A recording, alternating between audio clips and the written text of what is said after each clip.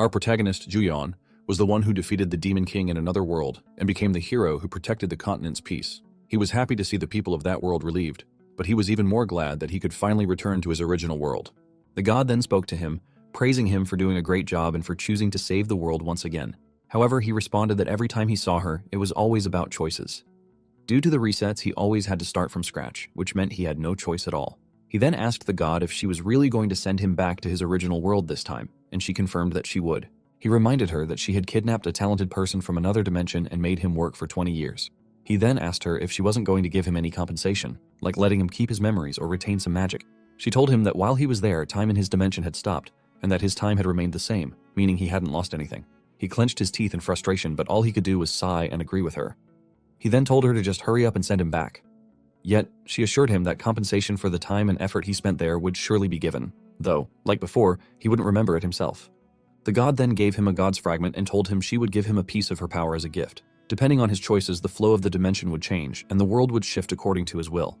This left him speechless for a moment. He asked her if she could at least give him a hint, but she simply replied, "No." Irritated, he asked her why everything was always a no, and shouted at her to at least let him keep his memories of the continent. She only stared at him with a smile and pointed her huge finger at him.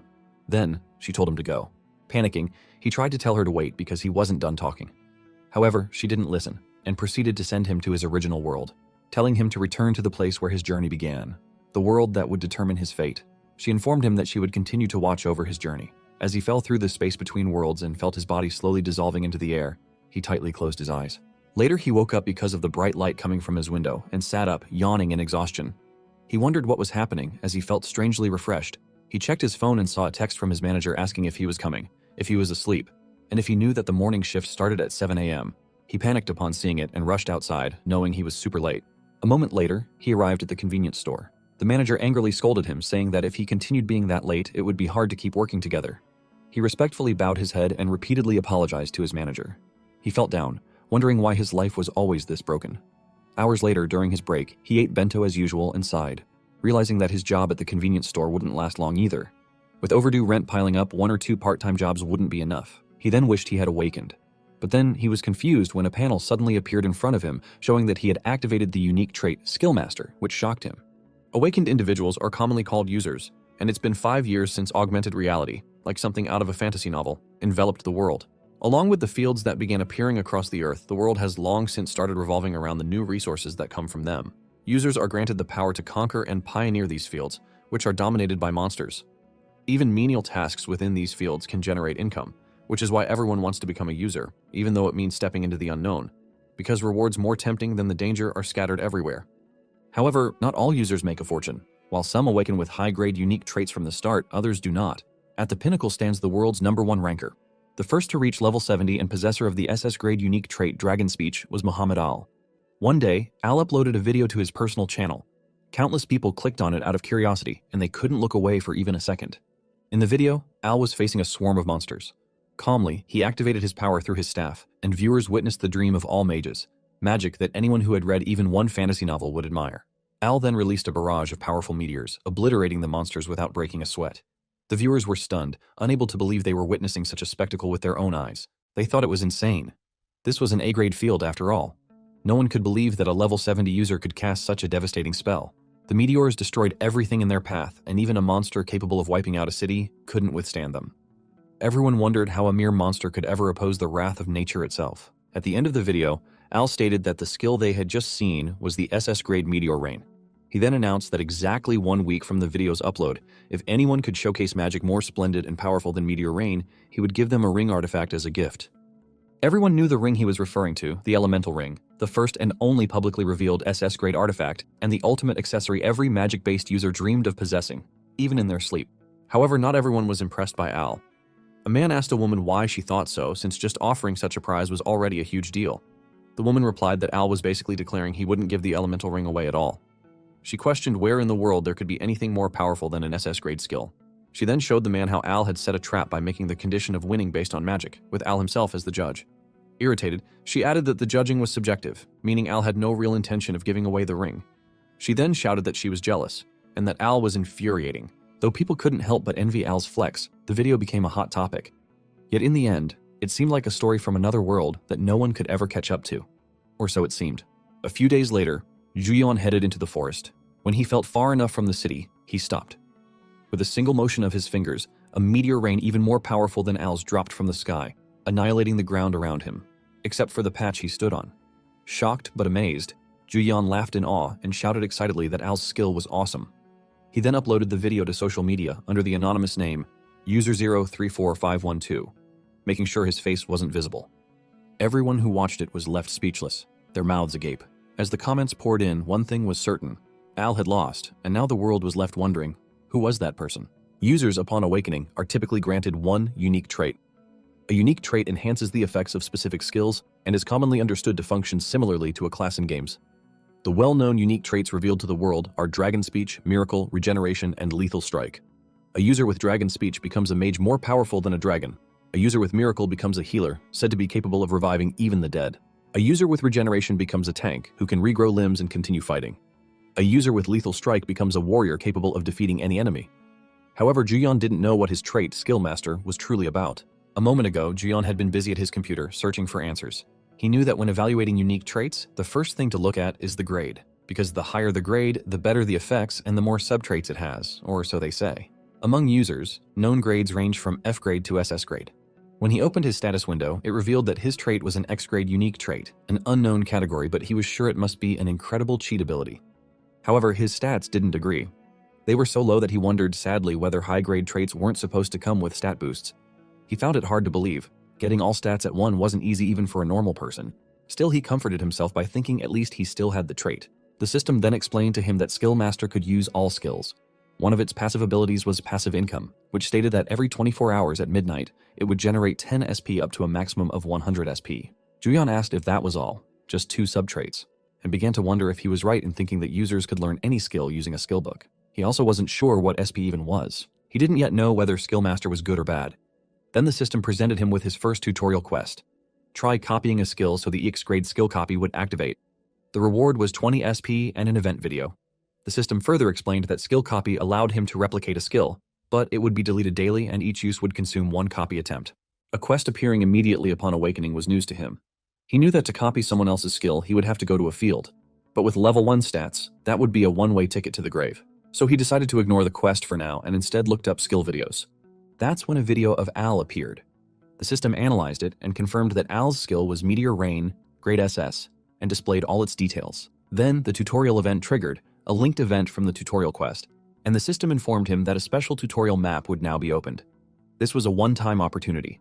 It explained that copied skills could only be used within the tutorial map, and while inside, all of Juyeon's stats would be increased by 999. The system then asked if he would like to copy Meteor Rain. Juyeon was shocked. It could even be copied from a video? That's when he tested Meteor Rain in the field. Back in the present, Al was watching the viral video while calmly humming and sipping wine. Someone then picked up the remote and turned off the television. A woman asked Al if giving away the elemental ring was really that great of an idea. But Al just responded by asking her what the odds were that a skill obtained less than a week ago would fall into someone else's hands. She replied that there were plenty of similar skills in the world. Still, he pressed, what if it was an SS grade skill with the exact same name? She argued that there was no confirmation that it was SS grade, and it could have been staged to look similar, especially since no trace of such a field had been found. But Al firmly stated that he was sure it belonged to at least an SS grade unique trait. He then instructed her to pass along a business card with the ring. Finally, he informed her that they would stay cautious for now, so it was best not to approach directly, only to say the ring was a gift for someone he hoped to become friends with in the distant future. Meanwhile, at the convenience store, Juyeon was excited as he watched the insane view count on his video and remembered that the system had even recorded a video for him. A child nearby was asking him how to spell Tteokbing jelly, but he ignored her, too absorbed in his excitement.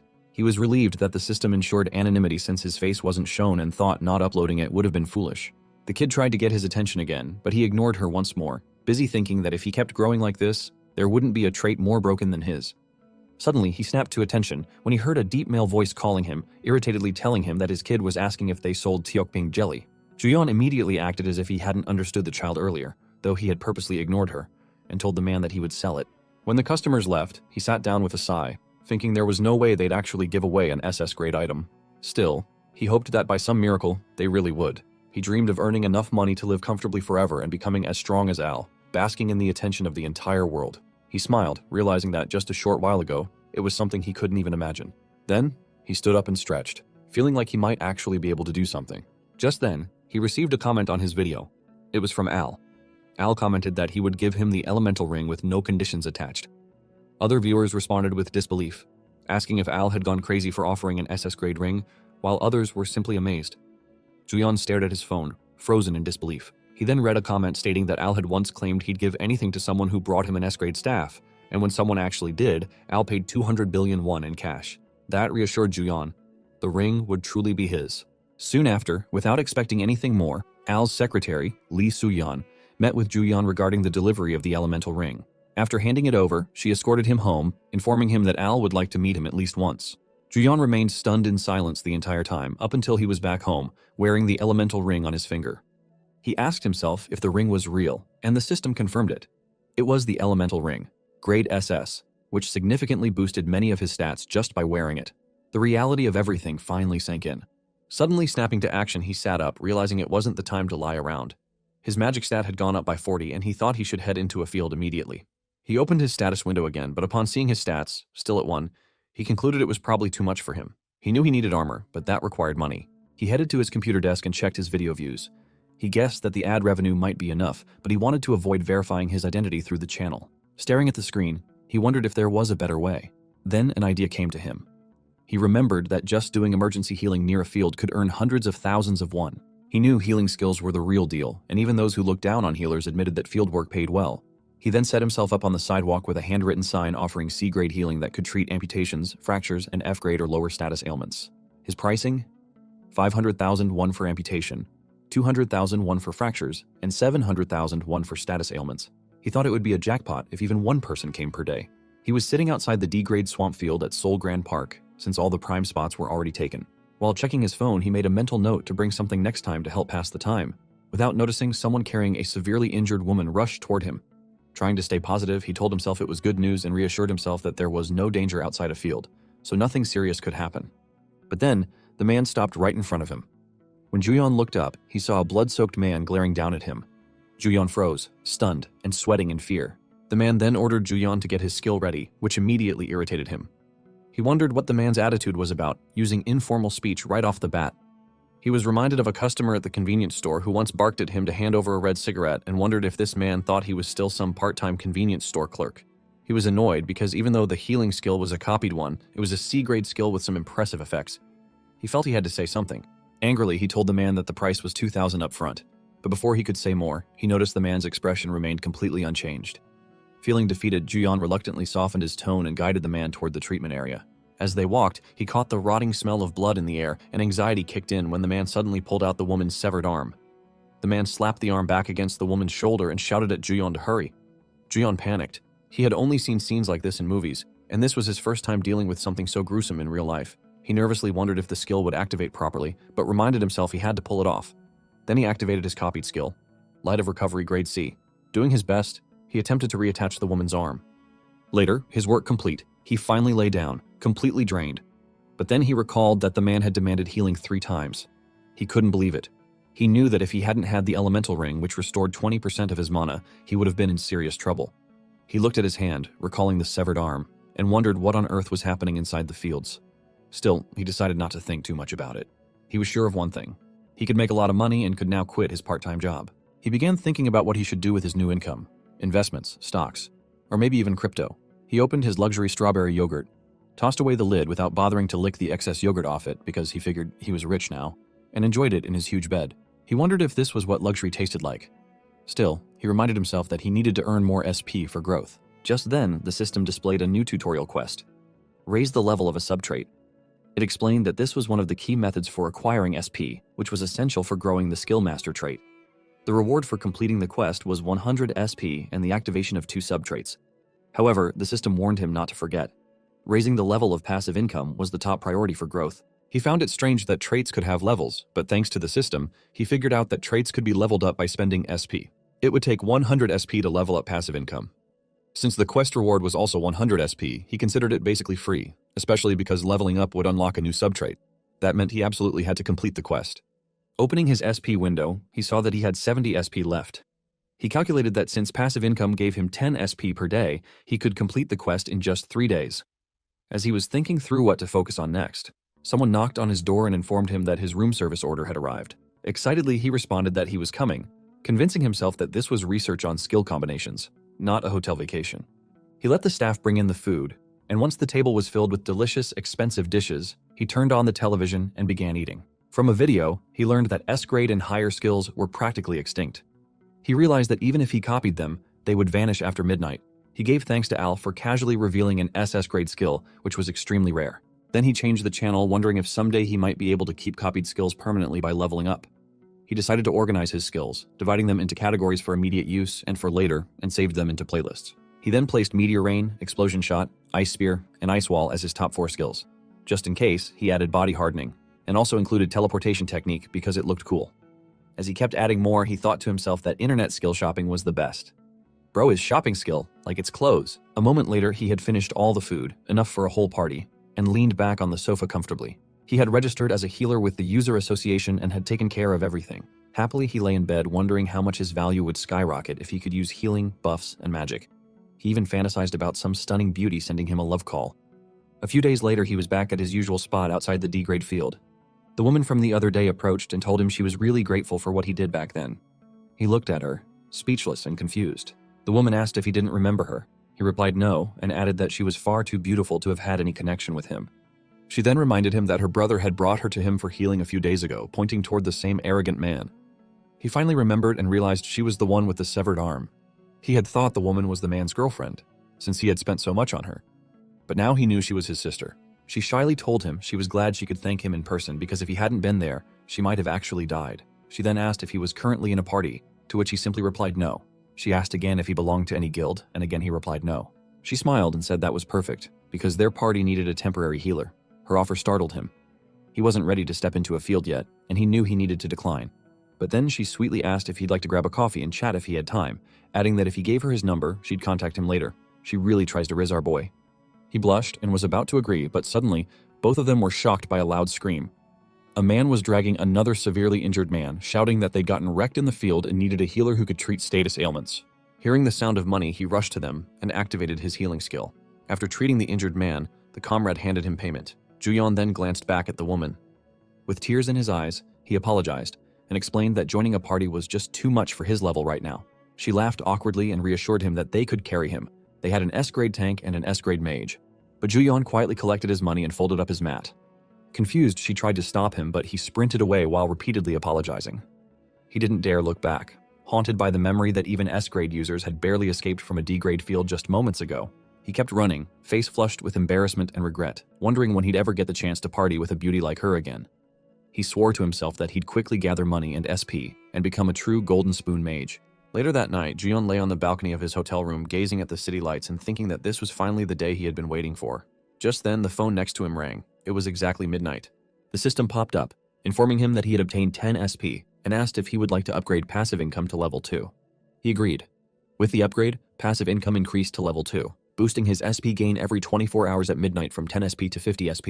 Amazed by the 5-fold increase, he wondered if he should check his quest rewards. The system then showed that he had completed the tutorial quest and received 100 SP as a reward, along with a unique trait subtrait and trait bestowal level 1, which grants 1 random F-grade unique trait to a copied skill. He understood that unique traits represented a user's tendencies. While users could all use the same skills via skill books, the power of those skills varied significantly from person to person, fundamentally due to the differences in their unique traits. This naturally placed Skillmaster at a disadvantage. Without unique traits, copied skills would always perform worse than those of the original user. However, Meteor Rain in the tutorial map had been an exception. Now he wondered if copied skills from this point on would also come with unique traits. It felt like a cheat. Though the word random still bothered him, the system then presented his options. Light of Recovery. Heals severed and fractured areas, restores 15% health, and cures E rank or lower status abnormalities. Mana requirement, 25. Mana cost, 250. A unique trait that increases magic attack power by 10%. He knew he'd have to test things himself to be certain and wondered what to try first. Thinking it was about time to graduate from being a healer for hire, he was suddenly presented with a new tutorial quest to hunt a minimum of 20 monsters using copied skills, level up to unlock more diverse skill copying, and access additional skill master content. The rewards included 200 SP, an upgrade to skill copy X grade, and subtrait level 2 activation. He stared at the quest window, speechless. It truly felt like someone was watching him in real time and assigning quests. Glancing at his phone, he wondered whether he should copy that flame magic video for practice. Playfully, he thought that since the traits were random, he couldn't expect anything amazing. But before he could think further, skill copy activated on its own. It copied Fireball, grade E, a flame orb that could be thrown within a 20-meter radius. Mana requirement, 10, mana cost, 70. Along with the skill came the unique trait Ignition, grade F, which applied a grade F burn effect for 60 seconds to any target hit by flame-type skills. Juyeon couldn't help but wonder if someone really was behind the quest window. The next day, he arrived at the entrance of the Daegwalyong sheep farm in the Cape. He stood at what felt like the boundary between reality and the field. He calmed himself, reminding himself that he had spent all his money on gear. Even if it was cost-effective, it was still decent enough. Regaining his confidence, he shouted a proud farewell to his days as a healer for hire and welcomed himself to the hunting field. A few days later, people on social media were buzzing about a psycho who was massacring mobs with fireballs at the sheep farm. Some guilds had even tried to recruit this fire psycho, but he turned them down, leading many to wonder if it was because he didn't like the nickname. Jeon, however, remembered the 3 no-name guys who had asked him to join their guild. That wasn't why he declined.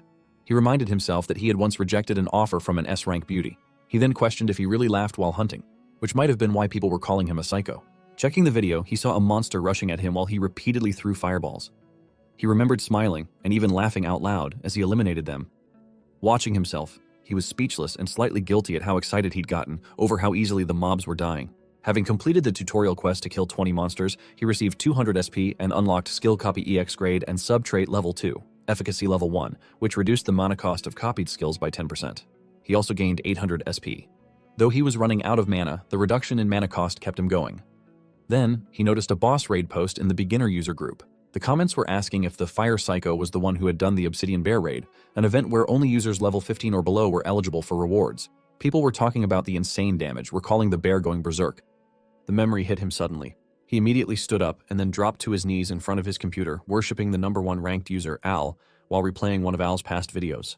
A few days earlier, in the field, the Obsidian Bear had appeared, throwing users into a panic as they faced the massive monster.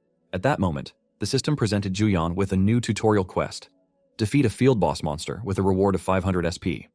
Realizing the system wanted him to kill a boss, he focused. The bear charged at the users, but before it could reach them, Juyeon launched a barrage of fireballs in its direction. The bear stumbled back under the relentless assault, and the other users turned to see who was responsible. They saw Juyeon calmly playing with a fireball between his fingers, completely unfazed by the stares. He continued to ignore the crowd, visibly excited as the bear roared in pain and fury. Eventually, he stopped casting, and the bear was no longer visible through the flames. When the smoke cleared, everyone was shocked to see the bear lying motionless on the ground. A user asked if it was really over. Was it really that easy? But just then, the bear stirred and transformed into its berserker phase. It roared, activating Obsidian Bear's Roar, grade A. The roar reduced the stats of everyone in the area, all attributes by 3 and strength, agility, and vitality by 2. The users were stunned, trembling in fear. They couldn't even lift their swords. The team leader tried to rally them, but before he could, the bear furiously swung its claw. Fortunately, the tank managed to block the strike with his sword. Meanwhile, Juyeon stood to the side, staring at a new additional tutorial quest. Copy a boss monster's special skill, with rewards including 200 SP and Sub-Trait Level 3 activation. The system explained the skill. Obsidian Bear's Roar, grade A, triggered when HP dropped below 50%.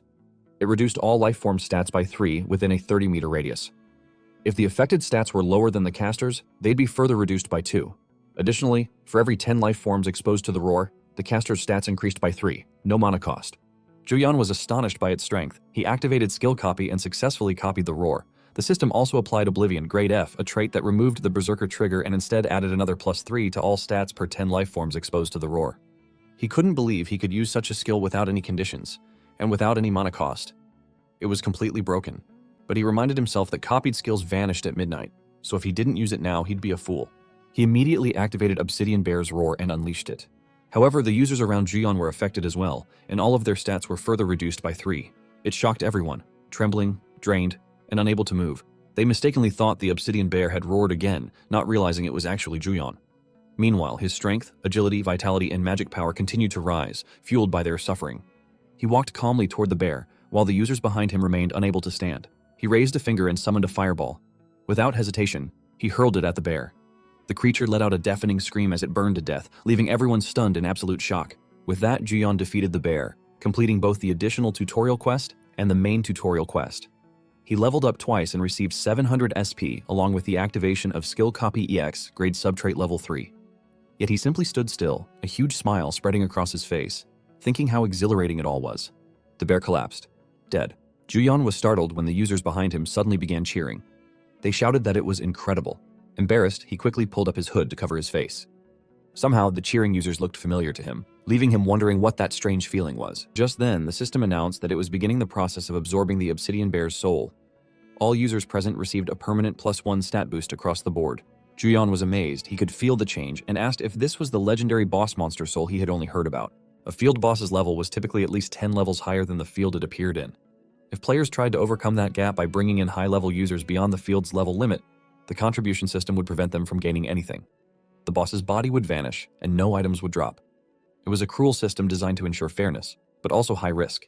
Despite the danger, users still hunted field bosses for one ultimate reason: item drops. Field boss corpses yielded valuable materials and could drop gear worth hundreds or even thousands in currency.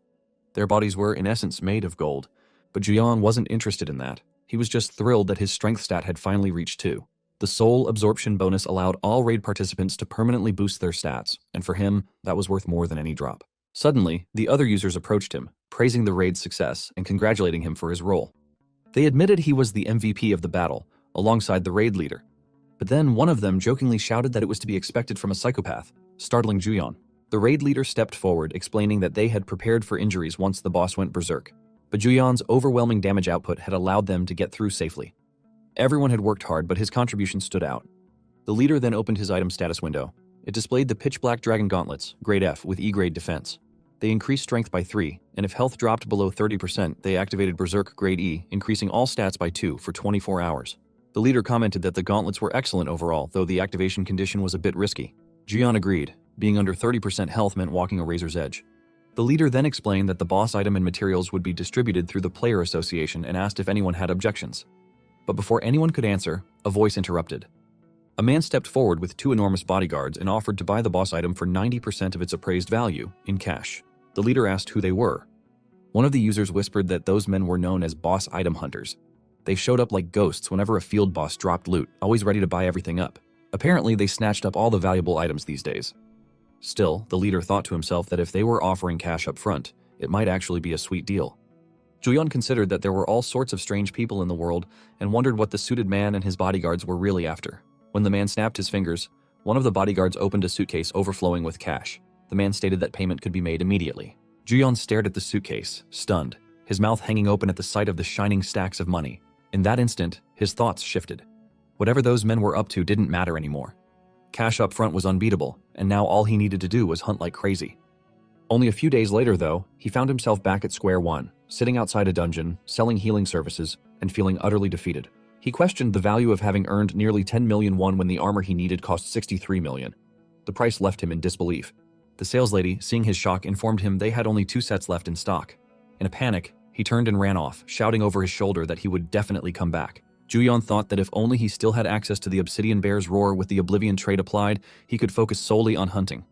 Fortunately, thanks to the tutorial reward, he could now copy boss monster skills. Still, requiring his health to fall below half just to activate the roar made it impractical. At least he had some fun with it in another field before it disappeared. With no customers around, he decided it was a good time to spend his saved stat points and SP. Opening his status window, he saw he was level 8, with weak base stats and 7 unallocated points. He reflected that while a swordsman fit the fantasy archetype, this world didn't allow for do-overs. With no other choice, he assigned all 7 points to magic power, increasing it from 41 to 48. Next, he turned his attention to his SP and used 500 to upgrade his skill copy subtrait to level 2. As a result, his daily copy uses would increase from 1 to 2 at midnight.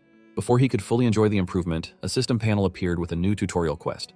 The objective was to complete various types of quests, highlighting that daily quests were one of the key ways for skill masters to gain SP. The reward included 300 SP and the activation of unique trait subtrait level 3. The system explained that daily quest level 1 granted 1 F rank or higher quest every midnight. His current task was to use skill copy twice, which would yield 80 SP. He wondered what would happen if he copied the same skill twice. Choosing Healing Light, he activated his copy and immediately gained the conservation unique trait, grade F, which reduced mana usage by 5%. Curious if the unique trait would change on a second copy, or if he would simply receive another version of the same skill, he decided to test it. When the system told him the skill was already copied, it also asked if he wanted to create it as a new skill. Without hesitation, he agreed, and was stunned to receive an exceptionally rare trait. Excited, he wrote on his board an offer for a 5% experience buff lasting 5 hours, priced at 1 million won. Though it caught users' attention, no one approached at first. Taking a deep breath, he loudly promoted the offer, claiming that such an opportunity was limited and wouldn't come again soon. The users began to move closer, intrigued. Some questioned whether experience buffs even existed, as they had never heard of them before. One skeptical user speculated that he might just take the money and disappear. Juyeon held his calm, smiling outwardly despite his inner impatience. He mentally urged them to rush him like a pack of wild dogs and help him make 60 million won. Just then, someone stepped closer and stopped in front of him. Juyeon looked up, confused. A woman pulled down his hood, greeting him warmly. She reminded him it had been a while and asked if he was still uninterested in hunting with them. Juyeon instinctively covered his face as the aura of the beautiful woman hit him, but he managed to compose himself enough to explain that, as she could see, he was currently open for business. She smiled brightly and, with a knowing tone, guessed that he hadn't yet gotten his first customer. She then casually stated that she and her brother would take the offer. Juyeon gasped in disbelief but quickly collected himself, respectfully welcoming them and guiding them to the right position. The man, slightly unsettled, felt a sense of déjà vu and wondered aloud if it was just his imagination. Juyeon began casting healing light on both of them. As promised, it increased their combat experience by 5% for 5 hours. After the effect was applied, the woman paid him and handed him her user card, which identified her as an S-rank illusionist known as Flames of the Apocalypse. Her name, Kim Hyeji, and contact number were also listed. She encouraged him to call her later, explaining that their team was in real need of a skilled healer. As she walked away with her brother, she told nearby users that Juyeon's buff was real, and personally guaranteed the 5-hour duration and 5% experience increase. Her confident endorsement immediately drew attention, and users began rushing toward Juyeon, eager to receive the buff. He felt deeply grateful for Hyeji's support, and we can see it clearly on his face. With renewed energy, he urged the crowd to form a line, promising he would cast the buff on each of them as soon as his mana recovered. Meanwhile, Hyeji and her brother walked toward the field.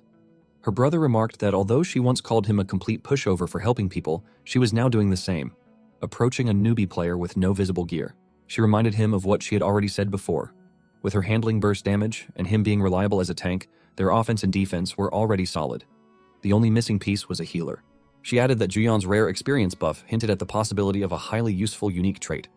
Her brother pointed out that Juyeon was still just a beginner, but she argued that this made it even more meaningful. They needed to act before anyone else realized his potential. As they entered the field, monster lizards charged at them. Before her brother could step forward to tank, Hyeji unleashed her firestorm, instantly incinerating the monsters in front of them. Her brother sighed in relief, and she responded with a wink, noting that no one could predict whether a player like Juyeon might someday become an incredible ranker. The next day, outside the user shop, Juyeon hummed happily.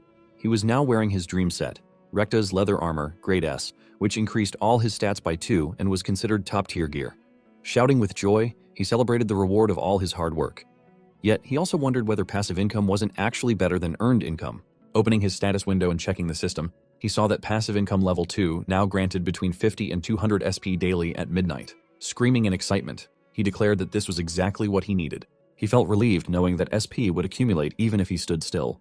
Still, he reminded himself that trait bestowal level 2 required 2,000 SP, daily quest level 2 needed 3,000, and skill copy level 3 cost 4,000, totaling 9,800 SP.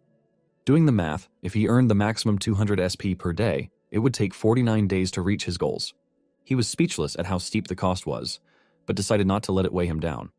As nearby people stared at him talking to himself, he glared back and refocused. He needed to raise his stats smoothly and told himself that a field boss run was the next step. Pulling up his hood, aware that his identity as a healer was becoming known, he wondered whether it was time to resume playing the role of a hidden master. Soon after, he arrived at a new field, only to find the ground thick with mud.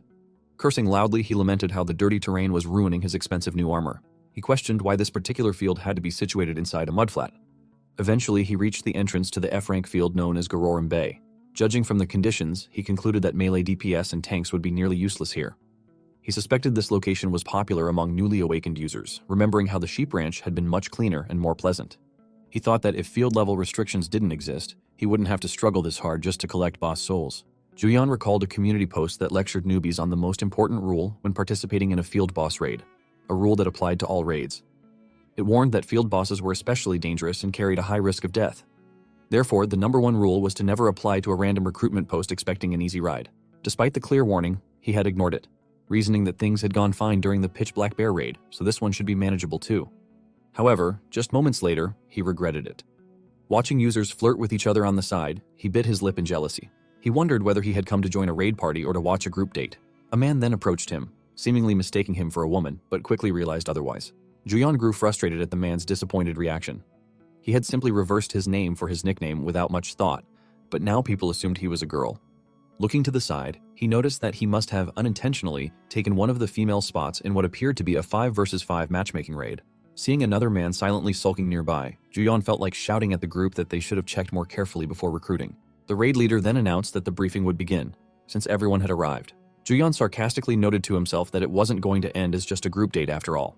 The leader went on to say that although some might already be familiar with the strategy, he would explain it again just in case. He explained that the Garorim Bay boss, the mudflat crab, increased its speed every time it was hit with a debuff.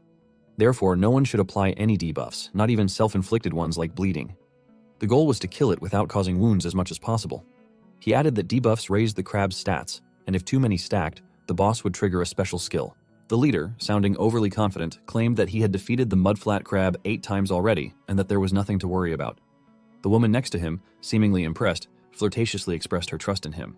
Juyeon began to wonder if the supposed special skill was actually the stat gain from debuffs itself. He suspected that in this crab's case, debuff might as well be synonymous with buff. Smiling to himself, he guessed the encounter might be more rewarding than it seemed. Moments later, the leader moved swiftly to kill a monster. However, turns out the monsters were only clam-sized, which left Juyeon stunned.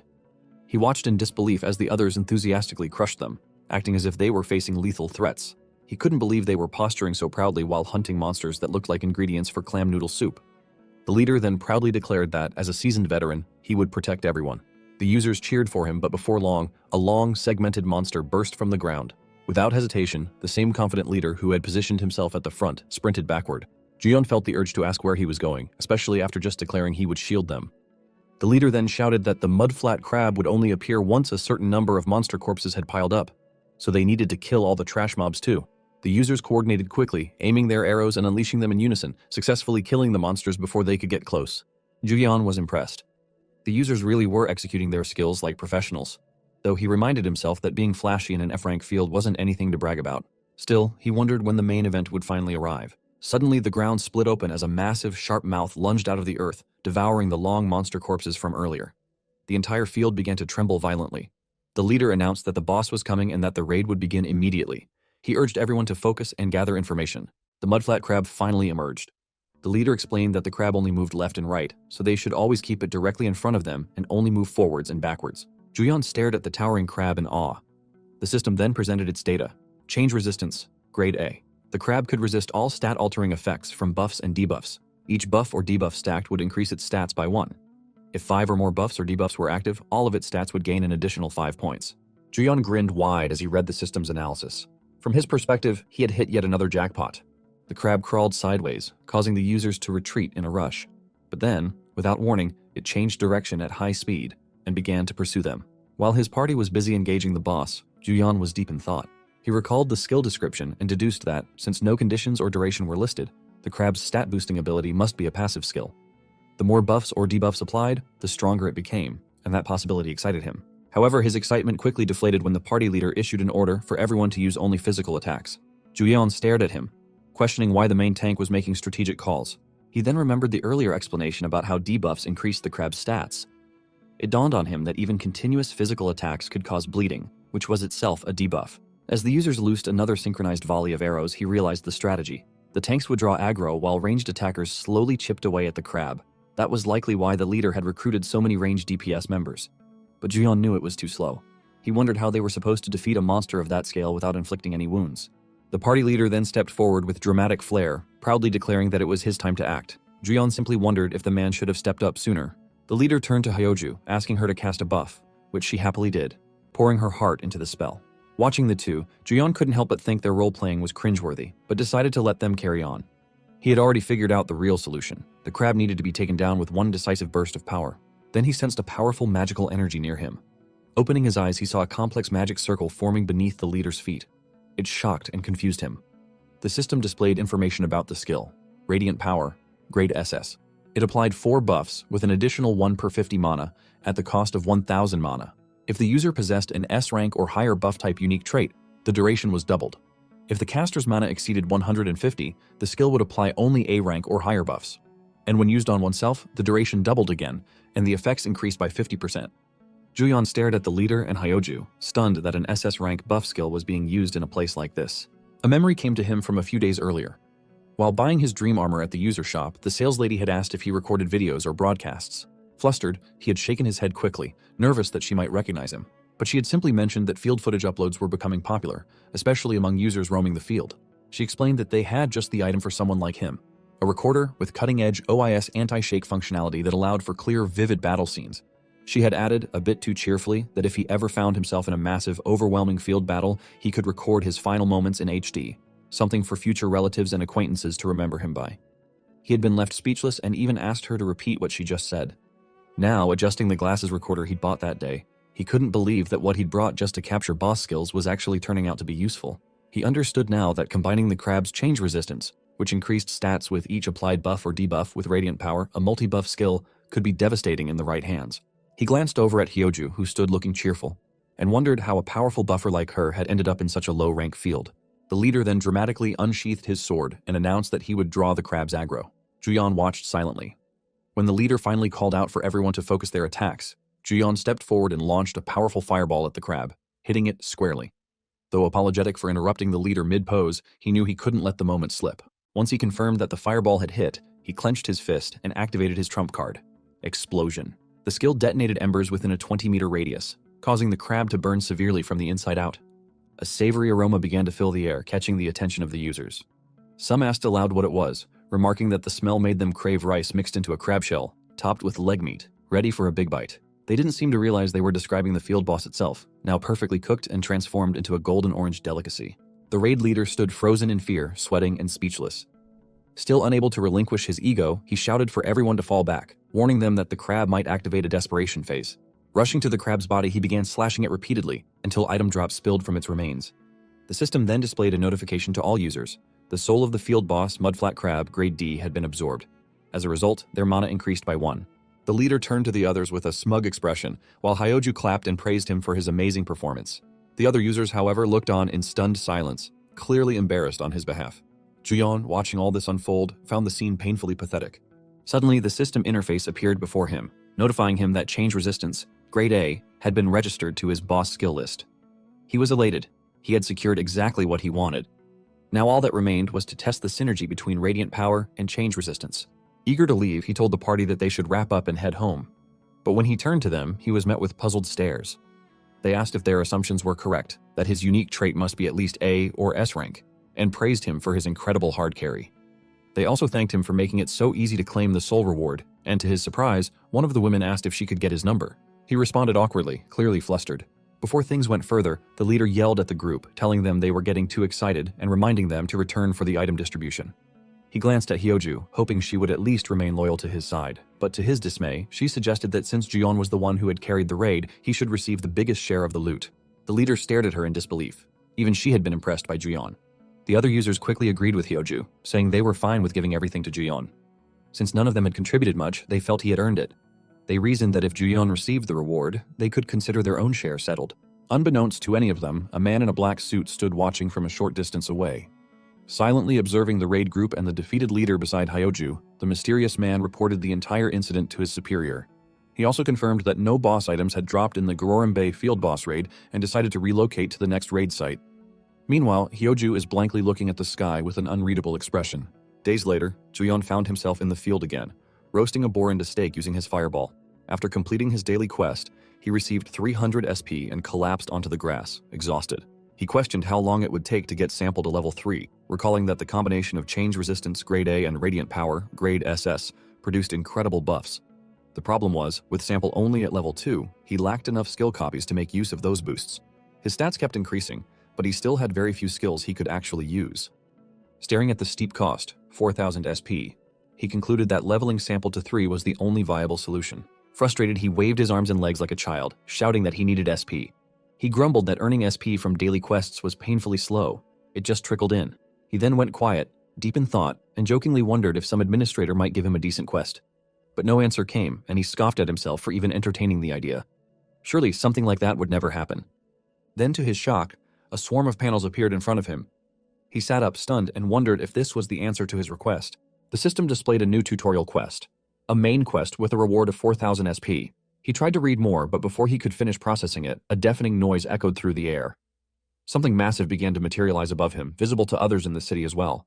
Everyone looked up in stunned silence as a colossal pillar formed in the sky. The system identified it as F-rank special field, Sky Island Canal, with an entry level of 1 to 39. The system confirmed that it was tied to his main quest, which required him to clear the special field. The rewards were significant: 10,000 SP, 1 sub-trait upgrade selection ticket, and a random skill master reward box. It also issued a warning: Sky Island Canal was strictly monster territory. As more special fields emerged, the conversion of Earth into a field world would accelerate. The system stressed the urgency of the mission. Clearing the special field was vital for the survival of Earth and humanity. Just a day later, a news reporter informed the public that a massive F-class special field named Sky Island Canal had appeared over Seoul and Gyeonggi province. The reporter added that the visible pillars of light were presumed to be portals leading to the island, and that the user association was currently operating under emergency protocols. Due to the island's sudden emergence, flights at both Incheon and Gimpo airports had been indefinitely suspended. Citizens residing within the field's influence zone were also beginning to report issues with insufficient sunlight. The broadcast then featured an interview with a man named Kim First, a C-class user, who stated that the field's entry level was set between levels 1 and 39. He voiced the opinion that the user association should expedite the portal access authorization process. 3 days later, the reporter returned with breaking news. Special fields had begun to appear simultaneously in various locations around the world. In one shocking development, a landmass half the size of South Korea had attached itself next to Tokyo overnight. Juyeon watched the news unfold on social media. Nearby, he overheard one man telling his friend that Japan's special field wasn't a sky island, so at least they didn't have to worry about losing sunlight. Others were murmuring about a B-class special field and level 70 monsters crossing over into Tokyo. He saw videos spreading panic, with some declaring it the beginning of the end of humanity. An unprecedented evacuation order had just been issued for Tokyo. Putting his phone back into his pocket, Juyeon waited for the traffic light to change. When it turned green, he crossed carefully. On the other side of the street, he passed a man shouting that the situation in other countries proved that special fields were entirely disadvantageous. The man added that their own user association was receiving active support from the government to conduct raids quickly. After enough information was gathered, they intended to devise strategies to clear Sky Island Canal, possibly by offering a bounty. Juyeon simply walked past, stopping in front of the user shop with a sigh, thinking that the world had turned into a complete mess. He waited there, staring at the quest panels, wondering if he could somehow receive an SP advance. He checked his upcoming quests and their respective rewards, calculating precisely how much SP he would have. He confirmed that it would be just enough to raise all of his detailed traits by 1 level. Swearing to himself, he promised that he absolutely had to clear the special field. Soon after, the sales lady arrived and thanked him for waiting. She handed over the item he had ordered. Upon opening it, he was amazed. The purchase, worth 70 million won, included a cursed mana ring, grade E, which increased his mana by 100 but decreased his strength by 1, and a cursed mana bracelet, grade E, which also increased his mana by 100 while decreasing his agility by 1. When worn together as a set, they added 200 mana in total, but decreased his stamina by 2. The sales lady asked if she was correct in assuming he had been looking for those specific items. He confirmed it, accepting them with satisfaction. With the set bonus, his total mana would now reach 1,510. Even though some of his stats would decrease temporarily, he considered a full focus on magic to be the safer path for now. Curious, he asked how much it would cost to buy armor as well. The sales lady explained that a D to C class armor set would cost approximately 400 million won. She politely asked if he would like to purchase it too. Juyeon nodded at first, but then awkwardly replied that he would just take the accessories for now. Embarrassed, he quickly walked away while covering his face, internally groaning at how expensive it was to wear a whole house just to go fight. Still, the sales lady respectfully escorted him out and thanked him sincerely for his patronage. The next day, Juyeon arrived at the entrance to the special field.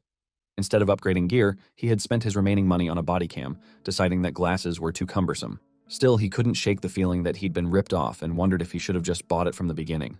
Before entering the special field, he pulled out his phone to check community reviews. Scrolling through the forums, he read several alarming comments. One mentioned that the attack power of the monsters inside was insane compared to the designated field level. A high-level user he knew had been completely wiped out and forced to retreat. One user, named Out of the Bed is Dangerous, a C-class user, warned melee users to stay away. The comment explained that the field was called Sky Island for a reason. Half the monsters were airborne. Even ranged attackers were struggling, as tanks couldn't properly aggro the flying enemies. Another comment noted that perhaps because the island floated so high in the sky, the oxygen density was lower, leaving users winded from just a little running. Reading all this, Juyeon considered that based on reactions, this didn't feel like an F-class field at all, more like a D-class. Still, he dismissed the comments, reasoning that people who failed and ran away often exaggerated. He told himself not to be swayed by their negativity. He shouldn't have read the comments in the first place. Upon entering the portal, he was startled to find himself suddenly falling, something he figured he probably deserved for ignoring the warnings. Fortunately, he landed safely on soft grass, surrounded by cute slimes. The environment amazed him. The sky was clear, the setting vibrant, and the slimes didn't attack immediately. It felt peaceful, and for a moment he considered sitting down to enjoy a packed lunch. Just as he started thinking the place wasn't so bad, a scream shattered the calm. He looked up and saw a shadow blocking the sun. High above, an enormous eagle was carrying a man in its talons. The man was crying and begging for help, but the eagle soon let go. Juyeon watched in horror as the man fell to his death. More eagles circled overhead. Juyeon instinctively prepared himself, casting a fireball immediately. Knowing he only had fireballs to rely on, he glared at the sky and mentally swore that if they came for him, he'd roast every last one of them. But then the eagles flew past him. Confused, he turned to see where they were going and spotted Hyeji and her brother under attack. The eagles launched themselves toward them, stabbing at the brother's shield with sharp claws. However, the shield held strong, bouncing the birds back, though the eagles refused to retreat. Hyeji raised her staff, summoned her flame, and unleashed Firestorm, engulfing the enemies in intense magical fire. Juyeon was stunned by her power. He had expected her to be strong, but not to that extent. Her magic damage was formidable. After the fight, Hyeji stretched her arms, casually commenting to her brother that it hadn't been as difficult as she thought. Her brother agreed, but reminded her not to let her guard down and risk getting hurt like last time. At the same time, Juyeon was considering whether he should copy Hyeji's skill as well. So far, he'd only copied Fireball. As he pondered this, one of the slimes quietly approached from behind and began to mount his leg. Hyeji, meanwhile, brought up the incident again, telling her brother that if they'd had a healer back then, she wouldn't have gotten injured so badly. The more she thought about it, the more she regretted not recruiting Juyeon when they had the chance. She admitted that hunting would be much easier if he were with them now. Just then, her attention was caught by Juyeon's panicked voice. He was stuttering and pleading with the slime to get off his leg. He abruptly stopped when he noticed Hyeji and her brother watching him struggle as he shook the slime off. Hyeji remarked that it was a pleasant surprise to see him there and noted that he seemed a little busy. Juyeon gave an awkward laugh and silently cursed himself in embarrassment. The slime cried out as the man pried it off Juyeon's leg. Juyeon too had tears in his eyes, not for the slime but for his expensive shoes and the money he had sacrificed for them. He thanked the man for his help while quietly mourning the damage. The man tossed the slime aside and then recognized Juyeon as the healer he had previously met in the park. Glancing back at Hyeji, he assumed she wouldn't go out of her way to add Juyeon to their party. But then he saw her smiling brightly. So brightly that he was certain she absolutely would. Hyeji approached Juyeon and casually remarked that they kept running into each other. Without hesitation, she latched onto his arm and cheerfully said it felt like fate was nudging them to team up. Juyeon, however, remained silent. He had come to hunt solo that day. Attempting to maintain some distance, he asked her if she could let go of his arm. Surprised by the request, Hyeji didn't let go. Instead, she began swinging his arm playfully up and down, assuring him that she would carry him through the hunt today. Juyeon sighed, realizing he had no choice. He decided that if this was happening, he should at least copy Light of Healing as his final skill. He agreed to party up but explained that he needed to step away briefly, offering the excuse that he needed to find a restroom. His words confused the siblings, who asked where he expected to find a restroom in the middle of nowhere. Juyeon realized the awkwardness of the situation. Since he needed to watch a UserTube video to copy the skill, he couldn't exactly explain the truth. Instead, he doubled down, saying it was a very urgent bathroom situation. As he walked off, he silently admitted that he was already starting off by completely ruining his image. Before long, a group of eagles swooped in, clutching a massive rock. They flew directly toward the group, dropping the rock overhead. Fortunately, Hyeji's brother, being a strong tank, was able to block the impact with his shield. Juyeon noted that the eagles seemed to be using strategy now, likely because they knew they would be roasted if they got too close. He mused that they were smarter than he'd expected. But before he could reflect further, a pack of double-horned rhinos charged at them. As the double-horned rhino approached, Hyeji leapt in front of him. She gave him a quick wink before springing into action. She summoned a firewall to block the monster's approach, followed by Fire Rain to incinerate the eagles above, and Fire Spear to impale the double-horned rhino on the ground. All three spells were cast simultaneously, eradicating every enemy in their vicinity with ease. Once the battle was over, she cheerfully informed the others that the area was clear. Her brother, however, reminded her that he had told her not to charge in recklessly. She brushed off the warning, simply replying that since they had dealt with the enemies, everything was fine. Juyeon stood in silence, realizing that there was no room left for him to shine here. He complimented her performance, asking if S-Class users usually had that many skills. He then wondered aloud how many skills an EX-Class user would have if even S-Class could do so much. Hyeji confirmed that most S-Class users indeed possessed a wide arsenal of skills, explaining that the majority were learned by purchasing skill books. That insight hit him. This was all about money. They continued deeper into the field and eventually reached the ocean. There they encountered a two-mouthed crocodile monster. The siblings coordinated smoothly to block its attacks while Juyeon remained behind, quietly raising his hand. He cast a fireball at the creature, and to the siblings' astonishment, it wasn't the usual basketball-sized sphere. His fireball was the size of an entire court, engulfing the crocodile in flames and instantly searing it. Juyeon stood in shock, watching his fireball explode with far greater intensity than expected. He hadn't anticipated such a massive display of power. Hyeji, equally surprised, asked if his magic power was actually higher than hers, and questioned whether he was truly a healer. He responded nonchalantly, saying it was normal, though internally he realized that one of his random unique traits must have activated, significantly amplifying the spell's size. Unfortunately, he also noticed that the increased mana consumption outweighed the damage boost, making the cure worse than the disease. Still, he justified himself by thinking that even though healers were treated like nobles in most raid parties, having strong defensive skills was essential for leveling efficiently. Bro really can't make up a lie. Hyeji pressed further, demanding to know how much mana he had. He simply replied that it was a decent amount, careful not to reveal the truth, which was that he still had 1,408 mana remaining. He reminded himself that while there was no downside to having high mana, he was supposed to be the party's healer, not a mage, and would need to be cautious moving forward. Then he noticed Hyeji's brother was clearly not buying the lie. Juyeon also became aware of the other users nearby and realized that he needed to be much more discreet with his skill usage. A short while later, other users were idly killing the harmless-looking slimes in the area. One of them groaned, asking how much longer they had to keep doing such monotonous tasks. Another advised him not to let his guard down and to keep watch for airborne monsters. The first man responded sarcastically, claiming he was keeping an eye out, though clearly unimpressed. He grumbled that coming all the way to Sky Island just to chip away at weaklings was an insult to his pride. A nearby woman jokingly suggested he go fight one of the big ones and die like the others had. Suddenly, the system issued a field-wide notification. The number of deceased lifeforms on Sky Island had met the conditions for summoning the boss. The men, seemingly unfazed, assumed it would be an easy fight and planned to finish quickly so they could leave. Moments later, another message appeared. The Lord of Sky Island awakens. A figure materialized in the sky, and the users squinted upward, trying to identify it. At first it seemed like there were multiple figures, but they quickly realized it was only one.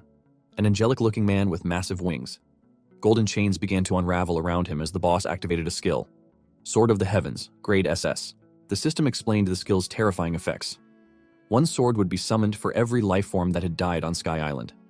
Each sword increased the total damage by 1%. If the caster possessed the unique trait Sky Island, the number of summoned swords would double. Additionally, if the Sky Island trait was active, all swords would gain the condemnation effect, Grade E. Despite its power, the skill required only 60 mana and did not drain additional resources. Juyeon froze, stunned by the overwhelming nature of the skill. Quickly regaining focus, he shouted to warn the others that the attack was area-wide. The sky darkened as the swords rained down. Hyeji's brother managed to raise his shield just in time, bracing himself to protect them from certain death. The others, however, were not as fortunate.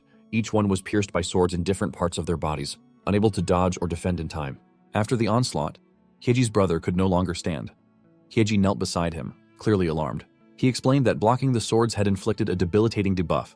His health, attack, defense, and all stats had been significantly reduced. Juyeon stepped in and used Light of Healing on him, restoring some of his strength. He informed them that the debuff appeared to last about 10 minutes. Peeking back toward the airborne boss, he confirmed the identity. It was Canal, level 57, and its unique trait was Sky Island Grade A. It also had Sword of the Heavens, Grade S, Medium Speed Enhancement, Grade A, and Descent, Grade A. The boss's stats were exceptionally high. Juyeon was amazed by what he saw, but then turned to the group and asked if they should consider retreating. At that moment, the system displayed a new subquest. Grade B. Eliminate Kainel, the Invader of Earth, and destroy the special field.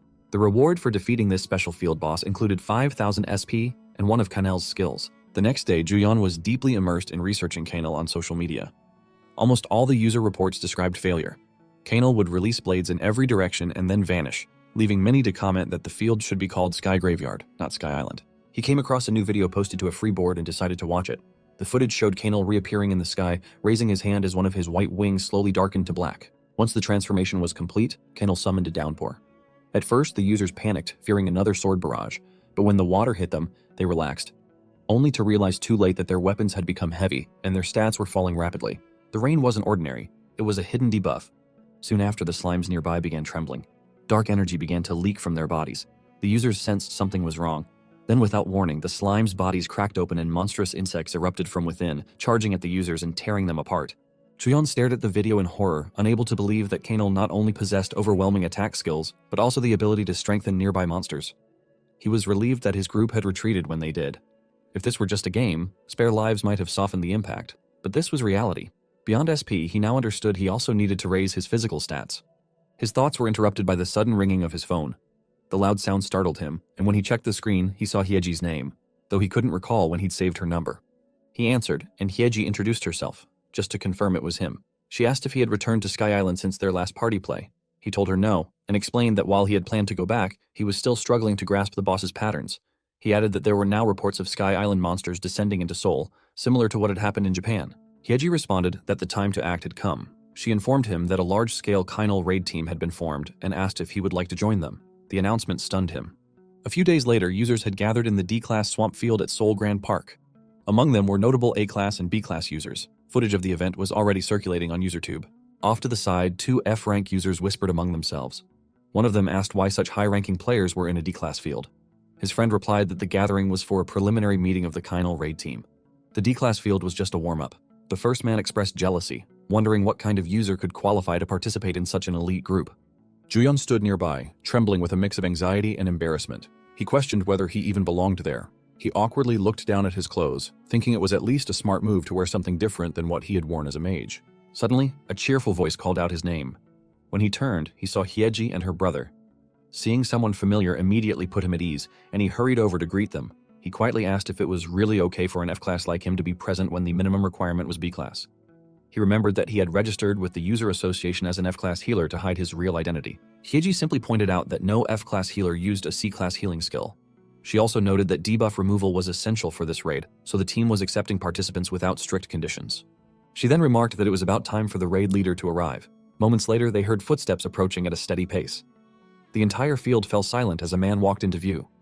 The users stared in awe. Hyeji, grinning, introduced the newcomer as the raid leader of the Kainal Conquest team and the SS-class warrior of the Rank 1 Guild Daihan, Lee Haesung. Haesung addressed the group, stating that before beginning the briefing for the Kainal raid, it was important to assess the individual capabilities of the raid members. He suggested starting with a warm-up and then turned to lead the way into the field. Hyeji beamed and remarked that the instructions were clear and concise. She asked if they were ready to get some revenge for what happened last time. Juyeon was struck by how no one questioned Hyeseung's blunt and somewhat rude tone. For him, though, it didn't feel rude. It was undeniably cool. A crazy kind of cool. Soon after, inside the D-class field, lizard monsters charged toward them. Hyeseung swung his massive sword with ease, cutting them down effortlessly. Juyeon stared in admiration, thinking again how cool the man was. But he snapped back to reality when he realized that wielding a sword with his stats would be suicidal. With such low base stats, he was surviving largely thanks to the elemental ring. The magic route was clearly the safer choice. Still, there was something oddly familiar about holding a sword, even though he had no memories of ever doing so. He refocused on his role, healing injured users as they fought. He reminded himself that close quarters combat was too dangerous for now, and that ranged magic was his safest option, at least until he found a way to raise his physical stats. And yet, his inner warrior teased him, asking if he really believed that. As Hyeseung fought at the front lines, a strong surge of magical presence filled the air, yet it wasn't coming from Hyeseung. Juyeon felt it inside himself. His inner warrior urged him not to waste his abilities in hiding. As they continued practicing, he saw what he was looking for. The Bloodstained Battle, Grade SS. The description explained that the skill was activated by drinking in the blood of defeated monsters. It absorbed the target's stats temporarily, though the effect disappeared 5 minutes after combat ended. If the user possessed an S-class or higher combat type unique trait, additional stats would be absorbed after the blood of 10 monsters was taken. Furthermore, if the user's strength reached 50 or higher, their magic power would increase by 10% of their strength. Juyeon grinned. He had just discovered a ridiculously powerful skill that could instantly raise his physical stats. Just a few minutes later, the field was littered with the corpses of defeated lizard monsters. But then, something began to stir beneath the lake. Without warning, a massive creature erupted from the water, the field boss of Seoul Grand Park's marshland, the Poison Lizard King. At the sight of the boss, the users immediately moved into position, preparing for battle. But before they could even launch an attack, Hyeseung activated 2 powerful skills. First was Bloodstained Battle, and then Limit Break, a Grade S skill that increased power attack by 1 rank for 60 seconds and boosted all stats by 5 if the user possessed an S rank or higher combat type unique trait. It required 580 mana and a minimum of 20 magic power. The Lizard King charged straight toward him, but just as it approached, Hyeseung stepped forward, planting 1 foot firmly, and delivered a decisive slash with his sword. The strike landed before the boss could react, instantly killing the Poison Lizard King. Thanks to the kill, every user in the party received a permanent increase of 1 to their health.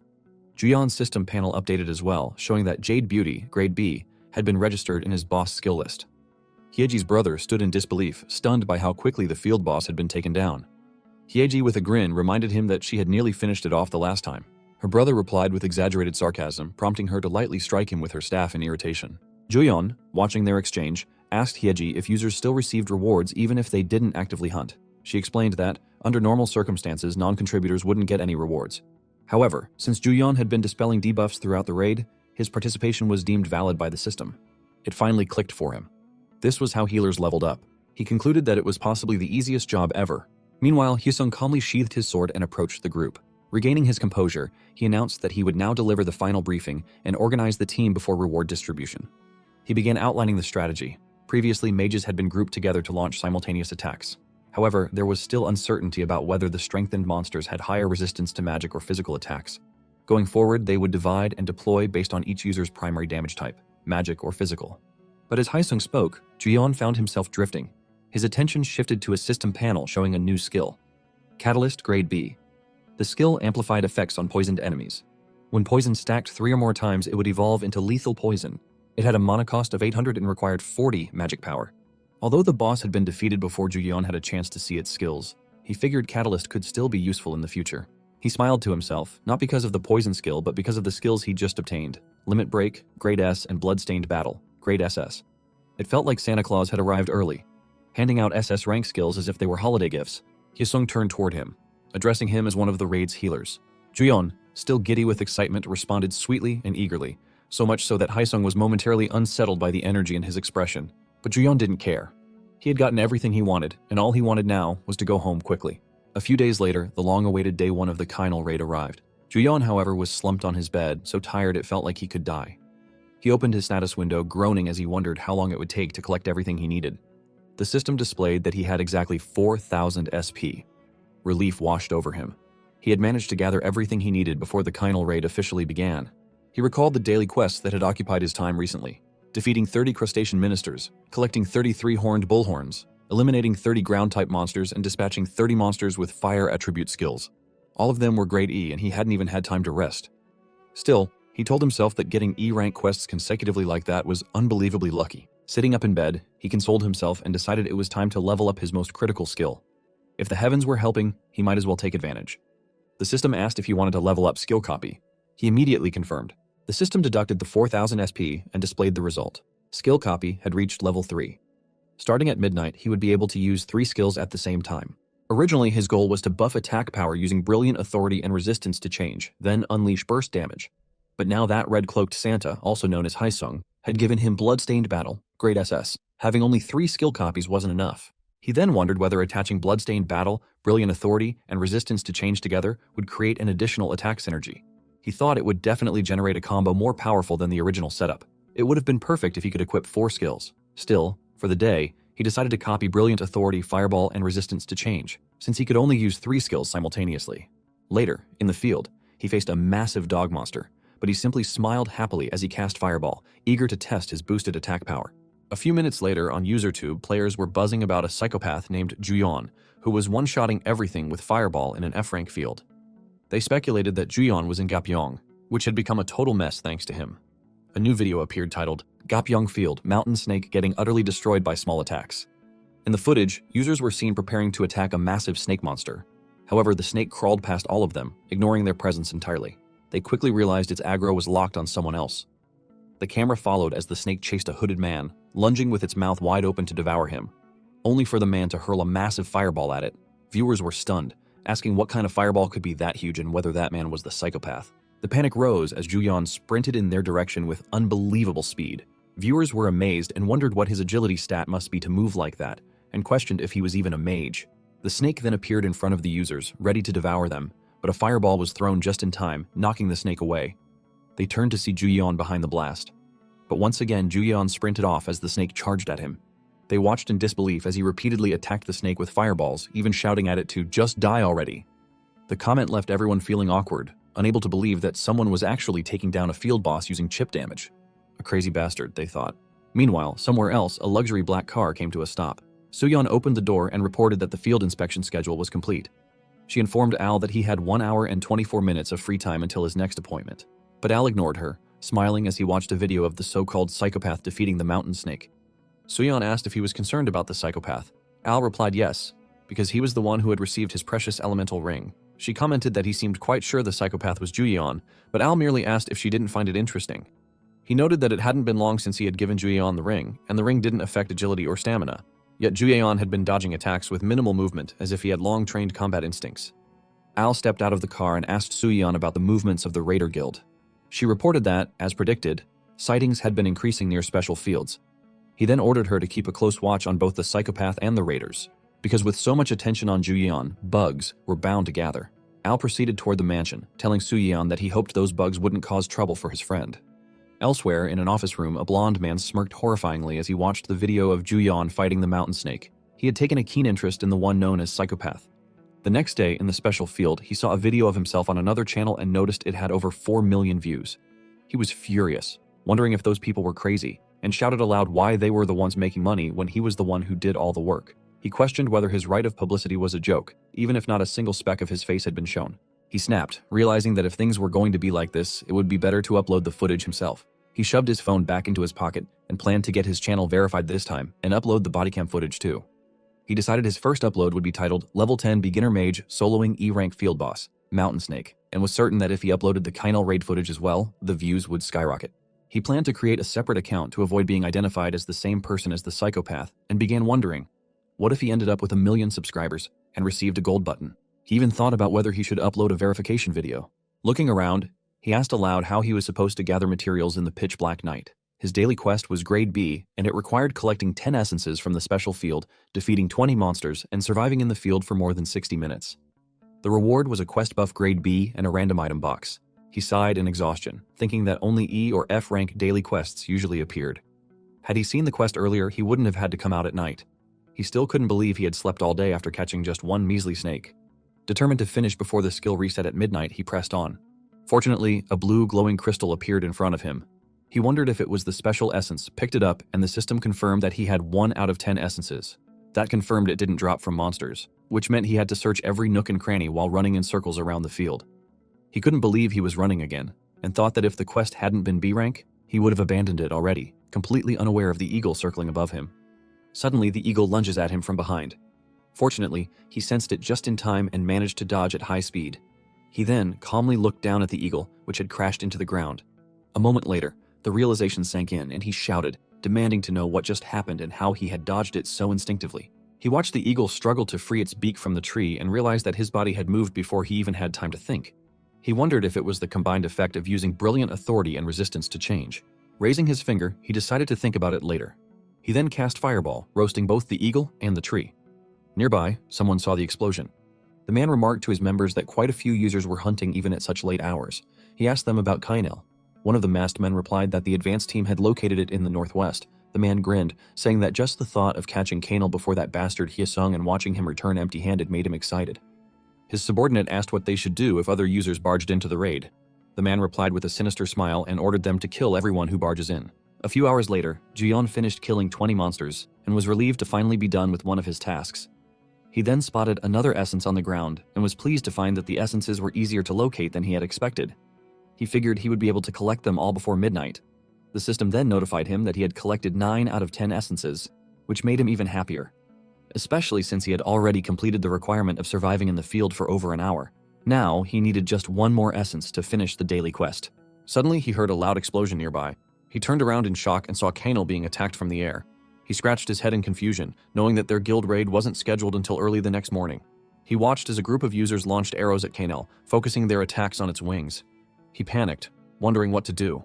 At this rate, Kynal might get taken down before his guild even arrived. He considered contacting his guild members but realized it was probably too late, given the situation. However, he calmed down when he recalled that his quest was simply to attempt conquering the F-rank special field and to defeat Kynal, the master of Sky Island. The quest hadn't specified who he had to defeat Kynal with or how much he needed to contribute. He asked himself whether he really needed to defeat Kynal personally, and within seconds, decided to just observe and hitch a free ride. One of the masked users successfully struck Kynal's black wing with an arrow, causing Kynal to fall from the air. The users shouted that this was their chance and charged at Kynal. Kynal rose in fury, but he simply watched as the system displayed a notification. If Kynal's health drops below 50%, it becomes unable to fly and will corrupt one of its wings, adding the condemned grade E effect to all its attacks. Kynal then corrupted another white wing and entered its 3rd phase. It summoned a second longsword and swung both swords rapidly, sending clouds of dust sweeping across the battlefield. Juyeon shielded his eyes from the dust. Then, to his surprise, he found another essence nearby. He casually approached it, humming to himself, and remarking that today's mission really was easy money. Unaware that Kynal had just released a powerful energy surge and stabbed both swords into the ground. The resulting force rippled outward, knocking the masked users away close to his location. He looked up and saw 3 users floating in the air, wondering why they were headed his way while he was still holding the essence. The users hit the ground but quickly got up despite the pain, determined to check for other scattered members and regroup. One of the men called out to Juyeon, who had also been hit by the man, and demanded to know who he was. The man, disoriented, added that he'd lost his mind trying to find the mage. Juyeon, now holding a mask, asked the man to repeat what he said. The man shouted at him to get a grip, but Juyeon ignored him, staring at the mask in his hand, wondering what it was. The man then angrily asked what he was doing and ordered him to get over there quickly. Juyeon stammered a yes in reply, put the mask on, and shouted to the others that they should go together, thinking that as long as he didn't get caught, everything would be fine. He silently thanked the original owner of the mask, whoever they were. The system then notified him that he had collected 10 essences from the special field and completed the daily quest. His unclaimed random item had been stored in his temporary inventory, and his quest buff had been applied as a reward. A moment later, the masked users continued their assault on Kainel, with powerful blue fireballs suddenly being hurled at the boss, severely injuring it. However, the masked users began asking where those fireballs were coming from. They hadn't seen them before. He overheard them muttering that someone was going through hell up close, but someone else was just a pure damage dealer leeching from a distance, which felt like total crap. That's when it hit him. He was screwed. His firepower had gotten too strong thanks to the buffs. He knew that if he didn't use any skills, it would look suspicious. But if he did use them, he'd stand out. If they weren't in the middle of an intense fight, he would have already been caught for sure. Still, continuously pounding the sturdy punching bag that was Kainel with his current stats gave him a rush. He and the other users continued launching attacks at Kainel.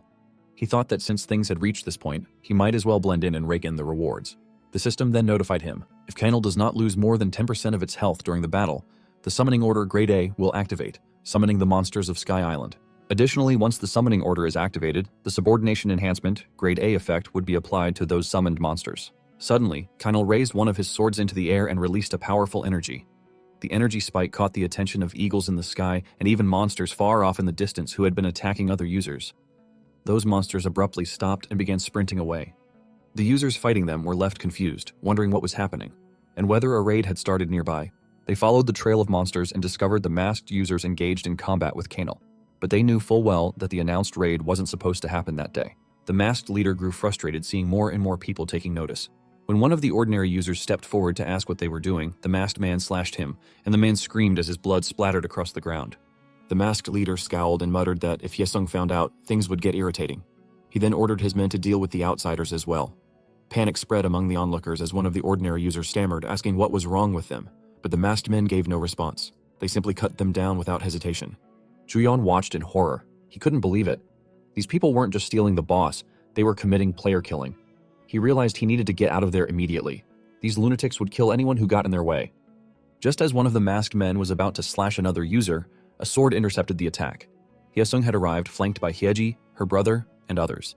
Hyesung glared furiously at the masked men, and Juyeon knew right then he was completely and utterly screwed.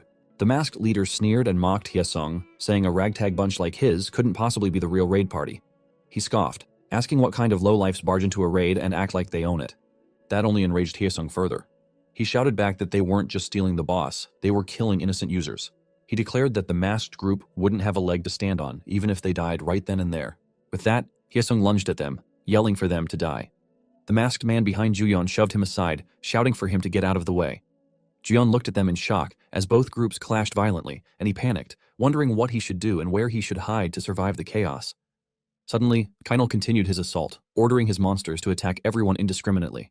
However, the masked men were more concerned about losing the final hit on Kainel. They grumbled that it was like cooking porridge only to feed it to a dog, and continued attacking the raid members, even as the summoned monsters attacked everyone without distinguishing between parties. Juyeon realized that they needed to bring Kainel down quickly to restore order. But with the raid's firepower scattered across the chaos, their overall damage output was lacking. At that moment, Hyesung activated Bloodstained Battle and began cutting down every masked user and monster in his path. Watching him, Juyeon suddenly got an idea on how to help finish off Kainel. Meanwhile, Hyeji was fighting at the back with her fire spear, slaying monsters while her brother protected her from the front. However, she didn't notice someone sneaking up behind her. Fortunately, just as the attacker was about to stab her, a powerful blue fireball struck the man and pushed him back. She turned quickly and saw it had come from a hooded man in a mask, wielding fire magic, without realizing it was Juyeon. Her brother, alarmed, rushed over and asked if she was okay and what had happened. Hyeji replied that the masked mage had attacked his own side to save her. Her brother looked at Juyeon with suspicion, unable to believe it. A few minutes later, Juyeon was dodging attacks from both allies and enemies, careful not to retaliate. He knew they had to hold on just a bit longer. As the clock neared 11:58, he told himself to wait just a little more. He continued killing monsters with fireballs, then bolted when one of the raid members attempted to attack him. The moment the system clock struck midnight, he sighed in relief and immediately activated skill copy to duplicate Hisung's bloodstained battle, which instantly increased all of his stats by 20%. Pointing forward, he launched a massively enhanced fireball, incinerating the monsters in front of Hisung. Thanks to that, he secured 20 kills and increased his bloodstained battle effect by another 2%. Hisung shot him a glare, clearly irritated, but ultimately let it slide and turned to attack monsters on the opposite side. As Juyeon fought, he realized that if the monsters kept respawning, the skill's effect would continue to stack. Since Bloodstained Battle increased stats by 2% per kill, it was even more broken than Resistance to Change, which only increased stats by a fixed value. Juyeon then launched an advanced fireball at Kainal, bidding it farewell. The blast landed successfully, triggering a massive explosion that rocked the battlefield. Moments later, the monsters had been wiped out, and Kainal was down on one knee. The raid members, seeing Kainal motionless, asked whether they could go in for the kill. But Juyeon cursed loudly as he caught sight of Kainal's red, furious eye. He knew it was entering its final phase. Kainal drew a spear and gripped its handle tightly. Then, slamming it into the ground, a powerful force erupted and spread across the entire Sky Island. Juyeon did his best to shield himself, but the energy was too overwhelming. He knew that if they couldn't endure this, they were done for. Suddenly, Hyeji's brother appeared in front of him and activated a protective barrier, shielding Juyeon from the blast. As the force shattered Juyeon's mask, he stared at him in disbelief. But Hyeji's brother simply said calmly, "He owe him one." The ground around Kainal shattered into fragments as the boss scanned its surroundings for any remaining life forms.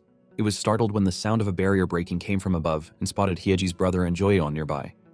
Juyeon raised his hand, gathering magic, and began forming a fireball. Pouring in more mana, he expanded the fireball until it was as large as a globe. Without hesitation, he hurled it in Kainal's direction. Recognizing the threat, Kainal understood that defeat was imminent. Hyesung and the others braced themselves as the fireball struck, forcing Kainal back down to its knees. A moment later, the system confirmed the boss's death with a massive drop of loot items. Among the items, a glowing necklace stood out, clearly the indicator of a boss system reward. Tension escalated as Hyesung and the masked leader exchanged glances.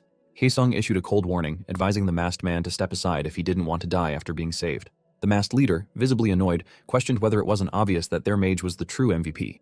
His attention locked onto Juyeon, his thoughts turning to how he could eliminate the boy and reclaim the boss system prize. At that very moment, Juyeon received a system alert notifying him that he had completed his main quest and would be transferred to the tutorial field in 10 seconds to choose his rewards. He stared blankly at the message, then glanced at the masked leader, who clearly hadn't realized the extent of Juyeon's damage potential. Leaping from a nearby cliff, Juyeon landed directly on the pile of dropped items. Both Hyesung and the masked leader were stunned by his boldness. As Hyesung rushed forward, Juyeon called out to the group, asserting that they had clearly seen him finish off Kainal. He then picked up the necklace near the boss's corpse. The masked leader seethed, finally recognizing Juyeon as the psychopath user. With a triumphant grin, Juyeon declared the necklace his and thanked them all for the raid effort. Before anyone could stop him, he disappeared, leaving both Hyesung and the masked man grasping at air. Hyesung, feeling nothing but empty air where his sword had swung, cursed in frustration, accusing the boy of playing him. The masked leader, surprisingly calm, stated that they had been tricked. When Hyesung demanded an explanation, the man merely asked what else it could be, noting that everyone there had just been outsmarted by that psychopath. Still in disbelief, the masked leader couldn't accept that the boss system had been stolen from right under him. Meanwhile, Juyeon, now floating in space, was also trying to process what had just happened, unsure if he had truly pulled off such an outrageous move. The system then issued his rewards: 10,000 SP, one selectable detailed trait upgrade, and a random skill master reward box for completing the main quest. Additionally, he received 4,000 SP and activation of the 4th sub-trait of his unique trait for completing the tutorial quest. It also confirmed that he had absorbed the soul of the special field boss Kainal, classified as Grade F, which granted a stat increase of +1 across the board, and the boss skill descendant, Grade A. Juyeon, stunned, muttered to himself in disbelief, overwhelmed by the flood of system notifications. Abruptly, the notification panel slid away, revealing a small fairy who addressed him as the Brave One. Juyeon stared in shock, but the fairy introduced herself calmly as Ego, his tutorial assistant. Still confused, he asked for clarification, to which she affirmed her role. Ego explained that she had been summoned to guide him through the tutorial process. Juyeon remained baffled, having never heard of a tutorial assistant before and unable to recall seeing any mention of one online. He speculated that perhaps it was a feature exclusive to EX grade unique traits. Ego then suggested they proceed with reward collection, and Juyeon, regaining his composure, agreed and thanked her. She twirled her hand in the air, and the system displayed the interface for choosing a detailed trait upgrade. Ego explained that trait upgrades functioned similarly to a second-class advancement, essentially adding detailed traits to existing ones. However, the explanation only left him more confused. She clarified further that he could select one of his current abilities and upgrade its detailed traits. She then displayed his skill master and skill copy traits in greater detail, asking which one he would prefer to enhance. He considered his options carefully. Upgrading income would increase the SP gained from his attacks, which would be beneficial in the long run. But he knew he was currently too weak. If the raid against Kanel had taken place before midnight, before his skills reset, he would have stood no chance of defeating it.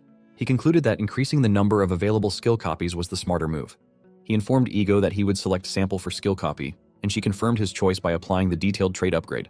As a result, he would now gain 2 charges for copied skills at midnight and 12 p.m.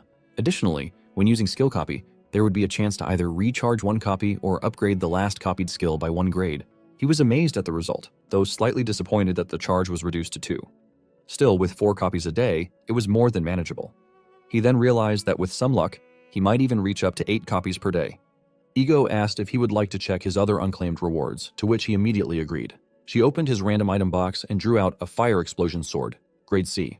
The weapon provided an additional +7 strength, +3 magic, and increased fire attribute mana infusion and skill power by 7%.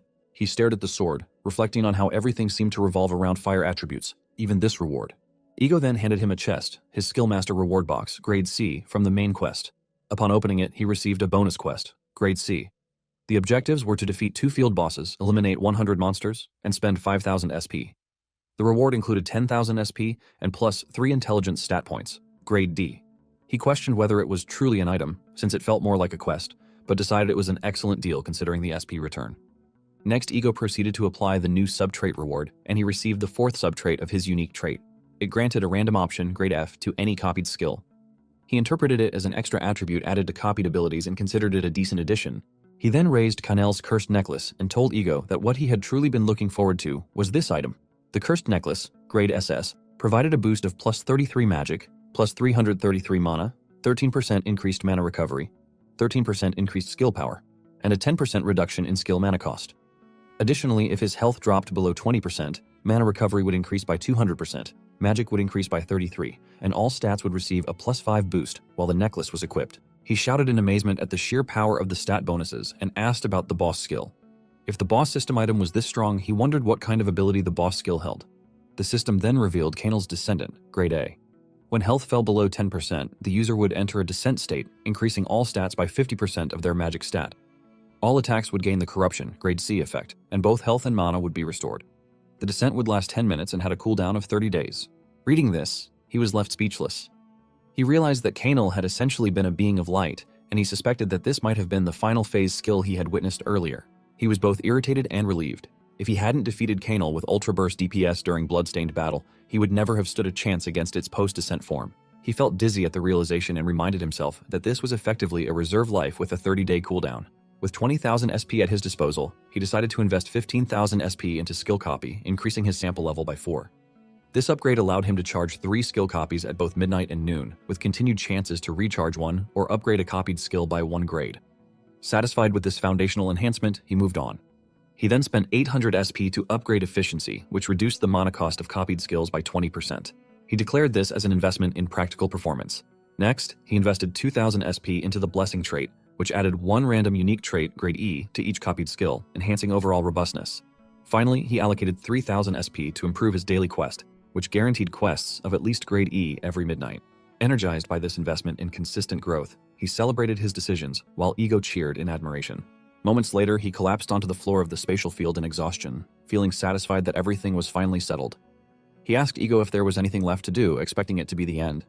However, she told him that everything so far had simply been about claiming rewards. He stared at her in confusion. She calmly explained that what came next was the true start of the tutorial. Still unsure, he asked what she meant. She then asked if he remembered the final sentence of his main quest. Thinking for a moment, he recalled that it mentioned the survival of Earth and humanity. Sitting up abruptly, he asked what that meant. Ego responded with a chilling truth. This world was about to be destroyed by invaders from another dimension. The next day, a news reporter announced that Sky Island had naturally disappeared following the defeat of its boss, and the citizens in the affected area had once again reclaimed clear skies. She further reported that the gate connecting to Sky Island had vanished. However, a new spatial distortion phenomenon was now occurring, and experts could not rule out the possibility of the field mutating again. Hyesung addressed the media, acknowledging that while the incident may have already been leaked through video, their raid had suffered major setbacks due to a group that maliciously stole the boss. Despite that, the Kanel raid had been successfully completed. Immediately after the boss's defeat, the unidentified individuals had fled the scene. When asked by one of the reporters what the reward for defeating the special field boss had been, Hyesung stated that an increase in all stats was confirmed. Another reporter then asked if any boss items had dropped, a question that clearly agitated Hee-sung. Without further comment, he turned away and told the press that he had nothing more to say. Elsewhere, Hyeji turned off the television and sighed in frustration. Her brother remarked that if the psychopath user were ever caught by Hye-sung, the consequences might be deadly. Hyeji ignored him and attempted to call someone, but the call failed to connect. Her brother asked if she was still trying to reach that person and questioned whether her suspicion might be wrong. She replied that they should assume the robe was standard wizard equipment, but if the psychopath user's primary attack was fireball, then it changed everything. She called Juyeon again and grew visibly excited when he finally answered. Upon hearing his voice, she immediately got to the point and asked if he was the wizard who had helped during the Kainal raid. Shocked by the question, Juyeon nervously asked what she was talking about. Although he hadn't even set foot near the raid site, she explained that she had noticed the magic gear he was wearing closely resembled that of the psychopath. She had tried to approach him during the raid, but he disappeared before she had the chance. Worried, he insisted that he hadn't even gone near the raid and firmly denied being the psychopath. He expressed regret at not being able to join despite being invited. Then, citing that he was taking a shower, he told her he had to end the call and remarked that since the call couldn't come through the shower, it would be better to leave it there. Her reaction made it clear that she had already figured out he was acting suspiciously. Meanwhile, in a luxury hotel, Juyeon was relaxing in a bathtub, thinking she probably wouldn't call back now that he had answered. He checked the call history from Hyeji, wondering who had the stamina to keep calling once a minute. He hadn't wanted to answer earlier because he was already overwhelmed by everything, especially the disturbing reminder from Ego that the world was about to be invaded by entities from another dimension. Ego, however, had reassured him not to worry. She had reminded him that he possessed a special power, Skill Master.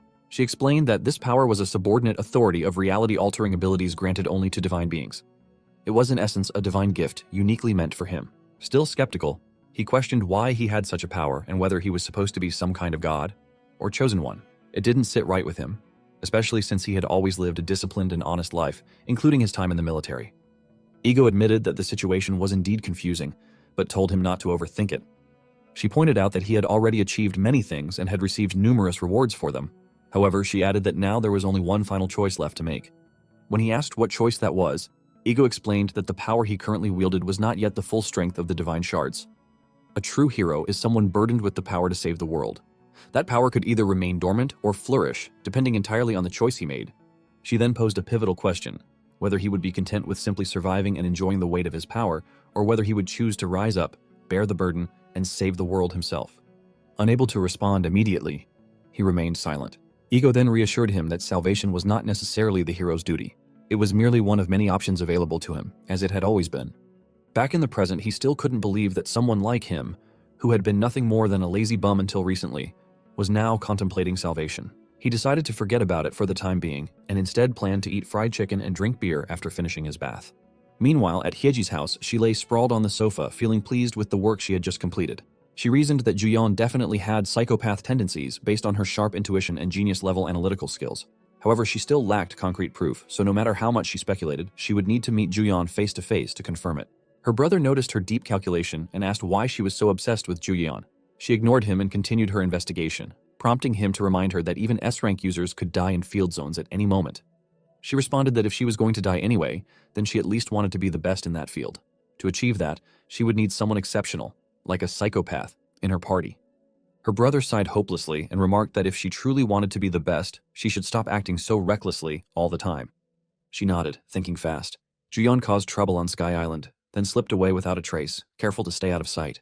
She guessed he was under level 40, so he would skip busy places and look for a quiet D-grade field far from Seoul. Low on cash and without a car, he likely moved by bus or on foot. With all those deductions, she proudly told her brother that if she narrowed the range accordingly, she expected Juyeon would soon appear at a D-grade spider cave near the metropolitan area. Her brother, however, didn't share her enthusiasm. After her lengthy explanation, he simply asked if she was being dumb and pointed out that things never went as smoothly as she imagined. Unfortunately for him, a few days later, they actually encountered Juyeon at the D-grade spider cave. Hyeji's brother stared at him in disbelief, unable to process that he had truly shown up. Juyeon insisted that he wasn't really hunting and claimed he had only come to look for healing items, but Hyeji responded cheerfully, saying she already knew the truth and told him to stop pretending. She then asked what he was hiding. Juyeon firmly replied that he was just a regular healer, but she pressed him again, questioning whether he was seriously going to continue the act. Juyeon, clearly frustrated, asked why she was acting that way toward him. Meanwhile, Hyeji's brother watched the exchange with mild disdain, thinking it was pathetic that a citizen was getting played by a punk. Tired of the back and forth, Hyeji's brother raised 5 fingers and told Juyeon he'd pay him 500 won per hour, suggesting they just get moving. He placed a hand on Juyeon's shoulder, thinking it was pointless to waste time trying to convince Hyeji to change her mind. As Juyeon was about to object, the brother reminded him that they had agreed he'd pay off his debt. Juyeon looked at him in disbelief, pushed the man's hand off his shoulder, and sighed in frustration. Reluctantly, he agreed to go along with them, admitting that he didn't really understand what all this talk of light meant, but he was going because they were offering 500 won. Hyeji, thrilled by his response, said they should head straight to the field. Juyeon stopped them and said to wait a moment. When Hyeji asked what it was this time, he explained that he needed to use the bathroom. Hyeji smiled knowingly, while her brother silently recalled her deduction about Juyeon possibly having irritable bowel syndrome. He began to wonder if she had just confirmed it. Meanwhile, Juyeon felt deeply embarrassed, guessing that they had now branded him as some kind of poop freak, completely unaware that in reality they had already labeled him as the psychopath. A moment later, Hyeji continued to press him, asking again whether he was the mage who had scampered off after helping in the Kinal raid, and if he was, in fact, the psychopath. She smiled brightly at him, but he feigned confusion, asking her to repeat what she had said as though he hadn't heard it clearly. Her expression shifted into frustration, annoyed that he was still being so evasive. They were nearing the entrance to the spider cave, yet Hyeji wouldn't let up. She insisted that if he truly was the psychopath, she wanted to repay him for his help. Since they worked in the same industry, she promised to keep his identity a secret no matter what. He wiped the sweat from his face, uneasy, but began piecing things together. Based on what they were saying, it seemed obvious now that they were convinced the scammer mage was him. He recalled Hyeji's brother mentioning that they had agreed to repay him, and it confirmed that there was no use denying it any longer. Admitting defeat, he confessed that the psychopath and the crazy mage were both him, but he urged them not to tell anyone. Hyeji was astonished but quickly connected the dots. That explained why his magic output seemed greater than hers. He clarified that the difference came down to gear bonuses, stressing that equipment was the key. She agreed and asked him what skill books he used for buffs or healing, considering he was a mage. Before he could answer, her brother stopped walking and reminded her that they were in a fairly high-level D-grade field with a lot of monsters. He asked if she wasn't tired of messing around, and her reluctant agreement seemed to ease her brother's concerns. He then said that since they had earned their 500 won, he would go ahead and clear the path. Drawing his fire flame sword, he prepared for combat. Hyeji was surprised to see he used a magic sword, something she hadn't known about. He simply explained that he couldn't afford a staff, so he had settled for a sword instead. He considered that due to his magic power stat, the sword was better than nothing. Since he was already equipped, he decided it was a good chance to test out his skills. To Hyeji's confusion, the sword emitted ice instead of fire. Remaining silent, he activated Ice Spear, grade E, which summoned a spear made of ice capable of attacking enemies within a 20-meter radius. He appreciated that being a skill master gave him the advantage of using various types of skills and combining them freely. He then layered a poison, grade D effect onto the ice spear, which would inflict poison on any struck targets. He launched the spears at the spiders blocking the path, intending to poison them to death. After confirming the spears had pierced the targets, he clenched his fist tightly and activated Catalyst, which amplified the effects on poisoned enemies. When the poison stacks exceeded 3, it transformed into critical poison. They all watched as the spiders' insides exploded from the reaction, killing them instantly. He acknowledged once again that magic wasn't bad at all, but if he were spotted using such flashy attacks, he'd be in trouble.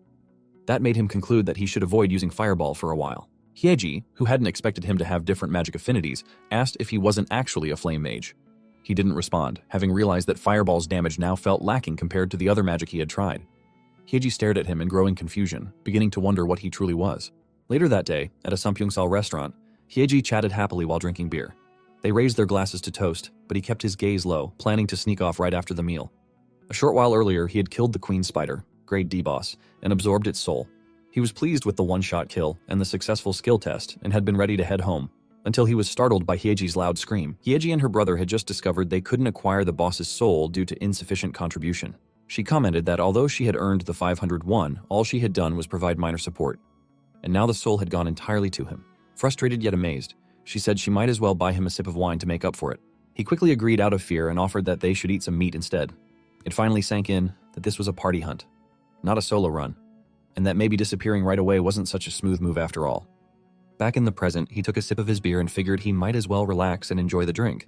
But just then, Hyeji slammed her beer glass on the table and called out to him loudly. She announced that she had a proposal that would turn him into bones and flesh, leaving him with the sudden realization that things were about to get messy. She explained that in the field, monsters weren't the only danger. Conflicts with other players often broke out, as seen during the Kinal raid. Some people believed that getting stronger would naturally resolve everything, but the truth was that players didn't hunt boss monsters alone. Even if the enemies were humans instead of monsters, the risk and difficulty remained the same. The weight of her words made him tremble slightly as he understood what she was getting at. Remaining composed, she emphasized that there was no point in hunting alone. It was far too dangerous. She questioned how exhausting it must be to deal with high-level fields without a tank, a proper schedule, or even the hassle of managing taxes from item sales. She then handed him a joint contract, offering to handle everything on his behalf so that he could focus entirely on hunting. He asked if she was serious about signing a contract with him, and she confirmed it. She explained that there weren't many reliable users in the field hunting industry, but he was strong, and they shared a secret. Monsters left behind items when they died, and people left behind their names. If one couldn't become the best alone, then rising to the top with the help of others was the next best path. She added that she hated being a side character more than dying itself. Holding the contract closer to his face, she promised that signing it would grant him access to a free office tel exclusively for users, with the world's most beautiful woman living next door. Her brother, watching the exchange, thought Hyeji was trying a bit too hard. When he asked who is the most beautiful woman, Hyeji proudly and confidently pointed at herself. Both he and her brother were left speechless. Choosing to pretend he hadn't seen it, he commented that the contract conditions were too good to refuse. Hyeji, overjoyed, said they should sign it immediately and celebrated loudly, much to her brother's embarrassment. He told her to sit down and eat. A few hours later, the contract was officially signed. Hyeji explained that the field schedule would prioritize his preferences, and she would manage everything outside of combat, including his daily routine. She handed him a black card and told him to buy whatever he needed. She would handle all the money he earned from field hunts. He accepted the card as she added that if he needed anything clarified, he should just let her know anytime. He looked around, thinking how unbelievable the whole situation was, but replied that her explanation had been perfectly clear. Internally, he was thrilled. It was awesome. He was now living in a penthouse. The contract was a dream for Juyeon. Hunting had never felt easier. More than that, despite trying to avoid unnecessary attachments because of the circumstances, he couldn't help but admit that Hyeji was undeniably attractive. For someone like her to voluntarily become his manager made him feel like even Muhammad Ali had nothing on him. And ever since acquiring Catalyst, everything had been going smoothly. A few days later, the system notified him that his copied Blood Combat, grade SS, had leveled up. He was stunned by the upgrade and shouted with excitement, relieved that he no longer had to rely on Hisung's skills. He decided it was time to test it out with Ice Spear and recalled Hyeji telling him that he was strong. He imagined using Fireball alongside Blood Combat, estimating that the attack power would be overwhelming. Rushing off to find Hyeji, he told her to prepare for the field. Today, he planned to give them a proper ride on the metaphorical bus. Yet in the back of his mind, he wondered if this excitement had made him too relaxed. Maybe, just maybe, he was starting to get careless. Just a moment later, Hyeji and her brother were both fully dressed for the field. Her brother, a rank 37 user, expressed concern, asking if they were really going to a C-rank field with just the three of them. Hyeji, who was level 36, replied that they had wanted to check it out at least once. Juyeon chimed in, noting that the recommended level range for C-rank fields was between 31 and 40. Despite this, he confidently claimed there would be no problem, even though he himself was only level 15. Hyeji's brother, however, was most worried about him. Hyeji's brother explained that while the system displayed a suggested level, the actual recommended level could vary significantly depending on party composition and field conditions. But Juyeon reassured them both that everything would be fine. He said he had a plan and confidently declared that he would sweep up all the experience for them, convinced that with Blood Combat grade X, there was nothing he couldn't handle. Later, in the C-rank field at Mount Unak Natural Recreation Forest, a field infamous for its mobile, plant-type monsters, they arrived prepared. Since the area used to be a public forest, it was filled with mutated trees, making it essential to bring at least 2 AoE skill dealers. Juyeon, however, believed today would be different. He launched a fireball at a nearby plant monster that attempted to attack them. The siblings watched in amazement as he took it down with a single strike. Juyeon already knew that fire was the most effective element against tree-type monsters. The system notified him that his fireball had received a 10% skill effect boost thanks to his Enhance Grade E trait. Excited, he took it as a good omen for today's hunt. He decided to copy only the buff portion of Blood Combat so he could track its stat increases accurately, and also copied a backup skill in case of emergencies. Wanting to test whether Blood Combat could be copied with his body cam footage as well, he activated his explosion technique to stylishly incinerate a cluster of tree monsters, finishing them off with a flashy last hit. Hyeji's brother looked at him suspiciously, while Juyeon smirked, thinking he had just triggered a bonus effect. Now he could copy up to 5 skills in total. As he laughed softly and continued burning the trees, Hyeji listened and watched in silence. She saw how confidently he moved, shouting at the monsters to die as he released waves of fire. In that moment, she realized why users referred to him as the psychopath. While Juyeon remained focused on skill testing and hunting, he failed to notice a man in a suit watching him from a distance. The man reported through a device that the target's location had been confirmed and that the skill appearance matched the psychopath. Elsewhere, in an office, a sharp knife was hurled in a fit of anger. It struck the screen displaying Juyeon's image. The person watching demanded to know how Juyeon had dared to appear again so soon, especially with so little time having passed. The knife embedded in the screen marked the center of Juyeon's face, and the man seethed with fury, convinced that Juyeon had completely lost his sense of fear. The masked leader then spoke, his voice cold and full of menace. He said Juyeon had walked to his death on his own, and if that was his wish, then it would be granted. A moment later, they had made their way deeper into the C-rank field, and had just finished defeating another monster. Juyeon was busy picking up the dropped items, proudly declaring that his level was skyrocketing after jumping from level 15 to 17. As he sifted through the remains, he noticed something unusual inside the boss. A bone. Curiously, he picked it up, initially assuming it was an item, but froze in place the moment he realized it was a human bone. Horror overtook him, and he screamed, instantly drawing the siblings' attention. Hyeji asked what had happened, and he stuttered while explaining that he had found a corpse. Still in shock, he admitted he had let his guard down, thinking no one else was around, and nervously asked if he might have hit someone by accident. Hyeji bent down to examine the bone, calmly reassuring him while inspecting it. She explained that fire alone wouldn't reduce someone to a clean skeleton unless they were entirely incinerated into bone dust. She pointed out that there was no way someone would come into the field without armor or a weapon, suggesting instead that the person had likely been player killed and looted. She concluded that they should report it to the cleanup squad.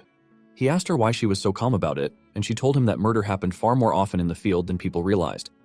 It was difficult to distinguish from cult activity, making it hard to track. When he asked if she had ever come close to being player killed herself, she brightly replied that she had, and that it was by someone from her own party. That revelation stunned him. She continued, explaining that while they were out hunting, a party member had suddenly tried to strike her from behind. She remarked that it was easier to tell enemies apart when fighting monsters since monsters were always enemies. Humans, on the other hand, could never be fully trusted. One never knew when someone might turn and loot a corpse. Then she smiled at him warmly and proudly asked if he agreed that she was pretty. The unexpected shift in topic confused him. She clarified that when she was attacked, it wasn't just the items they were after. That incident had been her first time killing someone. Her brother, already familiar with her stories, simply listened in silence. She then shouted that the trash who came at her basically begged to be killed, so the aftermath hadn't been as traumatic as she expected. She warned Juyeon to be careful, noting that there were plenty of lunatics roaming the field. She also reminded him that if things ever got dangerous, he should hide behind her brother. Juyeon, who knew he couldn't exactly reveal that his average physical stat was over 35, responded confidently, saying he didn't think he'd die even if Kainal showed up right now. Hyeji gave him points for his boldness and agreed with a nod. He tried to tell her that he was being serious, but just then, a small metallic device rolled to his feet. Confused, he looked down and saw the system notify him that it was a pheromone bomb, Grade B, a device filled with pheromones that applied a charm, Grade B effect, upon detonation. The bomb exploded moments later, releasing a cloud of potent pheromone powder into the air. Suddenly, tree monsters emerged from all directions and began converging on their location. Yeji's brother quickly recognized the danger and shouted that it was a monster wave, moving in front to defend them. He instructed the others to stay behind him for now. But Juyeon didn't listen. Ignoring the warning, he charged ahead, proclaiming that he could handle the monsters on his own. In his excitement, he didn't realize that someone had aimed an arrow at him. Just as he distanced himself from the siblings, the arrow was released and struck him in the nape. Though it didn't pierce his skin and fell to the ground harmlessly, he immediately realized it was an ambush. He scoffed, calling his attackers idiots for only using one arrow, clearly unaware of his physical stats. Unfortunately, the arrow had applied slow and pain, Grade A effects, both of which would last for 3 minutes. His knees buckled beneath him, and he collapsed, trembling from the pain. As the world blurred around him, a man stepped out from the shadows with a broad grin, declaring with malicious glee that it was hunting time. The siblings rushed toward Juyeon, but a tree monster charged at them before they could reach him. Fortunately, Hyeji noticed in time. She used her fire spear to incinerate it. The other tree monsters became more enraged and closed in quickly. Hyeji cursed under her breath, knowing that even on a normal day, these monsters were difficult to manage, and protecting Juyeon at the same time was nearly impossible. She realized she had to act fast. She instructed her brother to clear a path. He responded by lifting Juyeon onto his shoulder and told her to follow him. With sheer force, he began pushing through the tree monsters, shielding them while Hyeji continued burning the creatures from behind. Another pheromone bomb was thrown at them, but Hyeji reacted quickly and destroyed it with a burst of firestorm before it could detonate. She succeeded, but just then, the masked leader appeared. The masked figure confronted them, questioning where they thought they were going and accusing them of trying to flee without putting up a fight. Hyeji's brother demanded to know who he was. The man stated that he had business with the one her brother was carrying, referring to Juyeon, and claimed that if they handed him over, he might let the others live. The comment angered Hyeji's brother. Hyeji launched another fire spear at the intruder, but he remained still and effortlessly deflected the attack. She recognized his movement and suspected he had been present during the Kainal raid. The man taunted her, noting that while she was attractive, she was clearly clueless. He concluded that she would have to die as well and ordered his men to trigger another pheromone bomb. As the bomb detonated, the nearby tree monsters were drawn in once more. The man remarked that they couldn't rely on pheromone bombs forever and suggested they try to survive a little longer. Hyeji's brother did everything he could to protect Juyeon, pressing forward with his shield. Hyeji behind them rapidly cast fire magic to burn down the charging monsters. Juyeon trembled in pain, his body overwhelmed by the effects of the arrow. His limbs no longer responded properly, and everything felt like it was burning. He questioned how it had come to this and wondered if this would be the end. Then, distant screams from Hyeji and her brother reached his ears. Slowly, he opened his eyes. A splash of warm blood struck his face. In front of him were the corpses of slain monsters. Disoriented, he tried to comprehend what had just happened. His mind drifted back to Hyeji's earlier warning about hiding behind her brother when things became dangerous. That memory fueled his anger as everything that had just happened came rushing back to him. Hyeji, noticing him stir, asked if he was regaining consciousness and whether he could stand. Rather than respond, he reached for his phone. He admitted that it was shameless of him, but said he had a favor to ask. He pleaded with both of them to keep what they were about to witness a secret. Meanwhile, the masked man approached with his group, mocking the siblings for still holding up while carrying Juyeon. As a twisted reward, he promised to ensure it wouldn't hurt much. Hyeji cursed at him, but he ignored her, turning to Juyeon. He remarked that Juyeon had finally risen and sarcastically asked if it hurt badly. Juyeon admitted that it did. The man laughed at his pain, claiming Juyeon was pathetic for whining when he was about to be reduced to bones anyway. Juyeon remained silent and slowly raised one finger into the air. The attackers immediately raised their shields, expecting a fireball, and called him a fool for thinking it would work. Juyeon calmly questioned their certainty. Multiple magic circles appeared above them. The group looked up and quickly realized it wasn't a fireball. Recognition dawned on them. This was the mage who had taken Al's ring. Before they could act, Juyeon lowered his finger. The meteor rain skill activated. Meteors rained from the sky. The attackers scattered in panic. The masked man charged toward Juyeon, yelling that he was insane and questioning whether he planned to die along with everyone else. He tried to insult him, but before he could get close, Juyeon activated Bloody Fury, instantly tearing the man apart. As the meteors struck the ground, explosions erupted all around them. A few seconds later, the ground was shattered, and nothing was moving.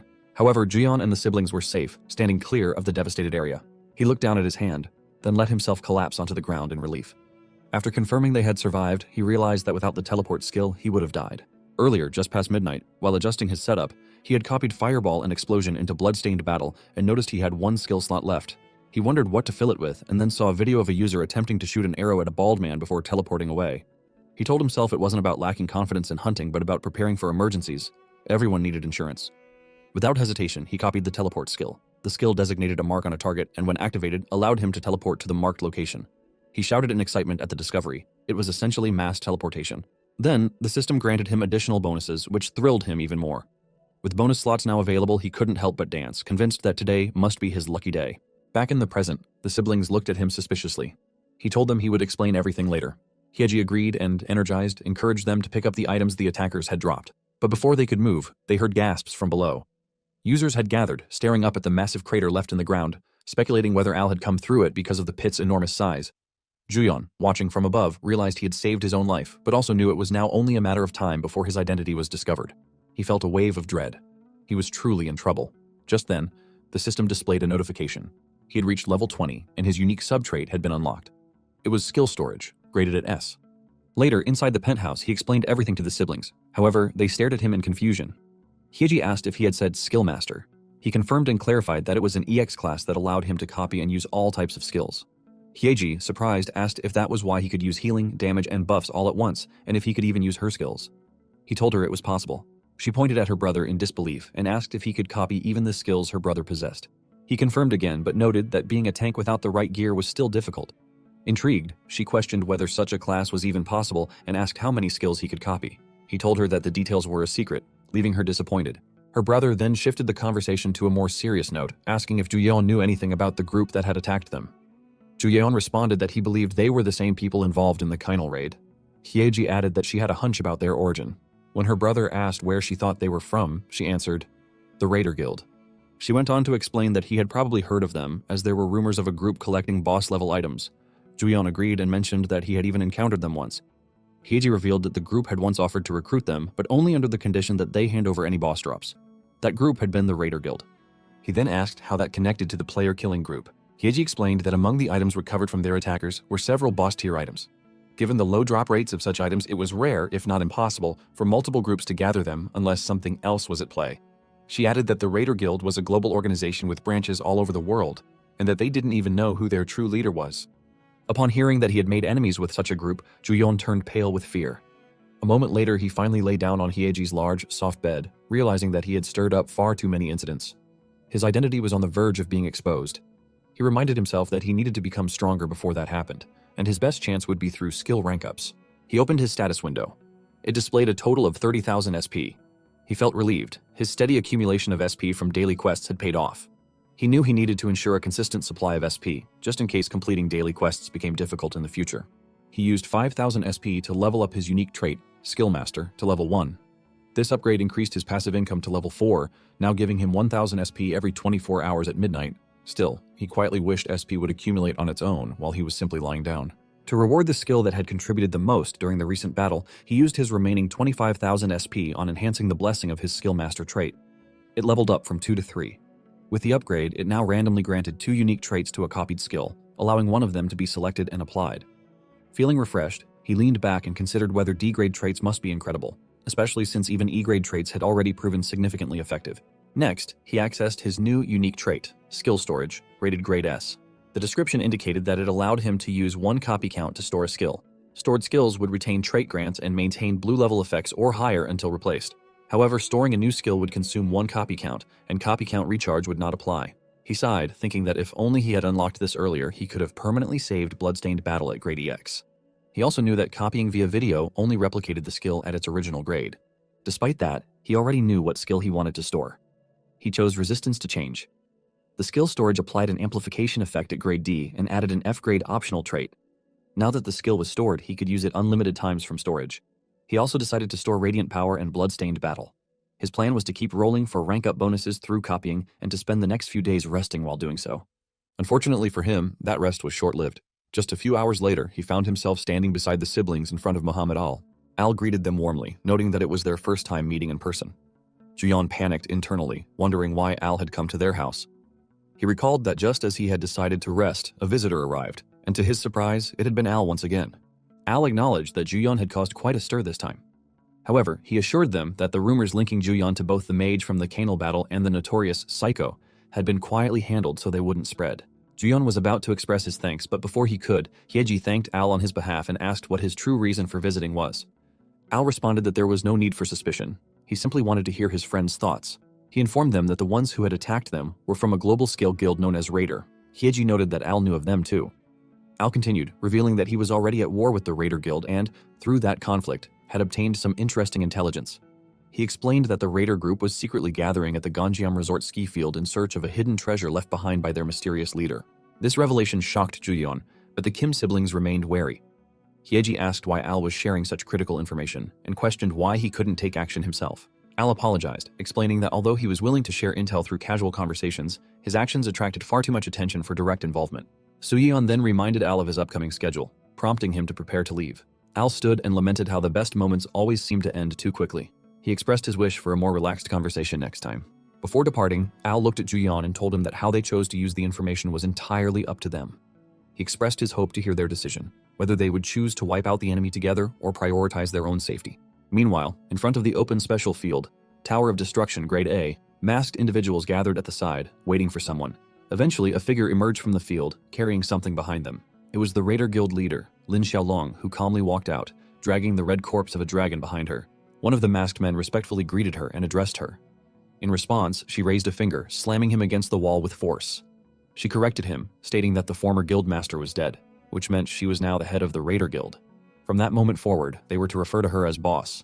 She released the dragon's corpse and reported that the monster's attack patterns had been identified up to the 20th floor. She ordered them to begin analyzing the monster materials immediately. She then turned to one of her subordinates and asked about the suppression progress of the old man's faction. The man reported that 98% of the followers from the previous generation had been eliminated, with the remaining remnants scheduled for disposal soon. She commended him on the good work and stated that the old man's hidden treasure in Korea must still be untouched. She instructed them to proceed with retrieving it as planned. Everyone accepted her command without hesitation. As she walked, her thoughts turned to the changing era. The time of making money like powerless, monkey-like users was over. Now was the age of superpowers. Those who conquered special fields and seized boss items would hold true power. She was certain that the throne belonged to her. Meanwhile, Juyon and the Kim siblings arrived at the ski resort. Juyon was in awe. It was his first time seeing the place. Hyeji asked if the view wasn't stunning and commented that it was a shame they couldn't enjoy themselves because of the monsters. Hyeji excitedly declared that they should finish their task quickly and return later to have fun. However, her brother expressed concern, still uncertain whether it had been a good idea for just the 3 of them to come alone. Days earlier, Hyeji had proposed that they strike the Raider Guild first. She revealed that she had sold the boss item dropped by one of the attackers under her own name when disposing of it. Her brother had been shocked, asking what she had done. She had calmly replied that she was already almost certainly a target, and that she and Juyon now shared the same fate. Back in the present, her brother slapped his own face in frustration, realizing he had let his guard down, assuming things would resolve themselves naturally. Hyeji gently asked what he was worried about and assured him that everything would be fine. They were 3 veterans who had already been through thick and thin. Hyeji then sprinted toward the field entrance, informing the others that to enter they needed to head in the direction visible from the lift on that side. However, a man stepped in their way and warned them that the field was under the control of the Enjoy Guild. He told them to leave unless they wanted to die. Hyeji questioned whether they were part of the user association or what gave them the right to claim control over an open field.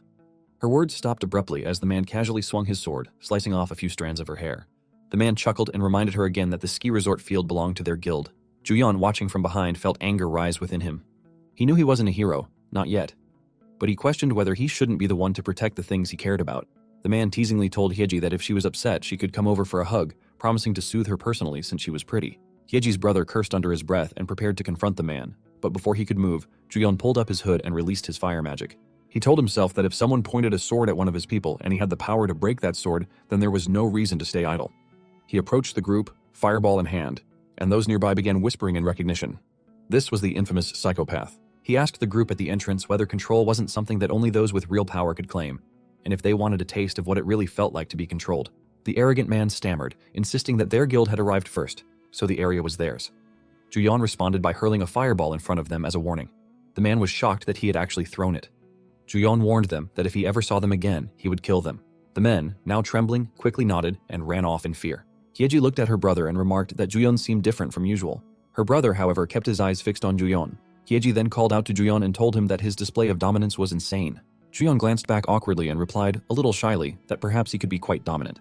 Juyeon found it strange himself. It had been his first time threatening someone, but he had done it flawlessly. He wondered if intimidation might actually be his hidden talent. At the same time, inside the field, the Enjoy Guild was battling monsters. After several minutes, they defeated the last wave. One of the members laughed and shouted how refreshing it felt to not have to share contribution points with anyone else. He remarked that they should have taken control of the field sooner. Just then, a powerful fireball was hurled at him. Fortunately, he managed to leap out of the way. Furious, he demanded to know who had attacked. The attacker, calm and unwavering, simply asked who he thought he was and said he was just someone there to hunt. The Enjoy Guild member, still angry, asked if the newcomer hadn't heard anything from outside and reminded him that the field was under their control. The stranger responded with only a smile, which made the guild member uneasy. He tried to de-escalate by suggesting the stranger leave, warning him that the area was filled with level 40 monsters and it wasn't worth the effort, as there were plenty of other fields. The stranger continued to walk closer, and then an older man appeared from behind, stating that they should see who actually ends up leaving. The old man's forces charged without hesitation and began slaughtering the Enjoy Guild members. The old man turned to his right-hand man and remarked on the abundance of useless trash. The right-hand man apologized for failing to detect the guild's presence earlier and reported that the Enjoy Guild had apparently started controlling the field. The old man gave a new order. He instructed his right-hand man to divide the team into 2 groups, to search and eliminate all obstacles so their mission wouldn't be disrupted. Looking up at the mountain in the distance, the old man declared that they must reach the deepest and highest point within the field. They had to find the imitation bracelet, and they had to do it quickly. On the other hand, Hyeji and Juyeon were both excited as they entered the field.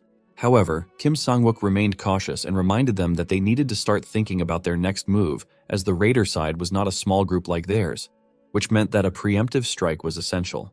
Sang-wook then asked how they planned to distinguish between the Enjoy Guild and the Raider Guild. Juyeon replied that since both guilds had the same goal, treasure hunting, they wouldn't care about monster experience points. Because of that, Juyeon had a wild plan in mind. In the middle of the field, a guild was scanning the surroundings, remaining alert.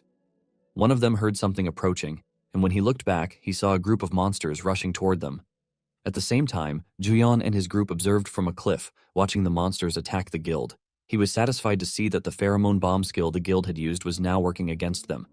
Sang-wook pointed out that they still didn't know whether this was a raider guild, but Juyeon replied that if the guild didn't avoid the monster horde, it meant one of 2 things.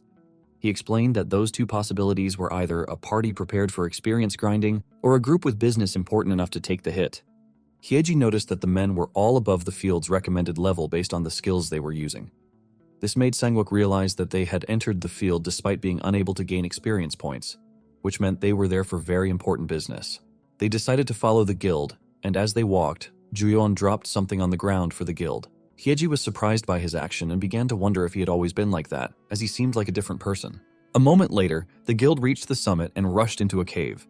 Juyeon was relieved they had followed the right group, and when Hyeji asked about their next move, he laughed darkly and replied that he had saved something just for moments like that. However, he suddenly felt something strange and asked himself why he felt so calm, even though he was about to retaliate against the people who had once tried to kill him. He snapped out of his thoughts when Hyeji called out to him, and he explained that he had just been momentarily lost in thought. He took out his crossbow and reminded himself that it wasn't the time for distractions. They then began to slowly approach the guild. Meanwhile, the guild members were discussing their progress, unaware that Juyan was already aiming his crossbow at them. He released the arrows and successfully hit his targets. The Bow of Weakening inflicted a stun, slowed their movements, and caused pain for 3 minutes. Upon seeing their reaction, he deduced that their stamina and strength were above 30. They approached the debuffed men and decided to beat them down until their health was nearly 0. One of the men trembled and begged for mercy, but it was already too late for him. Deeper in the cave, other guild members were retrieving the treasure. When one of them tried to contact the guards, they realized communication was lost and assumed they had been discovered. They rushed to the cave entrance, ready to protect the treasure at all costs. When they arrived, they found both guards collapsed on the ground. Hyeji immediately launched her firestorm to gain the upper hand, but the lead enemy blocked the attack with a shield, shocking her. The enemy mage counterattacked with a thunder spell, and when Sangwook tried to block it, he failed and was neutralized. The enemy mage shouted to his team to subdue their opponents before the tank's paralysis wore off. Both the enemy tank and fighter charged at them. However, Juyan calmly asked if they really thought they were pushovers just because their tank was down. He activated his splendid authority, which broke his limit and applied random buffs, increasing his power rank by 1 for a minute. He unleashed a barrage of large fireballs, but the enemy mage mocked him, claiming his E-rank skills were useless against their shield. Juyan ignored the taunt and released his overpowering fireballs, which instantly blasted the enemy tank and fighter back and severely burned them. The enemy mage was in disbelief, realizing his power shouldn't have been reduced by 95%. In response, Juyan simply thanked him and promised to put the treasure to good use. He then raised his hand, clenched his fist, and triggered a massive explosion that engulfed the enemy in flames and destruction. Elsewhere, the old man and his group had just finished dealing with a monster horde and were preparing to follow the retrieval team. Suddenly, they witnessed the explosion erupting from the summit. The old man immediately ordered everyone to stop what they were doing and head toward the summit. Back at the summit, Juyan and his team were busy taking the treasures from the men one by one. Just a few minutes later, he was excited as he collected a large amount of loot. However, Hyeji noted that disposing of the items would be troublesome, as she didn't want the guilds to track their location. Just then, Sangwook showed her the enemy tanker's shield with admiration on his face, and she told him with a smile that he could keep it as long as he wanted. She then handed a bracelet to Juyon. It was the Mimic's bracelet, grade SS. It was a special piece of equipment that didn't count toward the accessory limit, capable of copying one equipped item and duplicating 20% of that item's effect. He was shocked and asked if he could really have it. She winked and replied that they didn't have any great item worth copying, so it was better to give it to someone with an SS rank item. She added that he was the ace of their party, which touched him deeply. He thanked her repeatedly for her kindness. Sangwook then reminded them that they should leave once the item distribution was finished, as reinforcements could arrive at any moment. They both agreed. After gathering everything and preparing to leave, Juyon noticed something on one of the men. It was a mini body camera. For their safety, he decided to destroy them all. Later at the Raiders Guild, a vase was hurled at a man but missed. An enraged Xiaolong asked if she had heard him correctly. The man knelt and bowed his head deeply, stammering as he apologized and explained that the Mimic's bracelet had been stolen. This enraged her even more. She couldn't believe they had failed despite sending an elite squad capable of taking down a field boss. The man further explained that the group holding off the monster wave had survived, while their advance party, sent to retrieve the treasure, was annihilated. He added that after analyzing the survivors' body cam footage, they discovered evidence that the monster wave had been triggered by pheromone bombs. She then asked about the cameras from the annihilated team, and he replied that they were all completely destroyed. Xiaolong composed herself and sat down, realizing that their opponent had used skills and items to redirect the battle footage and had even managed to disable the body cameras, making the area untraceable. She stepped toward the trembling man and told him that traces of explosives meant the culprit must be Psycho-Pass. Then stepping on his head, she firmly ordered him to analyze Psycho-Pass thoroughly to avoid making the same mistake again, and to bring back both the bracelet and Psycho-Pass's head. Meanwhile, at the siblings' home, Hyeji informed them that she planned to store the boss items instead of selling them. Juyon warned that if she did that, they could have stacked up a lot of defensive gear. However, she explained that this was to avoid being tracked. She had already let a few clues slip intentionally, but anything more would have been too risky. Sangwook was irritated, realizing that had been her plan from the beginning. She assured them she had no intention of giving up hunting and asked Juyon if his level was 20, to which he replied yes. She explained that field levels are divided into units of 10, and asked him what the level limit was for earning rewards in F-rank fields. He eagerly raised his hand and answered that it was 20. She then asked how many F-rank field bosses he had collected so far. He began counting them in order of rank to be sure. He recalled that he had fought the D-rank Queen Spider and Lizard King, the E-rank Mountain Shadow Wolf, and the F-rank Black Grizzly, Mudflat Crab, One-Eyed Crow, and Mouse Mole. He knew that Canal was a special field and therefore didn't count toward the field limit. Based on this, he realized he was still one F-rank short. Hyeji explained that if his level went beyond the acquisition limit, he might not be able to return, so they needed to gather the remaining boss souls quickly. As a solution, their upcoming spec-up plan would involve raiding bosses in low-profile fields that wouldn't attract too much attention. She then excitedly suggested that they sweep all the way up through E-rank fields. Without hesitation, they headed straight to the E-rank field, Sinduri Coastal Zone. There, Juyeon faced off against the field boss, the Sand Giant, and just a few minutes later, he defeated it, gaining stamina and becoming thrilled. Hyeji was impressed by his speed and asked how long it had taken him to defeat the boss. He replied that it had been exactly 5 minutes and 45 seconds. She grabbed his arm in excitement, congratulated him on completing the E-rank soul collection, and suggested they throw a party to celebrate. He was shy, but felt confident that the Mimic's bracelet was insanely effective. He assumed that Hyeji believed he had bested the elemental ring thanks to the bracelet. The system then showed that his stats had increased and granted him an additional stat effect. He lovingly kissed the bracelet, realizing that his stats had gone up by 15 points because of it. He began to wonder if he could become even stronger than Al. As he continued walking, he noticed other people nearby and wondered if a juicy skill point jackpot quest might appear. Ego seemed to hear his wish.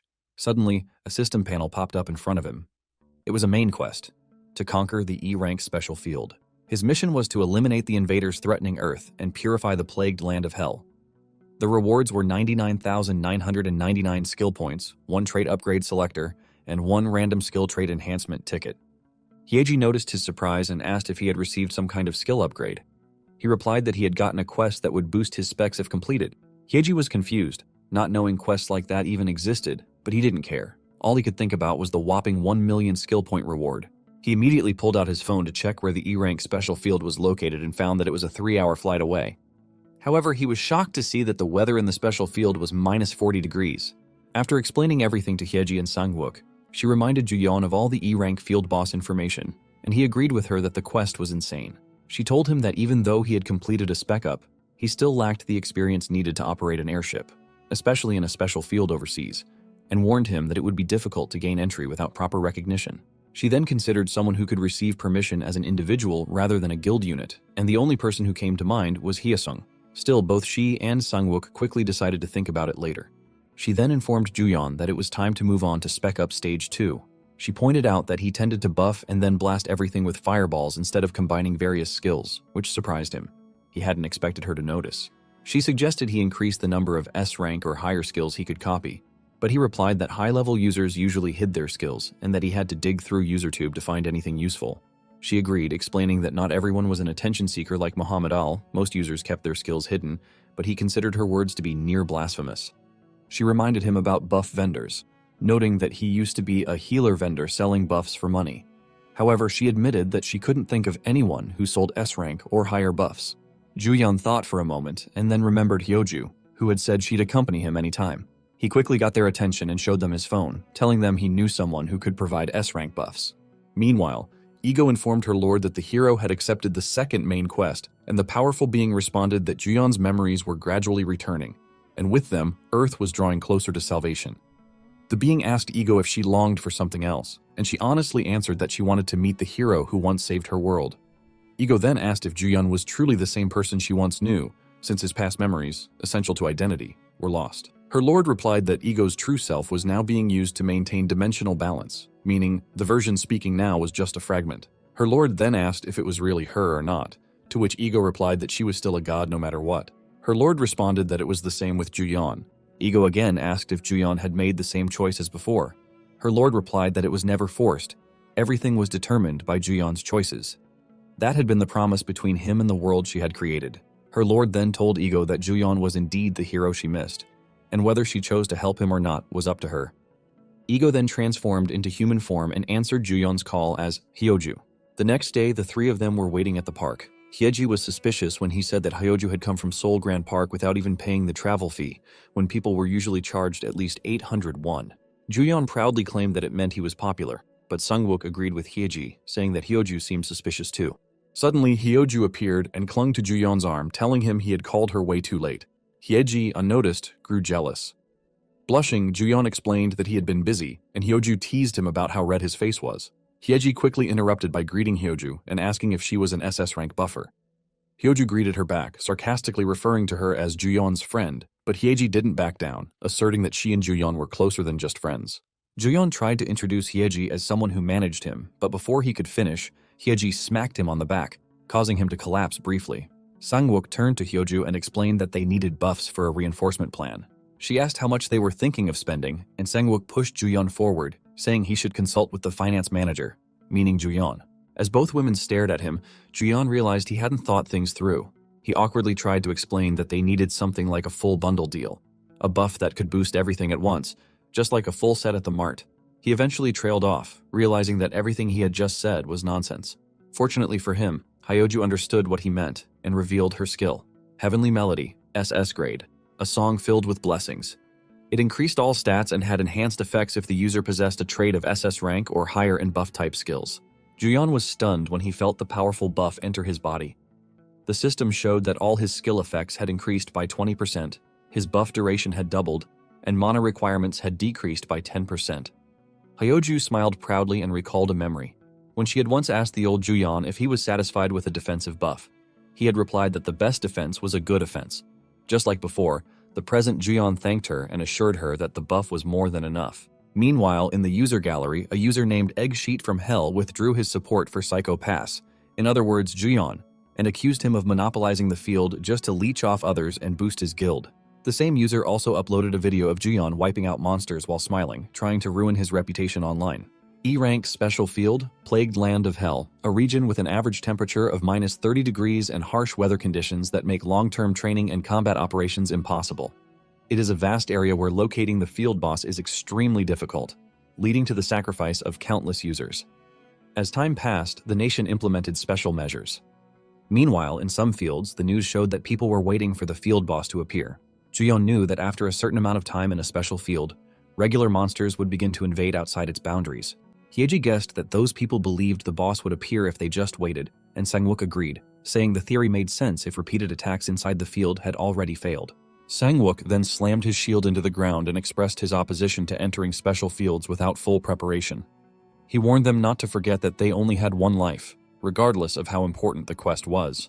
Hyeji asked who in their right mind would take on such a quest, but Juyeon simply sighed as the system notified him that he had acquired the SS grade skill Focused Combat, with one prior attempt.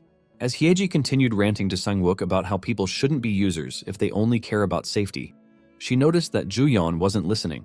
When she asked what he was doing, he replied that he was testing out the gacha system since the copy cooldown had reset. He hadn't expected to level up, but when he attempted to copy again, he acquired only Focused Combat and lost his balance in frustration. Cursing the system, he then saw that Focused Combat had leveled up, and now he had copied Focused Combat EX.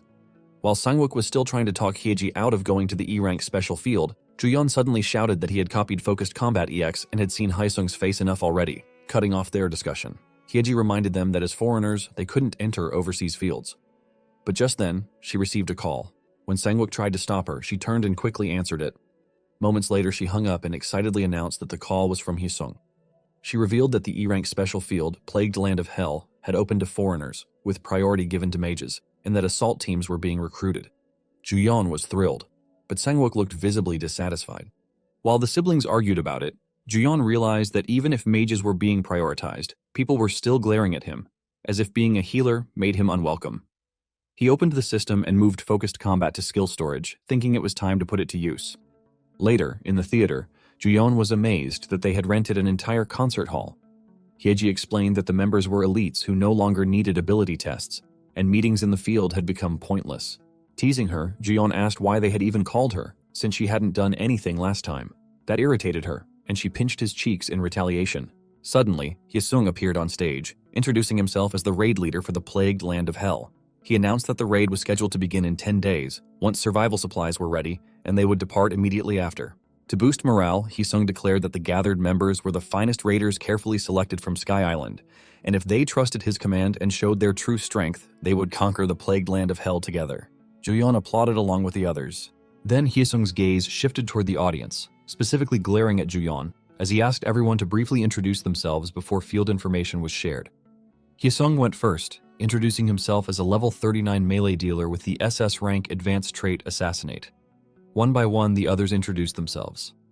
Juyeon found it strange, wondering why they were having classroom-style introductions and if it was just him or if Hyesung was truly glaring at him.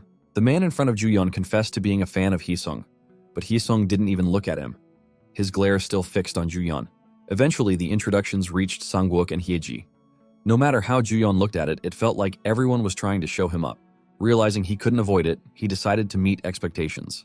He launched a powerful fireball into the air and introduced himself confidently as Psycho Pass, an SS rank mage, finally earning Hyesung's approval. After the meeting, as they were getting ready to leave for dinner, Hyesung approached and bluntly asked Juyeon if he was the one who had stolen the boss's item, along with the masked individual from Sky Island. The question caught them off guard, but Juyeon calmly responded that he was definitely the weakest mage there, and that he hadn't started with those men, nor had he stolen anything. He explained that he had noticed suspicious individuals capturing Kainel. Since the raid was already underway and couldn't be stopped, he joined in, hoping to help. They had mistaken him for one of their own, and the item had gone to whoever had the highest contribution. He added that if his involvement was a problem, he wouldn't join the raid team at all. Juyeon knew it was important to clear things up if they were going to work together. If not, he would find another path. Hyesung then revealed that 2 of their guild members had died during the battle against Kainel. He clarified that they only needed to confirm whether Juyeon had collaborated with the enemy. Satisfied with the explanation, Hyesung turned away and said he wouldn't object to Juyeon's participation if that wasn't the case. Juyeon understood that Hyesung still didn't fully trust him, but he also knew that he would act the same if their roles were reversed. Hyeji proudly slapped his back, telling him he was so cool. Juyeon, meanwhile, was just relieved that the situation had been resolved. Sangwook sighed in relief, admitting it went smoother than expected. Hyeji asked if he was disappointed that Hyesung hadn't objected. Sangwook replied that he was more worried that Hyesung might have player-killed Juyeon, but fortunately, it had gone well. As they prepared to leave, Sangwook, still looking troubled, said they should go. Hyeji noticed his expression and asked if something was bothering him. He replied that he was wondering whether it would have been better to reveal his true identity earlier instead of hiding it. Juyeon had expected people to be shocked to learn he was Psycho Pass, but instead, their reactions were indifferent. Later, he checked the user community and saw that news had spread about his involvement in the plagued Land of Hell raid and his confrontation with Hyesung. He fumed, realizing that the audience in the theater had just been spectators, and he shouldn't have said anything. Meanwhile, at the Raiders Guild, several men knelt before Xiaolong. She was pleased that Psycho Pass had stopped hiding. She informed her followers that their leader would also be joining the main raid to bring Psycho Pass into the cult. She ordered them to investigate the other participating raid teams in detail. They needed to eliminate as many variables as possible. Days later, Juyeon and the users arrived at the location of the special field. After an hour-long flight followed by another hour on a bus, they finally reached the overseas raid site. Juyeon's first impression was that it was freaking cold. He jokingly asked Hyeji if throwing a few fireballs would warm the place up. Hyeji laughed, thinking it was a joke. But Juyeon wasn't joking. An old man approached and informed them that the area wasn't always this cold, but due to the special field's influence, the abnormal weather had taken over. The climate contamination was spreading, and ghost towns like theirs were increasing in number. The old man bowed and pleaded with them to eliminate the plagued land, saying they were the town's only hope. Juyeon was momentarily speechless, not expecting such desperation. Suddenly, someone arrived and reassured the old man, claiming they had come at the call of God for his salvation. A woman and her followers encouraged the old man to place his trust in them. They were the Truth Order, a guild formed by users with holy attributes. In the beginning, they used cheap, low-level skills and were little more than a small cult with a few believers. But one user changed everything, a miracle healer of presumed S-class or higher, known as Saintess Lim Suha. Hyeji was amazed to see the famed Saintess, but Juyeon was still trying to remember where he had seen her before. Once he did, he casually referred to Suha's group as cultists. Hyeji immediately covered his mouth in panic. Suha, offended, turned away, but the leader of the Truth Order only laughed, calling Juyeon a little lamb who had yet to witness a miracle.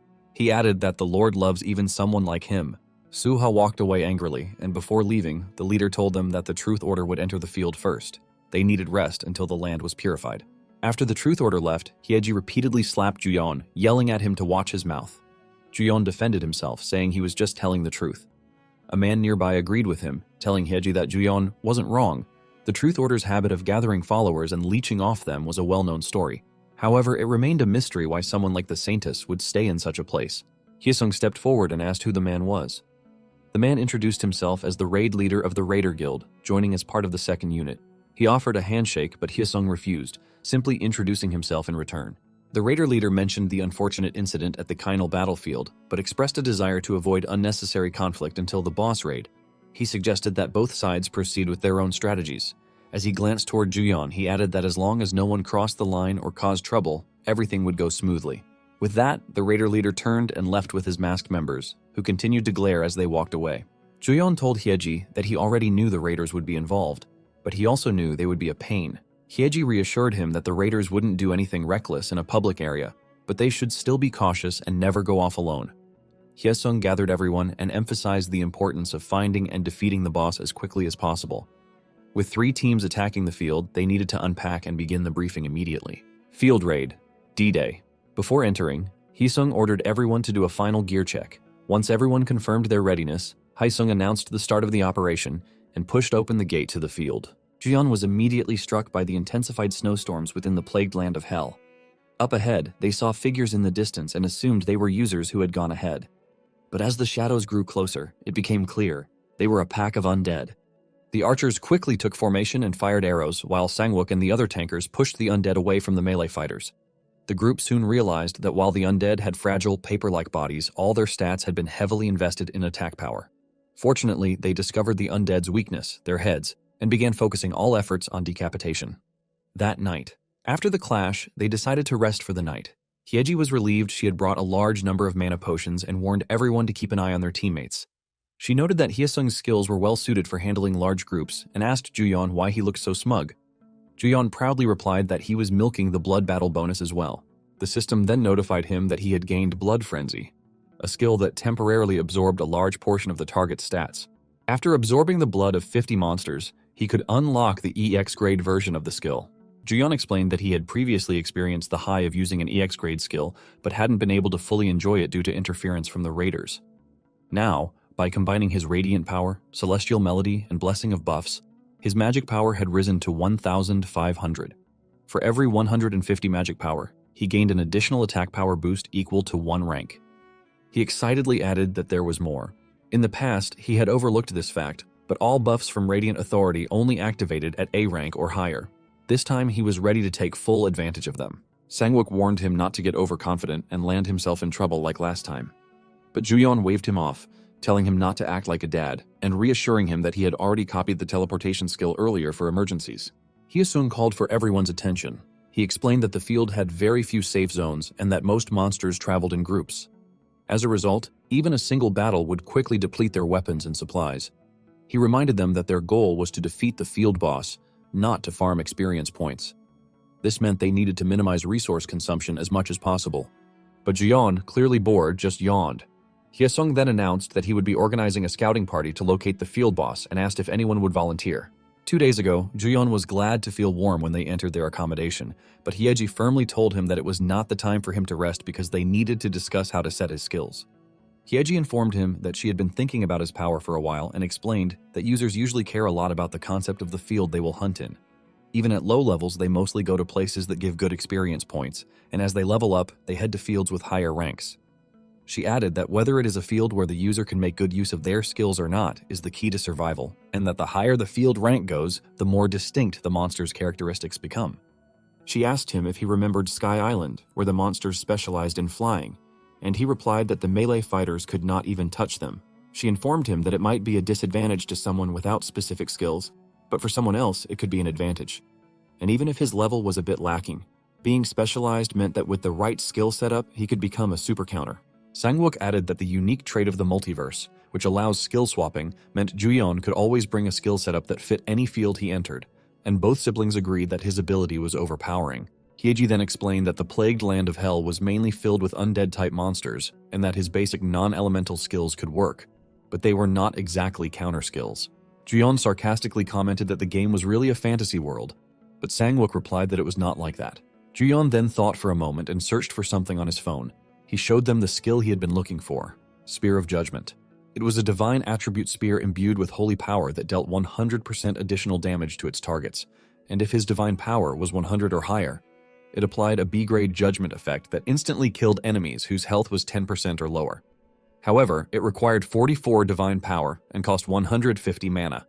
Back on the field raid day, the undead were rushing to attack, but before they could get closer, fireballs appeared above them.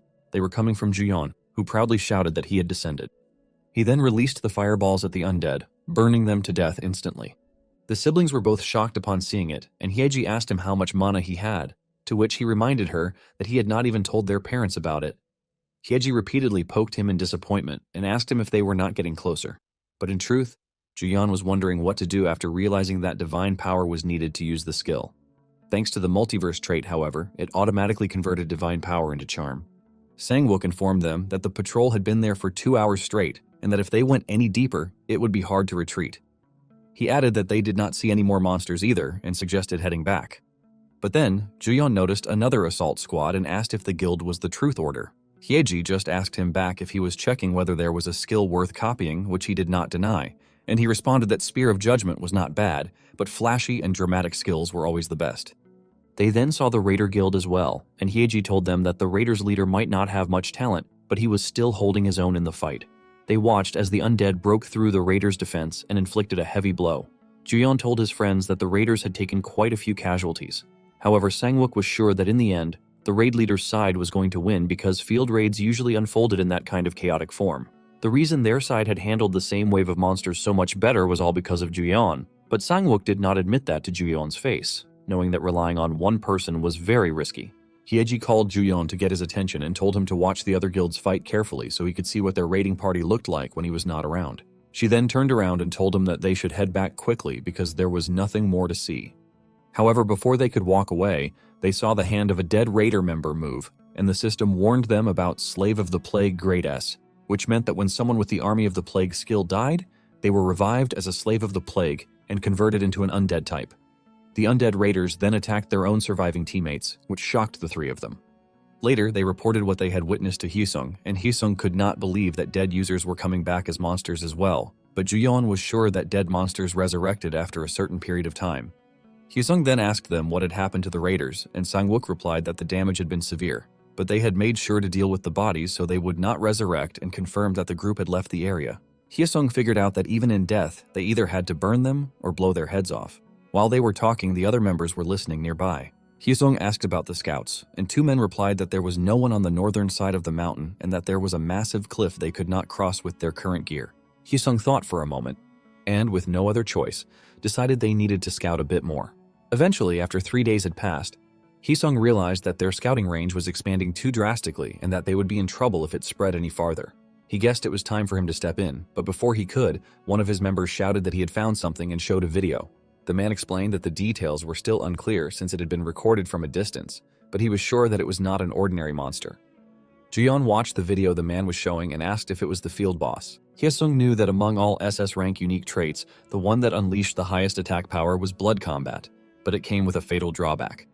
To build stacks, the user had to personally land the final blow on each monster. 5 hours earlier, Hyesung had informed everyone that they had analyzed the monster suspected of being the boss using body cam footage, and multiple monsters appeared to be obeying its commands. He added that the monster was presumed to have high defense based on the armor it was wearing. Hyeji suggested that all ranged damage dealers focus their fire on Bull to chip away at its health and defense. However, Sangwook opposed his sister's suggestion, explaining that they did not have enough tanks to hold off the mobs if they concentrated all firepower on the boss. The other members had their own concerns and opinions, while Hyesung carefully considered the plan. In the end, he decided to handle Bull himself. He explained to everyone that he would build stacks by hunting regular monsters for 5 hours. Then they would rotate shifts to rest briefly while maintaining his stacks, and immediately begin the field boss raid afterward. Back in the present, Hyesung was busy stacking against the mobs. He knew he had always taken it upon himself to fight alone at the forefront because it was the only survival strategy allowed by his unique trait. That was why it was the first time he had ever entrusted his back to someone else, and he thought it was not bad. Once more, Hyesung rushed forward, entrusting a part of his life to his support, Juyeon. Fortunately, Juyeon felt great as well, watching his own stacks rise rapidly. He was genuinely excited at the thought of becoming the MVP of the boss fight, thanks to his Judgment Spear unique trait, Pierce Grade D, which ignored armor and landed clean hits. He was quietly absorbing the blood of dead monsters without anyone noticing, but he knew he could not make it too obvious that he was using blood combat. He then shouted to Hyesung to take the last hits on 3 of the mobs, even though he wanted to keep building his own stacks. Unexpectedly, Hyesung gave him a thumbs up and praised him for doing great. The reaction caught Juyeon off guard and made him wonder what was behind Hyesung's sudden compliment. A shiver ran down Juyeon's spine when he saw the cheesy look in Hyesung's eyes, and he began to wonder if he should stop helping. A few hours later, they arrived at a new terrain, and Yesung informed them that Bull was estimated to be inside the canyon based on reconnaissance data. What worried Haesung most was the time-limited quest, as they were running out of time. He told his team that they would proceed according to the preset strategy. He ordered them to lure the surrounding monsters within the planned time frame, and to carefully provoke the weaker ones in order to reset their aggro. Haesung then confidently pointed his sword forward and swore that Bull would be pulled and defeated. Another hour passed, and everyone was busy fighting the undead. Eventually, the time for Bull's appearance arrived. As predicted, they heard a loud, powerful growl, and within a minute, a massive monster was charging toward them at full speed. Haesung rushed to the front and shouted to everyone to prepare themselves, making the entire group tense and excited at the same time. Bull finally revealed itself and charged forward, destroying everything in its path. Everyone was terrified because it was even larger than they had expected. However, Haesung forcefully shouted that they had to escape the compressed zone and ordered everyone to retreat. They ran with all their strength, and Haesung followed behind, cutting down the mobs trying to chase them. When they reached the other side, they were confused to see Bull stop and refuse to pursue. Unfortunately, Bull had its own plan. It released a thunderous roar that pierced their ears, then went silent and stared at them. Suddenly, someone shouted for Haesung to look back. In the distance, they saw a swarm of undead rushing toward them, leaving Haesung cursing under his breath. Everyone knew that charging straight into the monster wave would be suicidal, and if they tried, they would almost certainly die. While everyone else panicked in fear, Juyeon remained quiet and calm, focused on finding a way out. Juyeon saw two choices in front of him: face the tough-looking field boss or be swallowed by the endless wave of monsters. He noticed that the current field was shaped like a long cliff between a plain and a rocky area, and after grasping the terrain, he made his decision. Haesung was startled when he suddenly felt heat behind him and was shocked to see Juyeon rushing forward with his fireballs. Haesung asked what he was doing, but then realized Juyeon was attacking the boss, and it was working as Bull was being pushed back by the impact of the fireballs. Juyeon shouted to Haesung that it was better to beat down one of the threats, and if it had armor, they could break through it. Haesung immediately understood and ordered everyone to focus their attacks on the field boss. The others followed his command, rushing forward while the undead continued to chase after them. When the undead drew near the team, a powerful fireball wiped them out and shattered the bridge, cutting off the undead from advancing further. Juyeon was relieved that the chase had stopped, but cursed under his breath when he saw Bull now positioned at the head of a formation of beasts. Haesung informed everyone that although their positions had changed, the raid strategy remained the same. Even if Bull was larger than expected, it was still just a monster with a pattern. He then ordered the tankers to hold off the remaining mobs in the rocky area and instructed the agile melee fighters to draw the boss's aggro and lure its charge. They followed the plan successfully and managed to make Bull crash into the wall. Haesung then quickly ordered the mages to unleash their full firepower, and every single one of them attacked Bull with everything they had, severely injuring the boss. Haesung was pleased that the strategy was working and thought they just needed to maintain their assault. Bull roared in rage and attacked with its head, but the tankers managed to block the strike together. However, Sangwook warned them that something felt off, and before they realized it, the tankers had been driven close to the cliff's edge.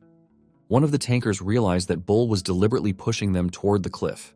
But before he could finish speaking, Bull sent him flying over the edge and then turned to shove the others as well. Fortunately, Haesung reacted quickly and blocked the boss's next attack with his sword. Haesung shouted that a boss that stayed in one place was nothing but a punching bag, and announced that he would use his skill. But before he could, Juyeon launched a powerful fireball and hurled it at Bull repeatedly. The attacks tore into Bull, and when Juyeon finally hit its nape, the monster screamed in agony. Most people assumed that Bull's exposed face and neck, its obvious vital points, were its main weakness. However, in a situation where they needed to pin it down, Juyeon remembered that Bull's left leg was weak. He immediately targeted it with his fireballs, stopping the monster from moving. Haesung saw the opening and activated his limit break skill. As he rushed forward, he realized that Juyeon had been attacking the leg no one else had paid attention to, deliberately disrupting the boss's balance.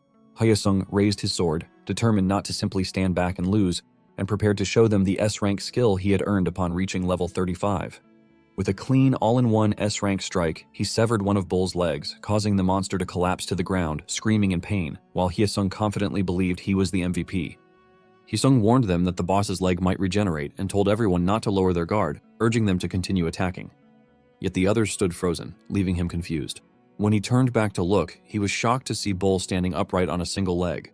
The system notified them that Bull had activated Wide Area Strike and Ignore Weakness, prompting Juyeon to comment that special field bosses acted like transforming robots. Suddenly, Bull pulled something long from its mouth, a massive axe. Unfortunately for them, the Grade A wide area strike skill increased all of Bull's stats by 30 and raised its attack power and defense by 1 tier. It also applied Ignore Weakness, allowing Bull to disregard damage from lower level enemies and reduce incoming damage based on the attacker's level. No one could believe what they were seeing. For Juyeon, who was only level 21, his damage output was reduced by 70%, making him realize he would only be dealing 30% of his usual power, which also meant the fight was going to be even more explosive. Bull then rushed at them, and everyone panicked. However, Hyesung was sure that its mobility was reduced because it only had one leg, and thought that taking it down would be easier. Hyesung informed everyone that they had to aim for its other leg, but before he could finish, Juyeon rushed forward, thinking the same thing as expected.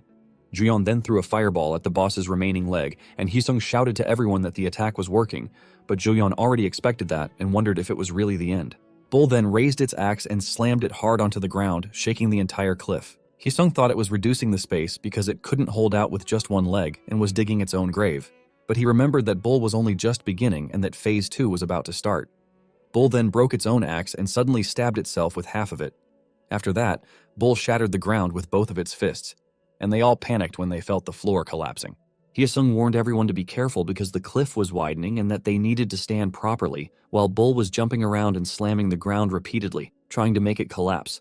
Hyeji, who was trying to stand firm with the help of her brother, complained that her brother was not good at balancing, and when Sangwook tried to reach out to help Juyeon, it was too late, as Juyeon fell down the cliff, leaving Sangwook in shock.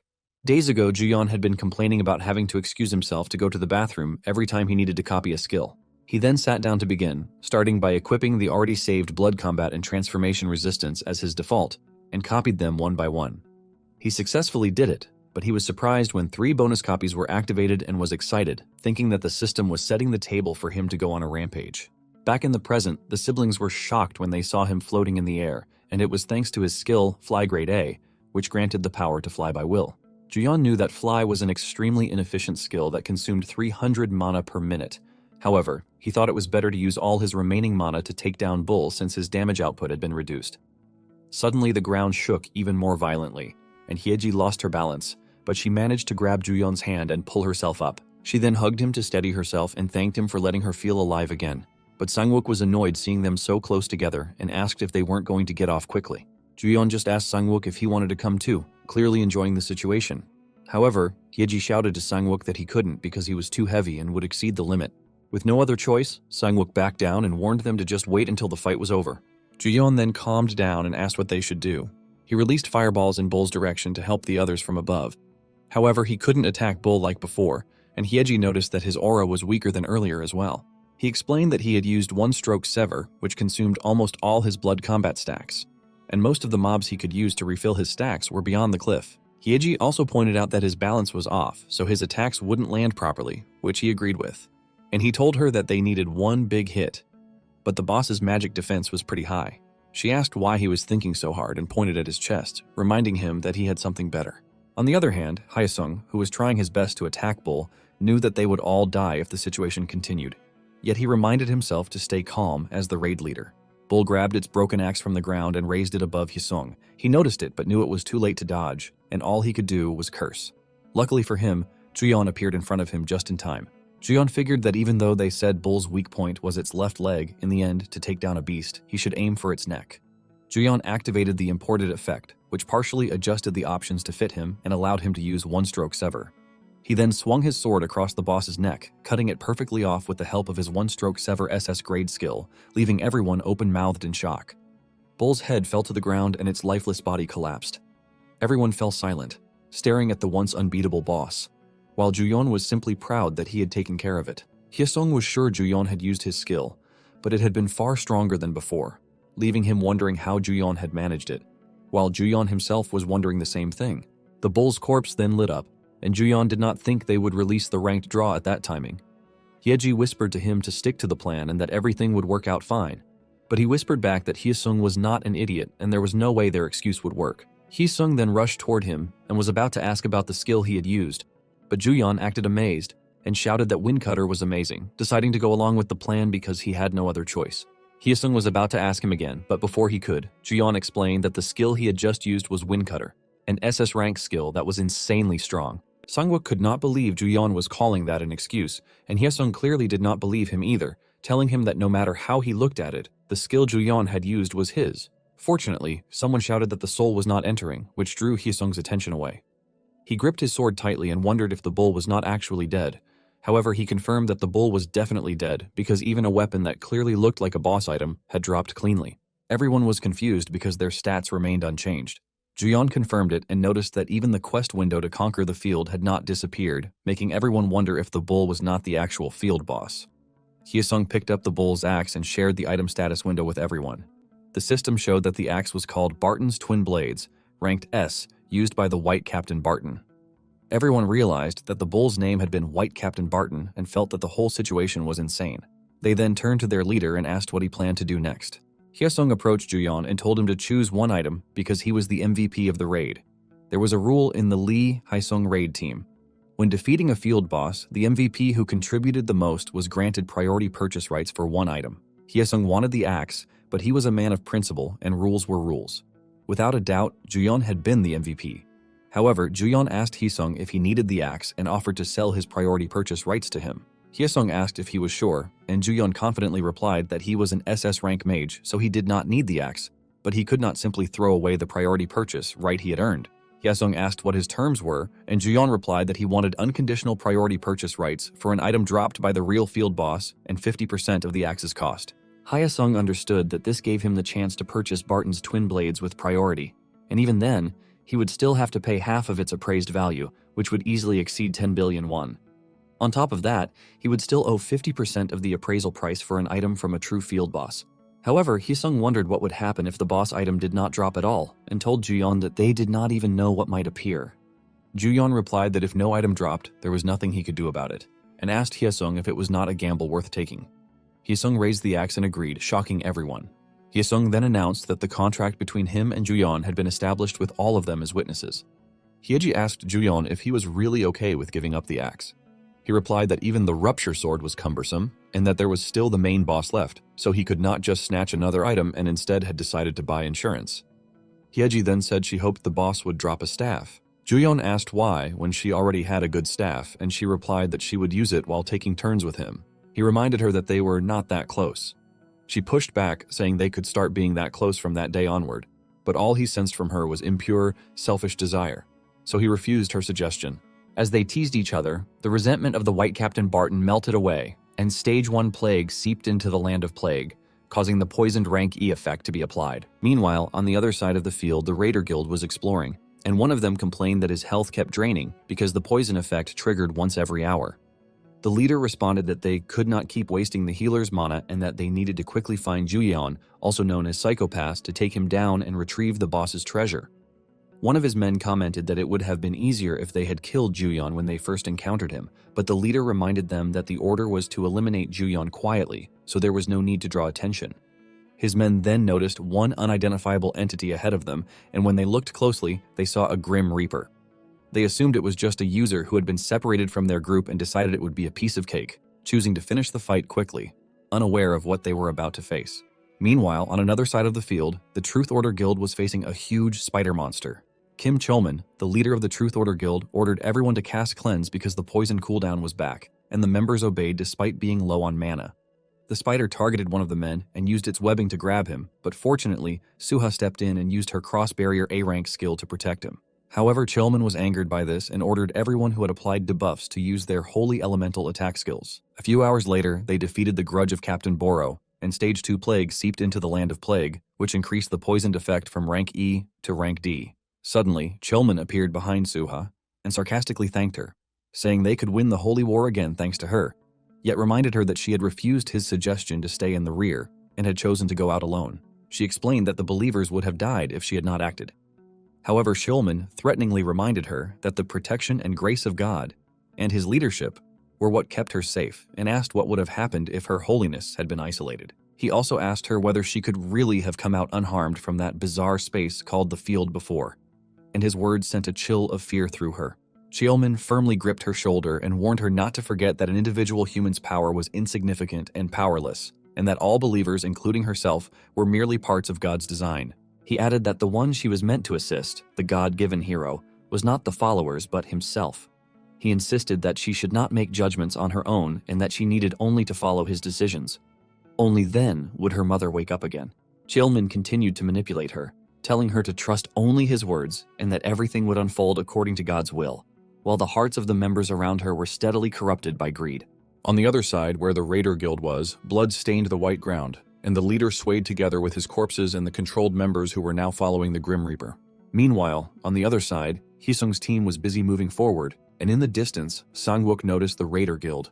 Hyeji guessed that the raiders had taken down a mid-boss monster and handed a recovery potion to Juyeon while asking what kind of field boss threw out debuffs like crazy when they fought it, and pointed out that they did not even know if it was really a field boss, so it was not like they could just ignore it. Hyeji then asked if they were just racking up debuffs non-stop, but Juyeon knew that since both the right and left arms of the boss were dead, the boss would be coming personally. Suddenly, they saw a bright, holy magic power in the distance and wondered if it was the Truth Order Guild.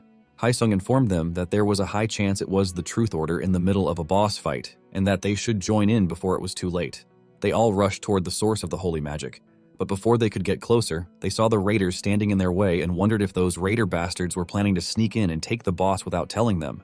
Suddenly, the Grim Reaper appeared and controlled the corpses of the raiders, turning them against Hyesung's team. The system then appeared and revealed a subquest ranked A, a quest to defeat Havrid, the master of the Land of Plague and Hell, with a reward of 50,000 skill points and a Seed of Plague ranked S. It also showed that Havrid the Plague was level 66, with the Plague rank SS unique trait and 3 SS rank skills. Juyeon excused himself to get his friends' attention and informed them that the Grim Reaper in front of them was the field boss. Hisung realized that the raiders were Havrid's familiars and walked forward, still not fully aware that Havrid was the field boss, but certain that he could not let the Truth Order take the credit. Suddenly, Havrid screamed, taking everyone by surprise, including Juyeon.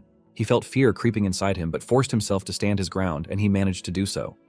He then saw Havrid's blood-red eyes and felt the overwhelming aura radiating from it. He thought it was insane and tried to warn the Truth Order that they were being targeted, but it was too late, as one of their members was struck by Havrid's scream and became consumed by fear. The other members rushed to help their comrade and tried to move him to a safe zone, but the man's body was stiff like stone. Suddenly, Havrid appeared in front of them and raised its scythe to finish him off. The others instinctively raised their arms to protect their heads, but nothing happened. When they realized Havrid was not moving, they wondered why it was not attacking. Sangwook asked if they should be attacking, but Hyeji replied that her skill was an area of effect skill, which meant it would hit others as well. She called out to Juyeon, urging him to use his Spear of Judgment. However, Juyeon did not move, and explained that Havrid's skill could not be broken with normal attacks. He also told them that the man would die in 20 seconds. Chilman used divine magic to push Havrid away, not caring about his members caught in the path, but Havrid blocked the attack with Plague Shield. Chilman repeatedly hurled divine power at Havrid, hoping to kill it, but Havrid simply spun its scythe around to clear everyone nearby and then used its instant execution skill, ranked SS, to cut off the heads of 3 men in a single, clean strike. Everyone was stunned by what they had just witnessed, but Hyeji was furious and demanded to know what that skill was. Her reaction caught Havrid's attention, and it moved closer to her. Fortunately, Juyeon noticed and immediately pulled her back. Unfortunately, Havrid appeared near her again and unleashed another scream. When Juyeon tried to drag her outside the 100-meter radius, she collapsed, sending him and her brother into a panic. Havrid had successfully inflicted fear on her and begun draining her life. Havrid then stared at Juyeon in a mocking way, as if it were playing with him, and it infuriated him. Sangwook tried to wake Hyeji, but Juyeon knew that in order to break an S-rank abnormal status, they needed at least a 5-star purification skill, and he had only 20 seconds. He was certain that there was no time to slowly dispel the effect, and he had only one option left. He rushed toward Suha and appeared in front of her in just a second. Without hesitation, he grabbed her arm and asked if he was right in thinking that she had an S-rank abnormal status purification skill. Chilman ordered his men to stop Juyeon and demanded to know how he dared to be so rude to the Saintess, but Juyeon simply pulled her away and told her that he needed her. He then tightened his grip on her hand and flew off with her, while the others desperately tried and failed to take her back. Suha looked down at her people, then at him, and the sight of both made her feel warm and blush. She snapped out of it when he shouted that they did not have time and that she was the only one who could save Hyeji. He then begged her to do it, startling her even more. She pressed her hands together and called upon her goddess, invoking Tears of the Goddess ranked SS, a skill that healed and purified everything, regenerated severed and fractured parts, and recovered all fatigue. The tears fell onto Hyeji and snapped her back to reality. Juyeon shouted to Sangwook to move, and Sangwook saw that Havrid was about to take both their heads off in one swing. He immediately grabbed his sister and pulled her away just in time, narrowly escaping death and saving both of their lives. Juyeon landed back on the ground and thanked Suha for helping him. He told her that he owed her for it, but she replied that it had all been God's will and that she had done nothing, even as her members approached her. He explained that religion was not his thing, so he did not really understand, but he was certain that it had been her choice to help them. For that, he said, he was grateful to her, not her God, which startled her. Chilman rushed in, grabbed her away from him, and shouted that Juyeon deserved heavenly punishment. But Juyeon simply flew back into the air. Before leaving, he gave Suha a thumbs up and praised her skill, leaving her stunned. Juyeon then returned to his friends and asked Yeji how she was feeling. She replied that she did not know what had happened because her memory was blank from a certain point.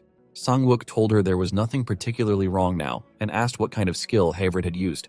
Juyeon explained that it was an instant execution skill that randomly inflicted the status ailment Fear Rank S on one living creature within a 100-meter radius.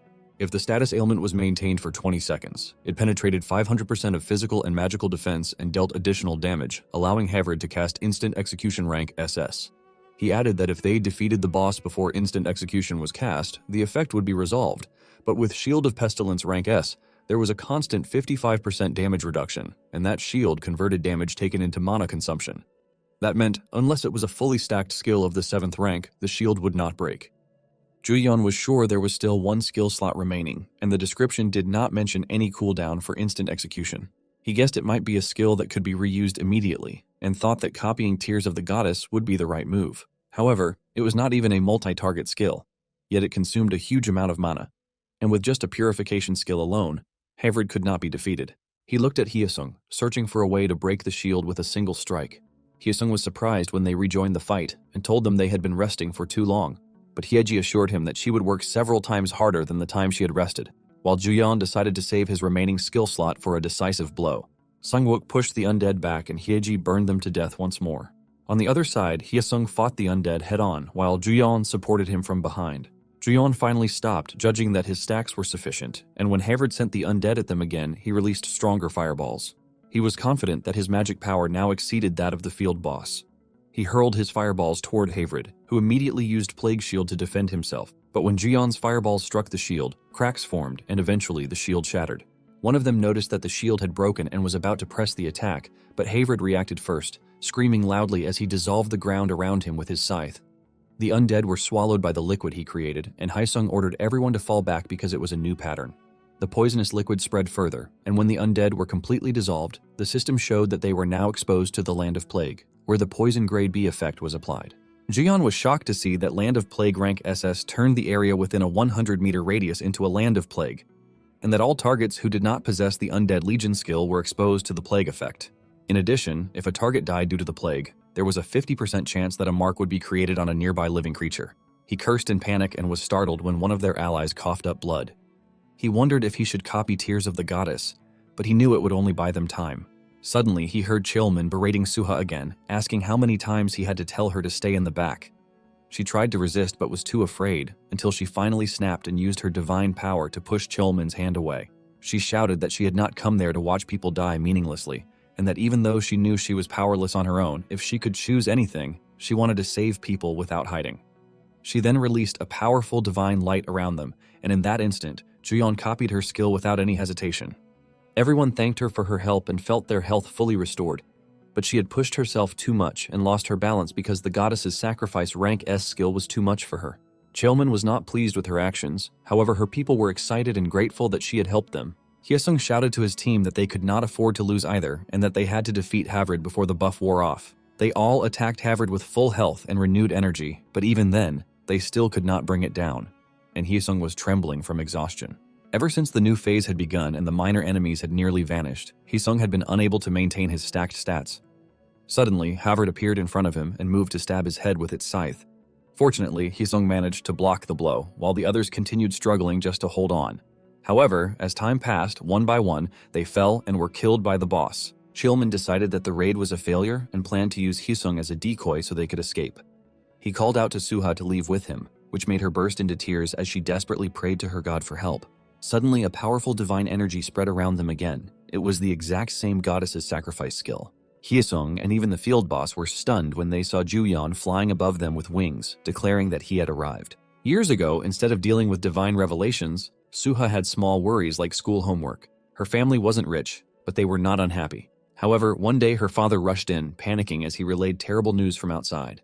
Her family was terrified, and before they could react or plan anything, a powerful force struck them even inside the safety of their own home. Suha remembered hearing that God only gave people trials they could endure, but her father passed away and her mother ended up on her deathbed, making her believe that God was not there for her. With no other choice, she worked as a dishwasher, and the people around her treated her like a monster. Still, she kept hoping that things would get better someday, that everything would be okay, and that she would be able to be happy again. She pushed herself, believing that if she continued working hard, her mother would definitely return to her someday. But reality only grew harsher. Her hopes were shattered again and again. One day, she was walking down the street, silently begging someone, anyone, to save her and her mother. Lost in thought as she crossed the road, she did not notice that a truck driver had fallen asleep at the wheel. As the truck was about to hit her, she cried out to God that she wanted to live. At that moment, a bright light appeared in front of her and saved her from being run over. The people who saw it realized she had awakened, and that was when Chilman found her. He pushed everyone aside and proclaimed that she was the saintess sent by their god. After that, she used her divine power on her mother and healed her severe burns. She believed that God had given her a second chance, and thanks to that miracle, her mother's death was delayed. But even then, she couldn't wake her from her coma. The cult leader, Chilman, told her that to wake her mother, whose brain had been damaged by the field's poison, she had to unlock a skill called Miracle. To do that, he said, she had to help the agent of God, chosen to save the world, the one called the hero. Now in the present, she watched Juyeon raise his sword and unleash a swarm of blades around Havrid. The swords shot forward, shattered Havrid's shield, and pierced straight through its body. In novels or movies, sacrifice is expressed as something very noble. And when Juyeon saw the skill called Goddess's Sacrifice, he thought Suha would save everyone with her death. He was relieved when he realized that Goddess's Sacrifice was not a skill that would kill him. Juyeon knew that it was right to use such a skill by risking death if it consumed 95% of one's life force in the middle of a chaotic battle. But that was not the case for him. He had a Descent Rank A skill from Kainal, which activated when his life dropped to 10% or less.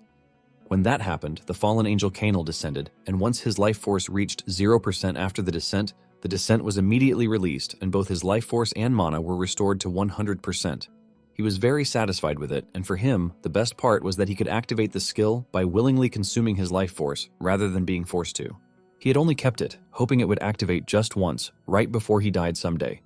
But he never expected he would use it like that, or that he would even summon the Sword of Heaven that Kainal used. He then summoned the Spear of Judgment, and was amazed to see that it worked.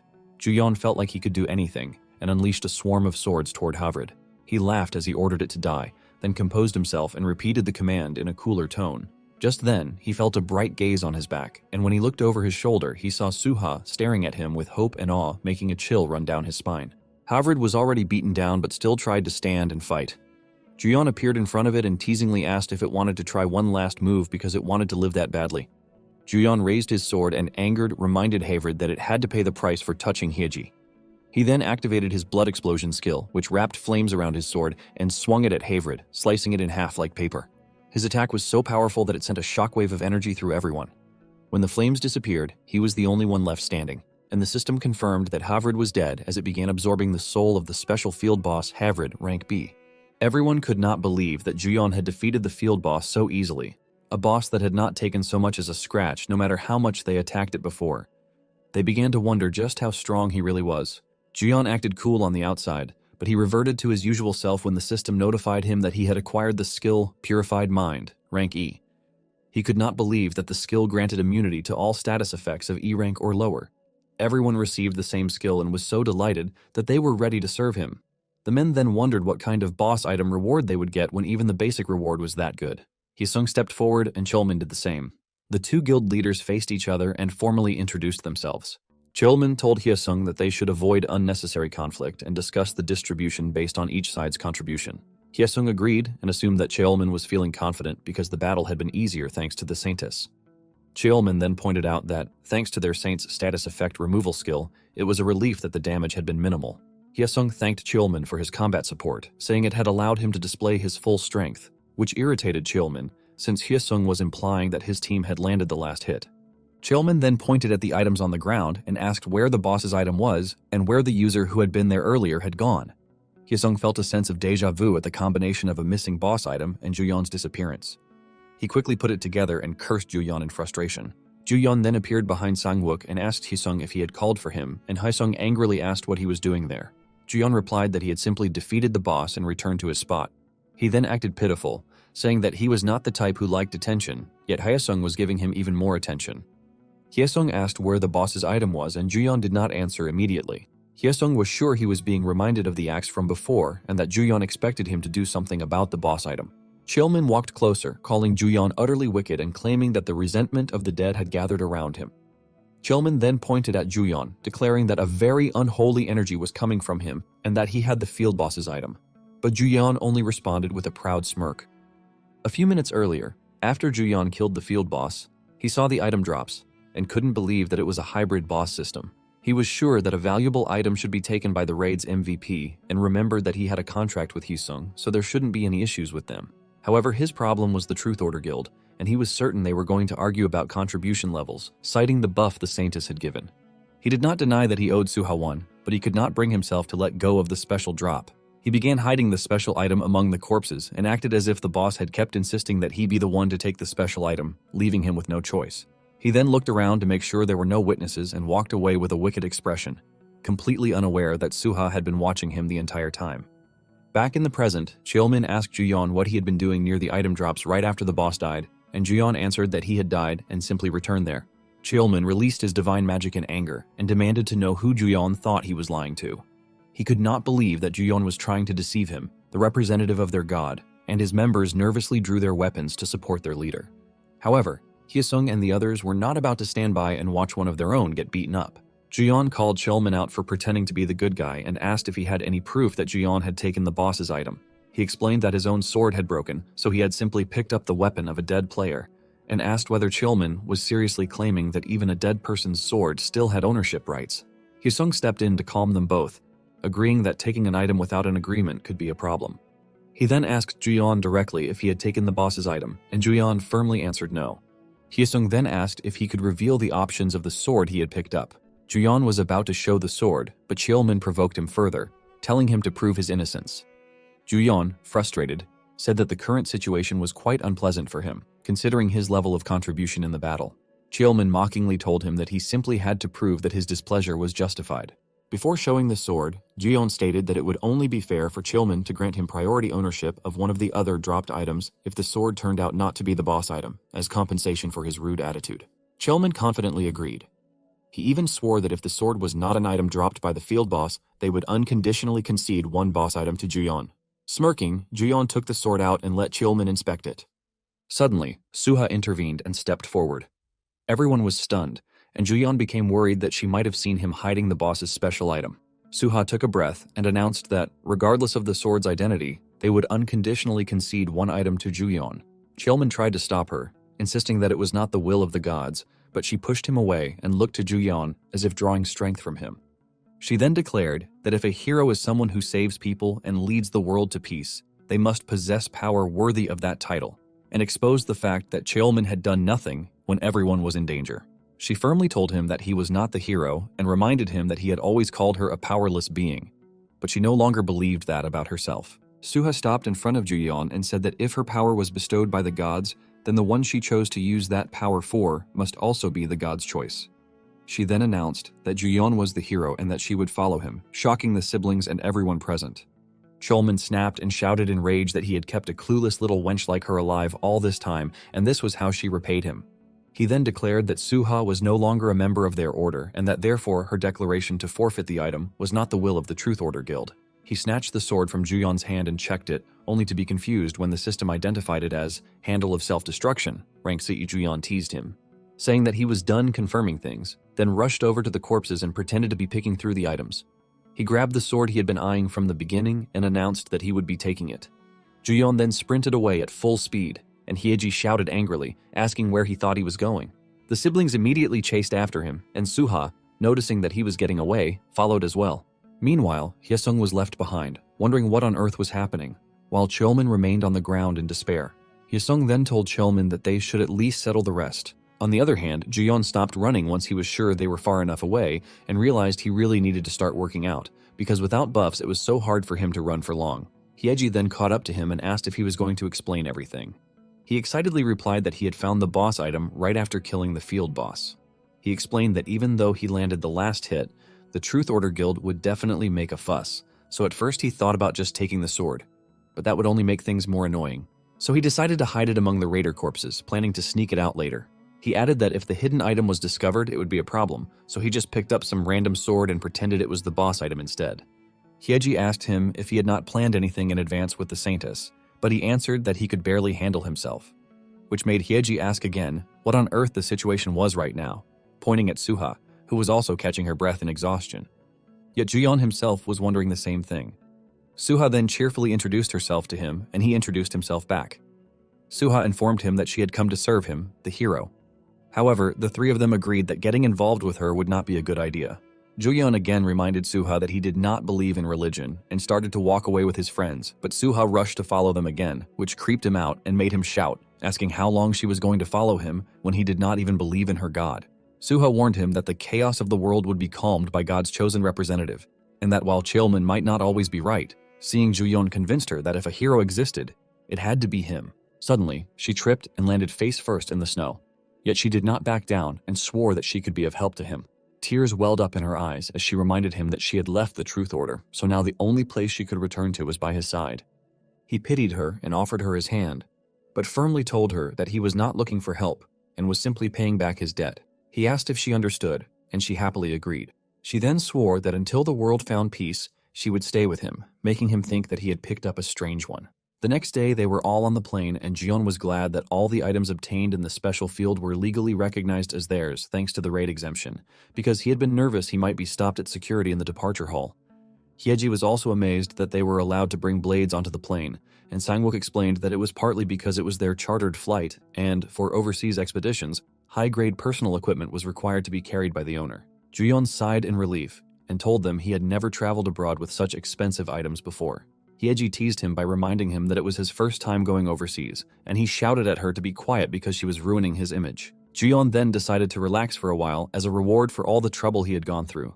Meanwhile, news spread that Hyesung's team had cleared the E-rank special field, that Suha had quit the Truth Order Guild, that body camera footage from Hyesung's raid team had been released, and that the Raider Guild, which had been regarded as a top-tier combat group, had been completely wiped out. The news reached Xiaolong, and she received documents confirming her deceased members from the field. She could not believe it, since she had sent more than 100 elites under level 50, each equipped with at least one D-rank boss item. Yet they had been wiped out again, while Juyeon was perfectly fine and alive. She threw the documents at her member in anger, and one of them received a small cut on the neck. She told them that it was no longer just about obtaining the treasure. Too many of their guild members had died, and now it was a matter of their honor. An old man suggested that they should push harder, but she disagreed and told him that there was something he needed to do instead. She ordered them to put a bounty on the dark web, no matter the cost, and to bring her Juyeon's head, because the treasure could wait. Her men carried out her orders and posted Juyeon's head with a reward of 200 Bitcoin, to be executed within 72 hours. On the other hand, at the airport, Hyesung arrived and was greeted by a swarm of reporters. One reporter asked how he felt about being the first in the world to conquer both F-rank and E-rank special fields, and Hyesung replied that this achievement was only the beginning, and that even in a world where levels meant everything, he would prove there was more to it. Hyesung then thanked everyone who had always supported him, but was caught off guard when a reporter asked if the decisive factor had once again been psychopaths like before. He confidently answered that the Saintess of the Truth Order had played the biggest role in the field boss raid, but if he had to pick an MVP as raid leader, he would definitely choose Psycho-Pass from his team. He explained to everyone that Psycho-Pass had been confirmed as an SS rank mage, and that from that day onward, the world would have the thrill of watching two rising SS rank stars. At the same time, the plane carrying Juyeon and his friends landed, and Juyeon was peacefully sleeping with his brand new Cursed Plague Holy Sword SS rank, leaving the siblings feeling relieved. Meanwhile, the special E-rank field vanished, and Havred's restraint disappeared. Its soulbind was released, and Ego saw it lying on the ground. Ego knew it was an important reward, and decided to patch it in. And without Juyeon knowing, he obtained a new Cursed Plague Holy Sword and Plague Seed. Ego also knew that the seed would long for Juyeon as well. A few hours later, Juyeon was back at his apartment, but before he entered, he turned around and asked Suha how far she was planning to follow him. She explained that since she had sworn to serve him and save the world, she had to stay by his side wherever he went, and he immediately turned her down without hesitation. He nervously explained that he had said something weird in front of people last time and had been completely misunderstood, to the point that he was so scared he could not even open his browser. He was about to ask her why she was trying to freeload when she must be rich, but before he could finish, she pulled out a bundle of money and explained that she was not staying for free. She only had cash and asked him if it was not enough. He then proudly opened his apartment door and said that he also received requests like that sometimes. Suha happily stepped inside while Hyeji hit him and demanded to know if he was crazy. He tried to explain that he had been thinking about letting Suha in, but Sangwook already knew he had seen the money and casually told Suha to come in without hesitation. Juyeon told them that there was no benefit in making an enemy out of an S-class healer and that they should at least hear what Suha had to say, and if it was weird, they would send her back. In truth, however, he was curious about Suha's intentions and thought there was no way such a beauty would like him for no reason. He stared at her, wondering what she was thinking, until she confidently and honestly told him that she had fallen for him, shocking everyone in the room. Suha blushed and explained that seeing him save people had made her admire him. She added that he had looked so cool when he descended in divine form to vanquish evil, and he agreed with her, because he thought he had been pretty cool then, too. He thought that was convincing enough, but Hyeji punched him away in disagreement and warned Suha to stop joking and tell them her real intention. However, Suha swore she was telling the truth and pointed out to Hyeji that she and Juyeon were not even that close. That angered Hyeji, and she insisted that she and Juyeon were very close partners. Suha countered that they were just business partners and said she would hear it directly from Juyeon. Suha then asked him what his relationship with Hyeji was, and Hyeji warned him to explain it properly. He felt scared and pressured, watching the two women argue over him, and tried to call for Sangwook's help. Unfortunately, Sangwook did not want to get involved and ran away, hoping he could make it out alive. Minutes later, Juyeon finally lay down on his bed, but before that, Hyeji had dragged Suha away from him, shouting that there was no way a grown man and woman were going to live under the same roof. He was, however, secretly relieved that Hyeji had taken Suha to live with her.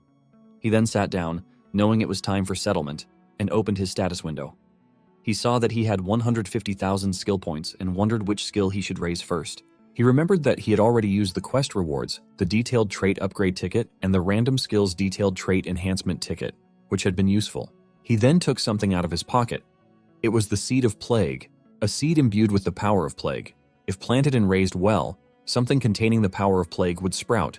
However, there were no instructions on where to plant it, and he thought it would not grow with just any fertilizer, since it was an S-rank item. He put the seed back in his pocket, deciding not to think about it for a while, and wondered which trait he should upgrade next. Expanding the sample to increase usable skills was like broadening a shop's inventory. Boss characters that granted boss skills were like buying premium ingredients, and a skill repository that let them permanently use enhanced skills was like leaving a special recipe behind in the shop. Juyeon then decided to use his detailed trait upgrade ticket on the skill repository. The system began processing it, and as it did, he begged it to just increase the count by 1. The system then showed that when the stored skills grade was SS or higher, the stored skills effect increased by 30%. He was surprised that the effect had increased further, which meant he should only store SS rank or higher skills. He complained that unless it was EX rank, there was no reason to use the skill repository. Suddenly, the system showed that the average rank of the stored skills was EX, and activated a hidden option, which increased the stored skills effects by 50%, and it made him go silent in shock. He then knelt on the ground in happiness and wondered if he should start believing in God now. Satisfied, he decided to try using the random skill enhancement ticket.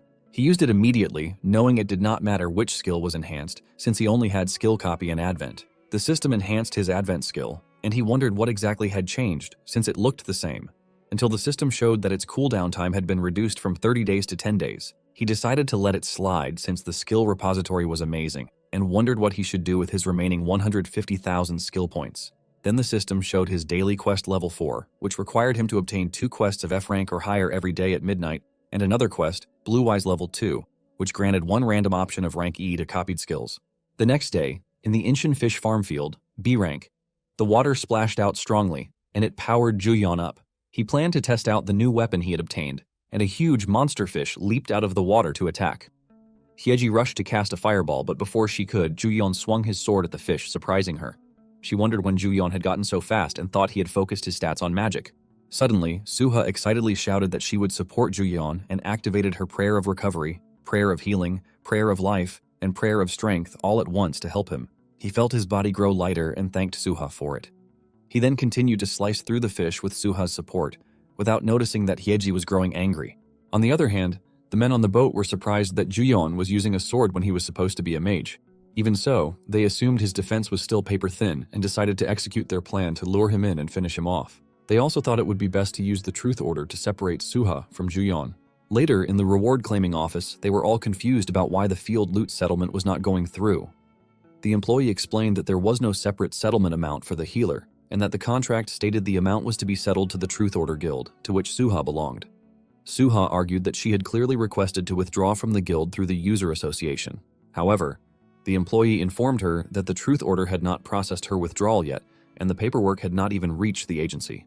Juyeon asked if they would have to give the guild money too if they joined one, and Sangwook explained that most large guilds operated more like sponsors, and that Lee Hee-sung from the Daehan Guild was a prime example, which was why Hae-sung filmed all those silly commercials. Sangwook added that Suha had probably signed a similar contract too, and at that rate, all earnings from the field would flow straight to the Truth Order. Suha calmed herself and told them she would have to cancel the contract face-to-face in person, not just through paperwork. Juyeon worriedly asked if she was okay with that, and she proudly replied that the Truth Order had only used her as their saintess to grow their power, but now that she was gone, they would just fall apart and were nothing but a worthless place, making Juyeon clap for her bravery. Juyeon then told Suha that her buffs were really great and that he felt empty when she was not around. Suha responded that if it helped him, she would be more than happy, and told him he did not need to use honorifics because he was older than her, unaware that Hyeji was jealous of their relationship. The next day, in the National Arboretum field, a monster boar rushed in to attack, and Hyeji immediately cast her fire, but Juyeon appeared in time and reinforced her spell, burning the boar to death. Juyeon then told her that having a buffer-type healer was definitely safer than just having dealers, which angered her, and she replied that she was not really necessary. He panicked at her words and tried to reassure her, saying he felt more at ease with her there, but she told him she was fine and that there had not been much she could contribute lately. She reminded him that she had become a user because she wanted to be the best, but before she knew it, she had become someone just following behind him. He explained that she did not have to put herself in danger and that if she had subordinates, she did not have to exhaust herself. However, that only made her angrier, and she shouted that she was not needed because he was fine with just Suha. He tried to explain that all he meant was that a ranged dealer did not have to be on the front line and that she should not get hurt either, but she demanded to know if he had ever considered how she felt and shouted that she was not just someone who cheered from the sidelines because she wanted to fight right beside him. Hyeji then snapped back to herself, realized what she was doing, and turned away to cool her head for a bit, leaving Juyeon standing there, stunned. Sangwook assured him that he would try to comfort Hyeji and immediately followed after his sister, leaving Juyeon alone and worried. Sangwook eventually caught up to Hyeji and told her that he knew she was upset, but reminded her that the place was not even a safe zone. He agreed with Juyeon that if she stormed off in front and ran into a monster wave, it would be really dangerous.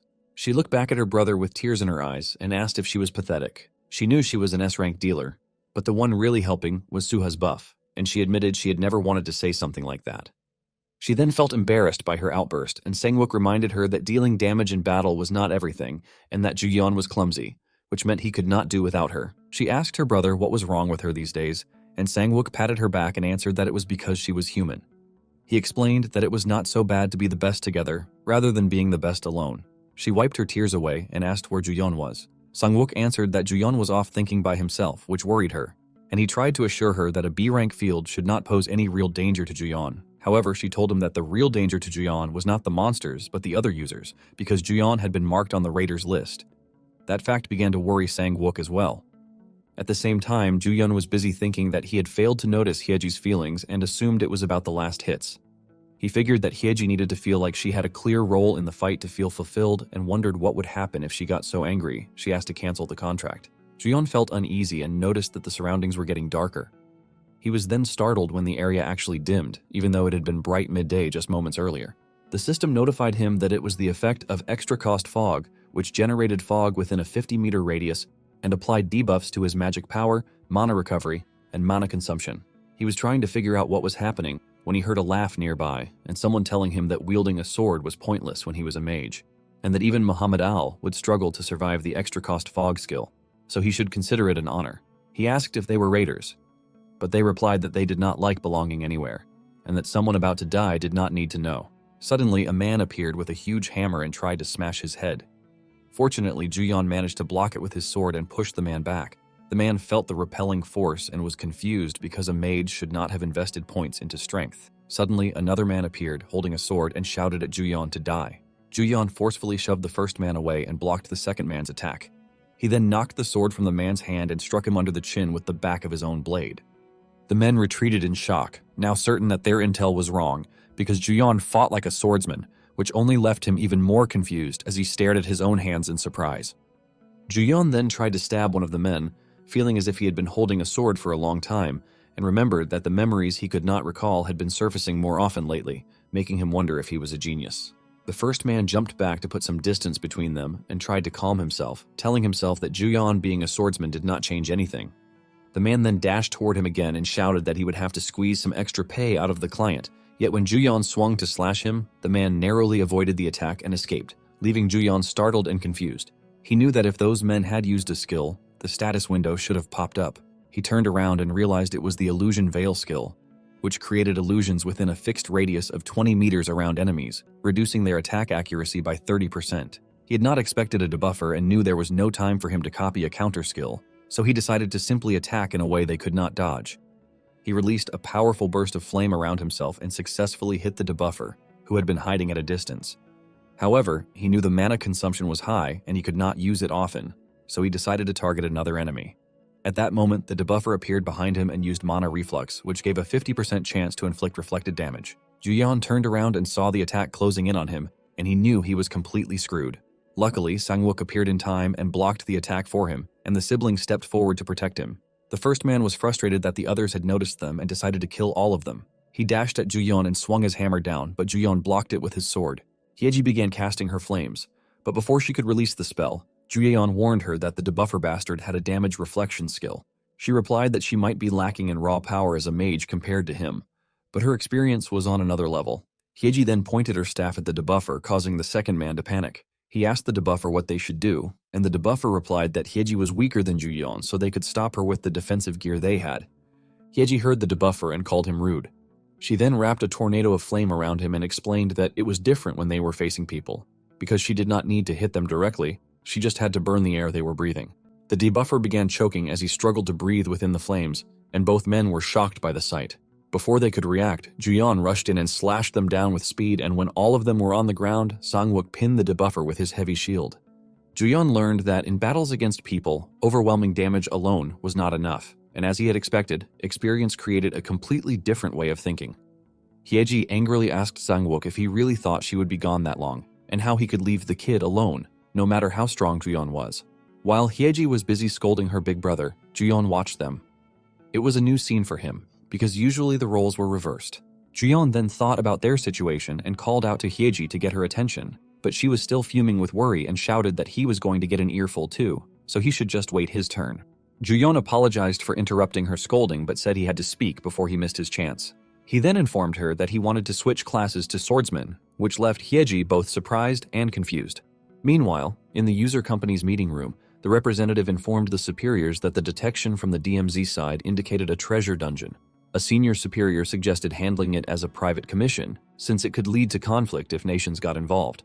The representative added that North Korea was already showing movement as well, so they had to move in first. Another man suggested assigning elite users to the mission. The representative explained that the team would be formed around S-rank users, and the candidates were Hisung and Juyeon. The senior superior was surprised to hear Juyeon's name and asked if Juyeon was registered as an F-rank healer with the association. The representative confirmed it and explained that this was exactly why they would be summoning Juyeon to the association. A woman then pointed out that it was not just an ordinary dungeon raid.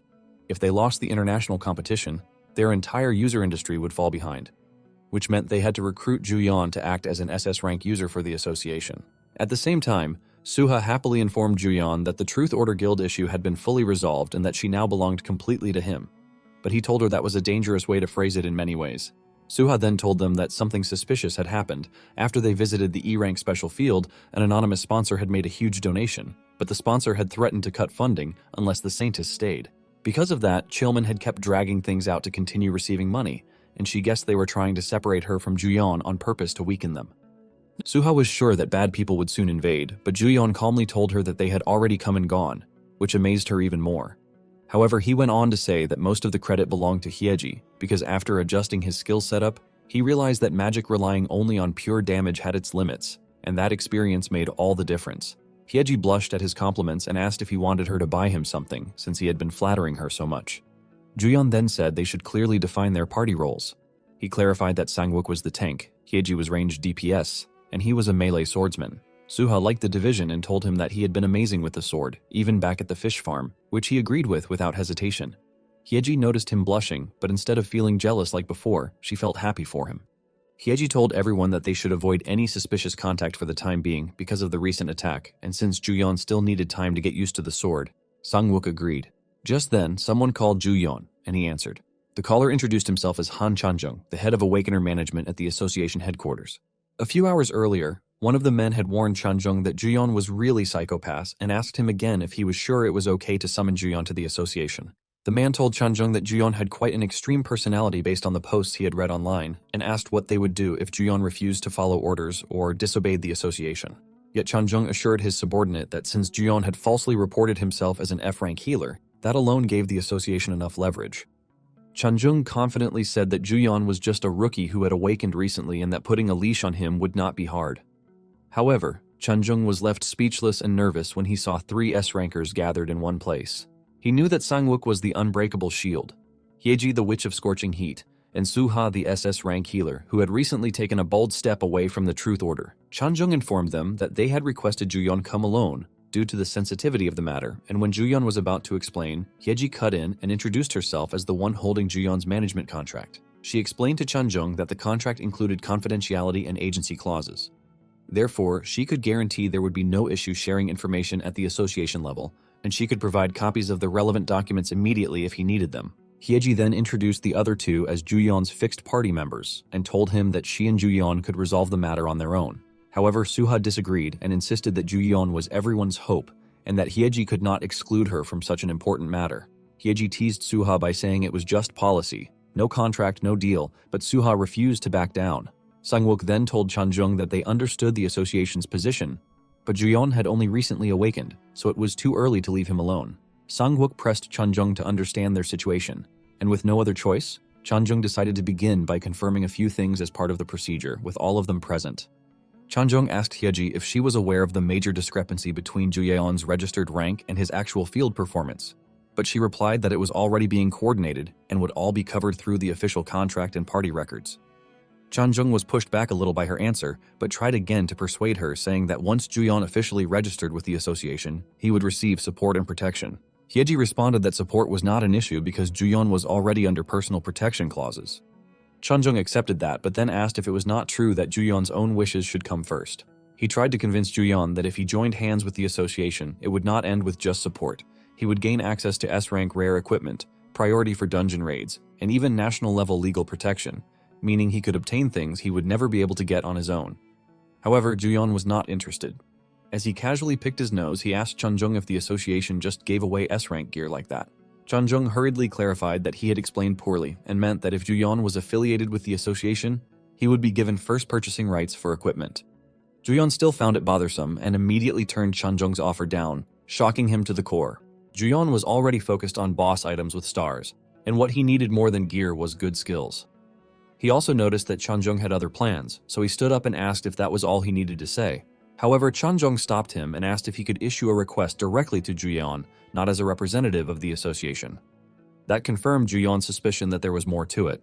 Chanjung then explained that an energy wave had been detected during a field generation near the DMZ, and according to the advanced team's report, they had found a cave filled with items inside, so they had temporarily named it the Treasure Dungeon. Juyeon asked if it would not be enough for the advanced team to just retrieve the treasure, but Chanjung replied that the last transmission from the advanced team had been cut off, and no contact had been made afterward. Not even with the second team. Chanjung informed them that the operation had to be handled secretly, on an individual level, since it was a sensitive zone. If something went wrong, they would be able to claim that the person had acted alone, which would give them a convenient excuse. Sang-wook realized it was extremely dangerous, since it was an unclassified field, and asked Chanjung why they should accept the request. Chanjung told them that they would be granted priority rights to the items found in the treasure dungeon and that the association would guarantee monetary compensation according to their value. Sang-wook grew worried upon hearing this, knowing it would completely capture Juyeon's attention. And when Chanjung added that they could each take one item of their choice, the matter was effectively decided. They then came out of the office while Juyeon excitedly asked how many contracts they had to sign just to go to one field and told them that it was not some voice phishing scam. Sang-wook, irritated, asked if that was really something to be happy about and warned him that DMZ meant North Korea. He had already had enough of North Korea during his military service and now had to go there again. Juyeon told Sang-wook not to think of it as the army but as a walk and pointed out that they would not be the only ones going. Hyesung would be there too. He also assured them that there was a clause stating that if things went south, they would not be held responsible for abandoning the request. Hyeji noticed his excitement and told him he did not exactly look like someone planning to give up. She was right, because Juyeon was already plotting to get back all the taxes he had paid with interest by taking the rewards and hoping they would be something worthwhile. Eventually, the day of their special mission arrived, and they reached the treasure field. Hyesung and his team arrived soon after, and were glad that Juyeon had come as well. Juyeon remarked that someone could not stop bragging everywhere about an SS rank, but Hyesung pretended it was not him. Juyeon then asked Hyesung if they were only going with 9 people, since he had thought they would at least be given a few more seats, and Hyesung replied that the association's notice had said there should have been more. Suddenly, a woman appeared, and Juyeon recognized her. Ego, also known as Hyoju, respectfully introduced herself to everyone and greeted them all with a bright smile. When they were all ready, they entered the field, and Juyeon was surprised when they were greeted by the cold, which immediately reduced their movement and attack speed by 20%. Their vision was reduced by 15%, mana recovery by 30%, healing efficiency by 50%, and after 15 minutes, parts of their bodies would begin to freeze. Juyeon thought it was insane, and Suha asked him if she should remove the debuffs, but Haesung told her there was no need and explained that it was a permanent effect, which meant that even if they removed it, it would reapply immediately. Juyeon reassured Suha that it was fine and told her to save her divine power. Hyesung then informed them that the last cutoff signal should have been somewhere around there, and Juyeon asked Sangwook if he had ever seen anything like a tiger while serving on the front line before. Sangwook just asked him back why there would be tigers there, and added that even if there were, they would just be stray tigers. Suddenly, Sangwook stopped walking, causing Juyeon to bump into his back and ask why he had suddenly stopped. Juyeon then looked ahead and saw a tiger growling at them, and reminded Sangwook that he had just said there were no tigers there. However, Sangwook repeated that it would just be a stray tiger. They moved into position while the stray tiger slowly approached. The tiger hissed loudly and leaped toward them. Fortunately, Sangwook, being a strong tank, blocked the tiger's claws. He then warned them to be careful because the tigers had ice attributes. Unfortunately, they saw more red eyes in the bushes, and an entire pack of stray tigers emerged to attack. Hyeji released her flames to support her brother, and the fire burned the stray tigers at the front.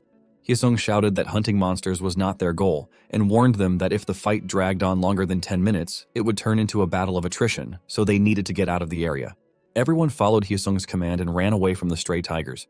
However, along the way, another type of monster began chasing them. They still did not fight back and kept running forward. A few minutes later, they stopped to catch their breath, and Juyeon remarked that this field really was the DMZ, because even landmines had turned into monsters. They then all looked up and saw a shining, beautiful waterfall in front of them and felt disappointed that they could not record it due to security restrictions. Hyoju mentioned that the soil felt strange, almost as if it were alive. Suha asked if places like that were common in the DMZ, but Sangwook replied no and guessed that it was a field mutation that had expanded. Hyesung then told everyone that contact had been lost after the last report stating there was a cave beyond the waterfall, and they decided to investigate the area first. Eventually, they entered the cave, and it was just as Hyesung had expected. Suha grabbed his arm in fear and said it felt like they were walking into the stomach of something, yet they continued deeper inside. A few minutes later, they reached the end of the cave, but it was bright. Juyeon was surprised when his eyes adjusted to the light and he saw what lay before them, treasures piled up and shining brilliantly. One of the men reported to Hyesung that there were no physical traps, and upon hearing that, they all rushed to the treasure in excitement, including Juyeon, who was certain that at least one of the items would be his. Hyesung told everyone that he had already scanned everything with a detection skill, but still warned them to collect carefully. Hyeji found a gorgeous staff, Sangwook found a diamond ring, and our greedy MC picked up everything he wanted because he could not choose. They were all excited and busy when Hyoju noticed corpses behind a nearby tree and became certain that the enemy was coming. Suddenly, the system notified them that the sacrifice was insufficient and that the seal binding the grudge of the dead had been released. Juyeon immediately swung his sword when he saw the soul and successfully slashed its head off. However, the soul simply restored its head. Suha attacked the soul with her blessing of safety, and he thanked her for her help. Juyeon had not expected things to end easily just because they had taken the treasure, but he still thought the treasure had been a cliché trap. And he could not believe that physical attacks would not work, especially now that he had just switched to swordsmanship. Hyesung took his axe out and cast a magic spell on it. He was glad that the expensive skill he had prepared was not useless. It was a holy armament, grade A, that granted a temporary blessing to the selected weapon for 5 minutes. Juyeon rushed to use his skill copy, and just as Hyesung was about to jump forward, Juyeon jumped ahead of him and successfully killed one soul. Hyesung was shocked and couldn't believe that a mage was using a sword. He also wondered how Juyeon had killed a soul when physical attacks were supposed to be ineffective. Juyeon excitedly swung his sword around and acted like a fool, saying that he was glad he had switched to the sword. Hyesung was sure that the skill Juyeon was using was the one he had bought and grew even more suspicious of him. On the other hand, Hyeji released her firestorm. However, she noticed that the souls were absorbing the magic. Hyeju found a solution and shouted to them that buffs were incoming as she used her Blessing of the Heavens, rank SS, for a duration of 1 hour and 30 minutes, increasing all their stats by 10. Hyeji's magic power grew much stronger, and she thanked Hyeju for the buff. However, Hyeju's hand trembled, and she looked worriedly at Juyeon, who was busy slashing the souls around him as if they were just sheets of paper. Then Juyeon's hand began to freeze, but luckily for him, Suha used her goddess's breath, rank A, which briefly enhanced his body and increased the speed of debuff recovery. Suha then shouted for everyone to speak up if they started freezing so she could buy them some time, and together they managed to kill every soul with each other's help. The system then warned them that the world tree, tainted by the Apostle of Ruin's grudge, had opened its eyes, and they all waited for its next action. The system showed that they were facing the corrupted world tree, level 70, and it activated corrupted bark, rank S, a defensive shell created by accumulated corruption that applied even more debuffs to its targets. Everyone panicked as their mana bottomed out and they felt weaker. The tree then released an even stronger smoke around them to kill them. Fortunately, Hyeju used Holy Authority, rank SS, and Heavenly Reservoir, rank S, to heal everyone.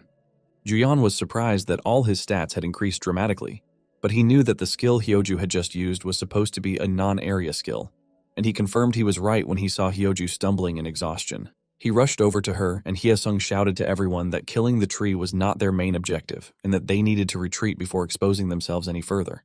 Juyeon tried to help Hyeju stand up and told her that they should get out of there. However, she disagreed and told him that they had to defeat the world tree because it was the final core.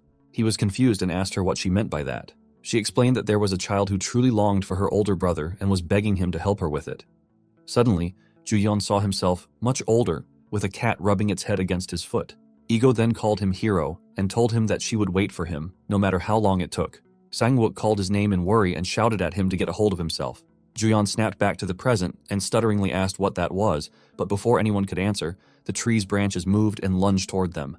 Hyeju pushed him away and was caught by the branch in his place. The branch wrapped around Hyeju even more tightly and squeezed her life and mana away, making her scream in pain. Juyeon grew furious at the sight and used his sacrifice of the goddess skill, which left him at 10% of his life, and activated his Kainal Descent skill. At the same time, everyone's debuffs were removed, including those on Hyeju, who had passed out from the pain. Hyeji anxiously asked if he was being serious, but he calmly replied that it was the only usable skill and that he would borrow her power as well. He then raised her sword and unleashed an overwhelming firestorm toward the corrupted world tree, burning it until nothing was left but dust. Juyeon easily defeated the tree that had claimed so many lives, and everyone was left open-mouthed in shock as they witnessed his true power. Juyeon was relieved to see that Hyeju was safe and felt satisfied with the outcome of his actions. But suddenly, someone shouted and demanded to know what kind of chaotic mess this was. They all froze in horror when they saw North Korean soldiers aiming their guns at them. The commander warned that the field was under the control of the Korean People's Army and that if they did not surrender immediately, they would open fire. Juyeon raised both hands, knowing the situation was about to become troublesome. They were locked in a tense standoff when the system showed Juyeon that he had only 7 minutes and 45 seconds left before his descent skill ended. He was at least glad that it was enough time, but he still wondered what he should do next. As he observed the soldiers trembling while staring at him, someone intervened to stop the North Korean military. It was Chanjung, rushing in to help his people. Chanjung saw Hyesung standing there with both hands raised as well, and wanted to remind him that their top priority was resolving things quietly. However, Hyesung simply looked away in guilt. Then Chanjung noticed Juyeon smiling broadly with his 6 wings spread, and immediately knew who had caused all the trouble. Chanjung explained to the commander that those users were citizens of the Republic of Korea and that their custody had to be handled by the user association. The commander, however, responded that the association did not matter because they were illegal intruders and had to be handed over. While Chanjung was speaking with the military commander, a system window appeared next to Juyeon, displaying several of his copy skills. He then lowered himself to the ground, which caused the soldiers to panic, but he simply glared at them, making them step back in fear. He calmly called out to Chanjung and reminded him that he had once said joining the association granted national legal protection rights. Juyeon asked if that was still valid, and Chanjung replied that it was, but added that it would be discussed after the situation was resolved. Instead, Juyeon informed Chanjung on the spot that he would join the association. As he said it, Suha, Hyesung, the Kim siblings, and Hyeju were all shocked when a green gem appeared above their heads. Juyun then told Chanjung to handle the cleanup and teleported everyone away from the field, leaving Chanjung standing there, speechless and confused.